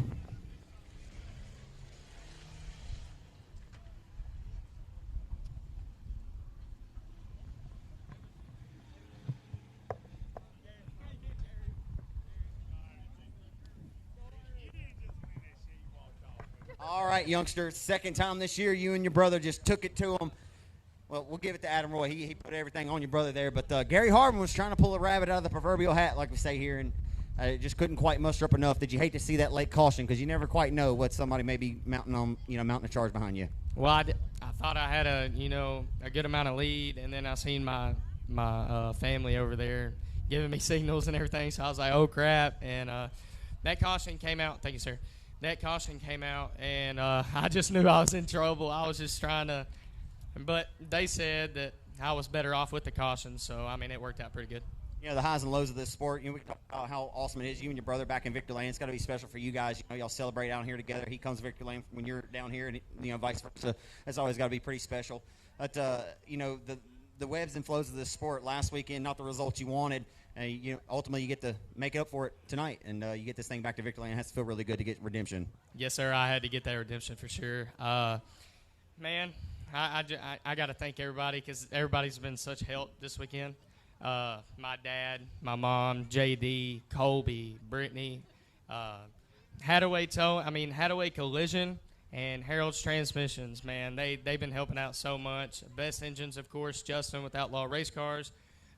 Leishman Flooring, A&T Delivery, Nickel and Dime Bodies, and I just can't thank everybody enough that helps me out, man. This opportunity is amazing. Is this thing a dream to drive right now or what? Oh, man, it was fighting me bad last year. I think I was just having to get the feel of the car. I hope I got it now. I really do. Man, I'm going to tell you, I'll get the good out of it real quick. We have another race, of course, but me and my brother grew up in this sport together. Always was pretty special. I didn't necessarily think I was going to take the racing route, but something that we grew up together in. I mean, and you guys are about the same age difference as my brother and I, so kind of see that passion that y'all two have that burns within for this sport, and that's something to be respected. But I mentioned it, not just maybe go one out the other, but I mean, how much is that something that you guys have kind of strived to be great? I know that you guys really want to be special out here on the racetrack, but the fact that you're going here and proving it, man. I mean, is that something y'all talk about during the week? I mean, I know y'all don't like boost your own ego, but I mean, it's pretty cool, man. You know what I mean? It is, but I mean, I hate to toot my own dad's horn, but I mean, we got to. I mean, we're his son, so we gotta. We're his son, so I mean, he has like 200 victories, so we have to go out there and show out for sure. Well, hey, final thing, enjoy it while you can, man. Have as much fun, because when my brother was racing, I was always on the other side of the mic, so I didn't get to enjoy it with him as much as I'd have liked to while he was racing. But anyway, outstanding job tonight, my friend. Did you get an opportunity to thank all your sponsors? Yeah, I already did. Hey, I can't thank everyone enough for coming out. We can't do nothing without y'all, so I thank y'all. Here he is, folks. Class Act 17-year-old Connor Mewborn, tonight's factory stock feature winner.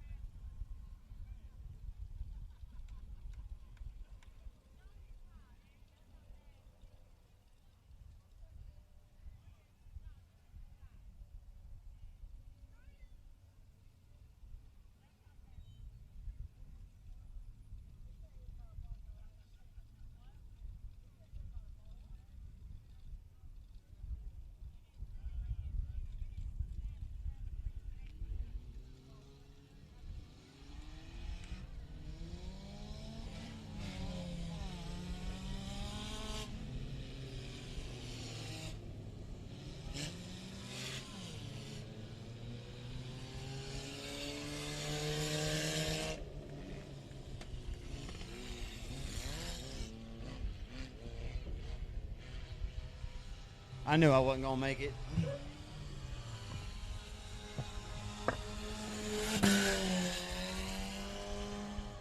Hey, I want to tell y'all something real quick while I'm thinking about it.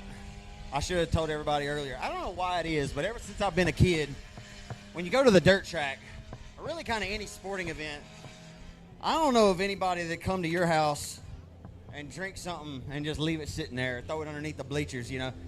Somebody else going to pick that up. You know what I mean? Yeah. So I would just pick up my can because I'm not one that's going to assume that somebody's going to pick it up for me.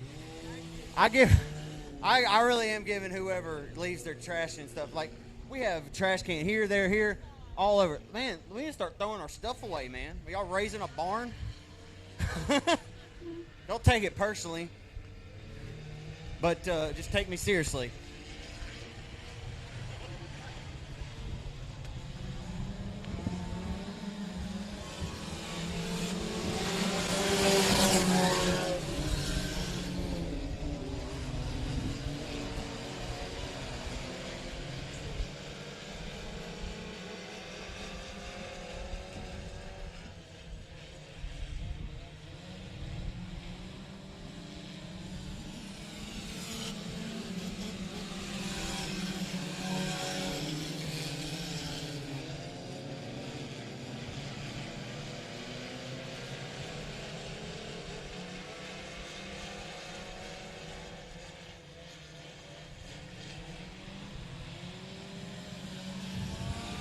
Good four-cylinder race brewing here tonight at Mandeville. Dakota Cooper has taken the lead away from Converse. And Converse says, you know what? It's time to get up on this horse, start putting a whip to it. Here he comes. Drives it deep off into the corner that time in 3 and 4. Danny Rainbow there in the number 4R.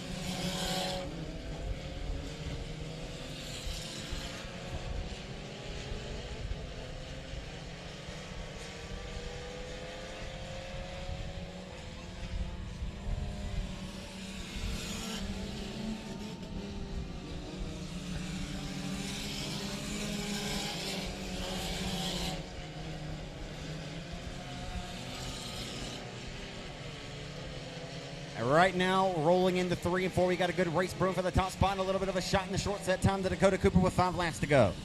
Converse trying to get himself on a different universe here as he works the wheel and works it well down into turn number 1. As Danny Rainbow right there in the number 4R in the 3rd spot. As they roll back into turn number 3. Winding the clock down to the checkers here as the 3 cars now underneath on a rope. They're tighter than the top string on a Texas fiddle here on a Friday night in Mandeville. Alpha 2 down the back straightaway. Oh, man, that was about close. Send him to promoter school, will you? Oh, look. Would you? Send Chris Bruce to promoter school, folks. He ain't worried about spoiling a good party out here tonight. As the candles stay lit and the cake continues to bake here and the party continues to stay out. Rolling into 3. It's a good one tonight here in your 4-cylinder main event. As Converse selling it off in there. Look out, lap traffic. Holy smokes. Holy Toledo, as my mother or someone else would say. And the good Lord was willing right there. Oh. And suddenly we've got them scattered, smothered, and covered like a grand slam at Denny's.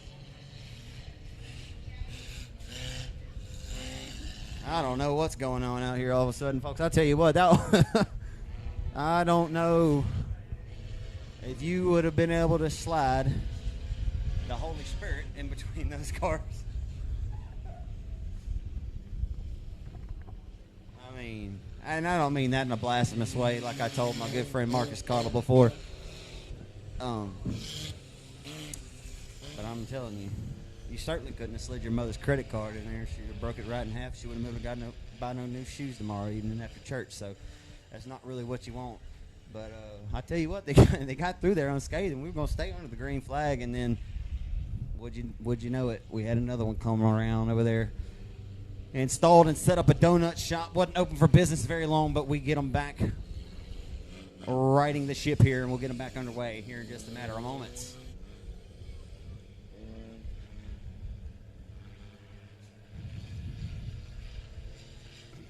Things tend to get a little sillier up here in the late hour of the evening, so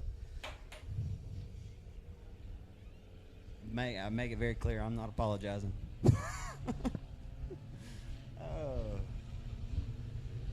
But hey, this is fun, folks. Look, if you don't like the race you're seeing right now on the racetrack, then I'm sorry about your luck.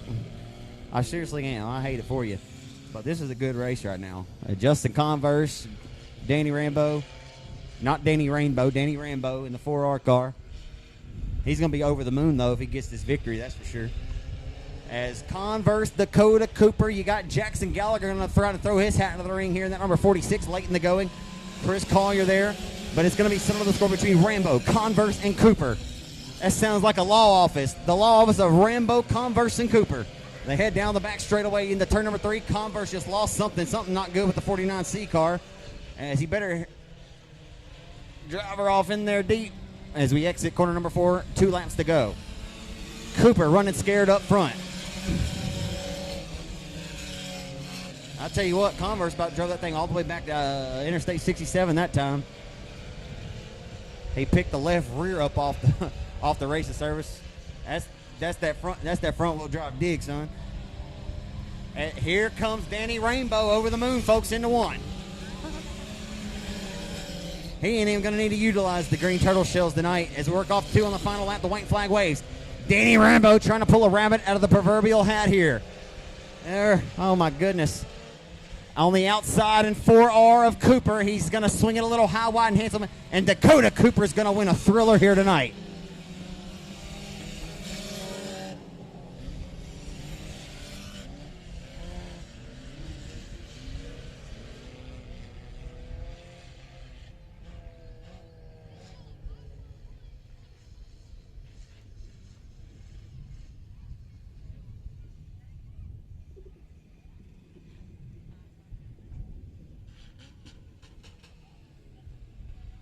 That was a good one.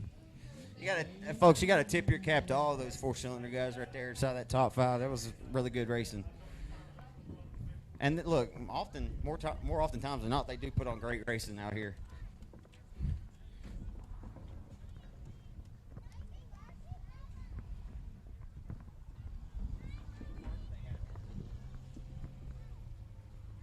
Hey, everybody, on behalf of the Wizenit family, all the staff here, our flagman tonight, Mr. Keith Parker. We thank Keith for being here. He's one of the best in the business. You can find him typically on a Saturday night over in Greenwood, Louisiana at the Boot Hill Speedway. And we thank Keith for being over here, being the man with the plan with the flags in his hands as our judge, jury, and executioner. On behalf of our ticket booth workers, concession stand workers, and the owners and promoters of this racetrack, on behalf of Blake Murphy, as well as this Pam Green, our chief race director up here, as well as Joe Hone. Our usual flagman week to week, Valerie Wells behind the lens for RaceOnTexas.com tonight, does a great job for us here at the Speedway. We thank her so much.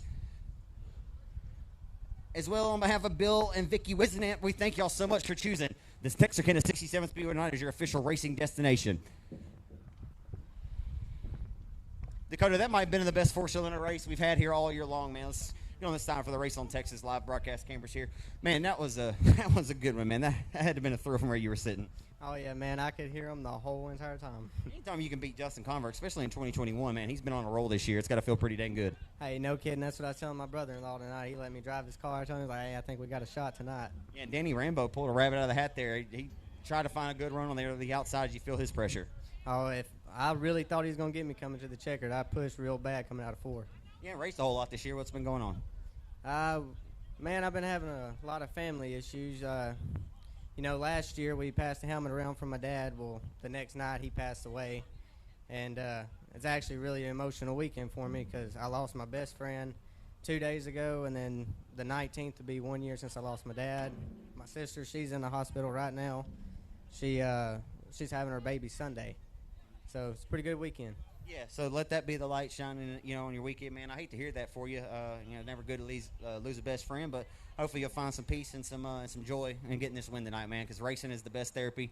It's always good to get out here and do something you love to do, man, so I hope you'll find some joy in that, man. I hate to hear it for your loss, and keep your head up, brother. And hey, racing's the best medicine.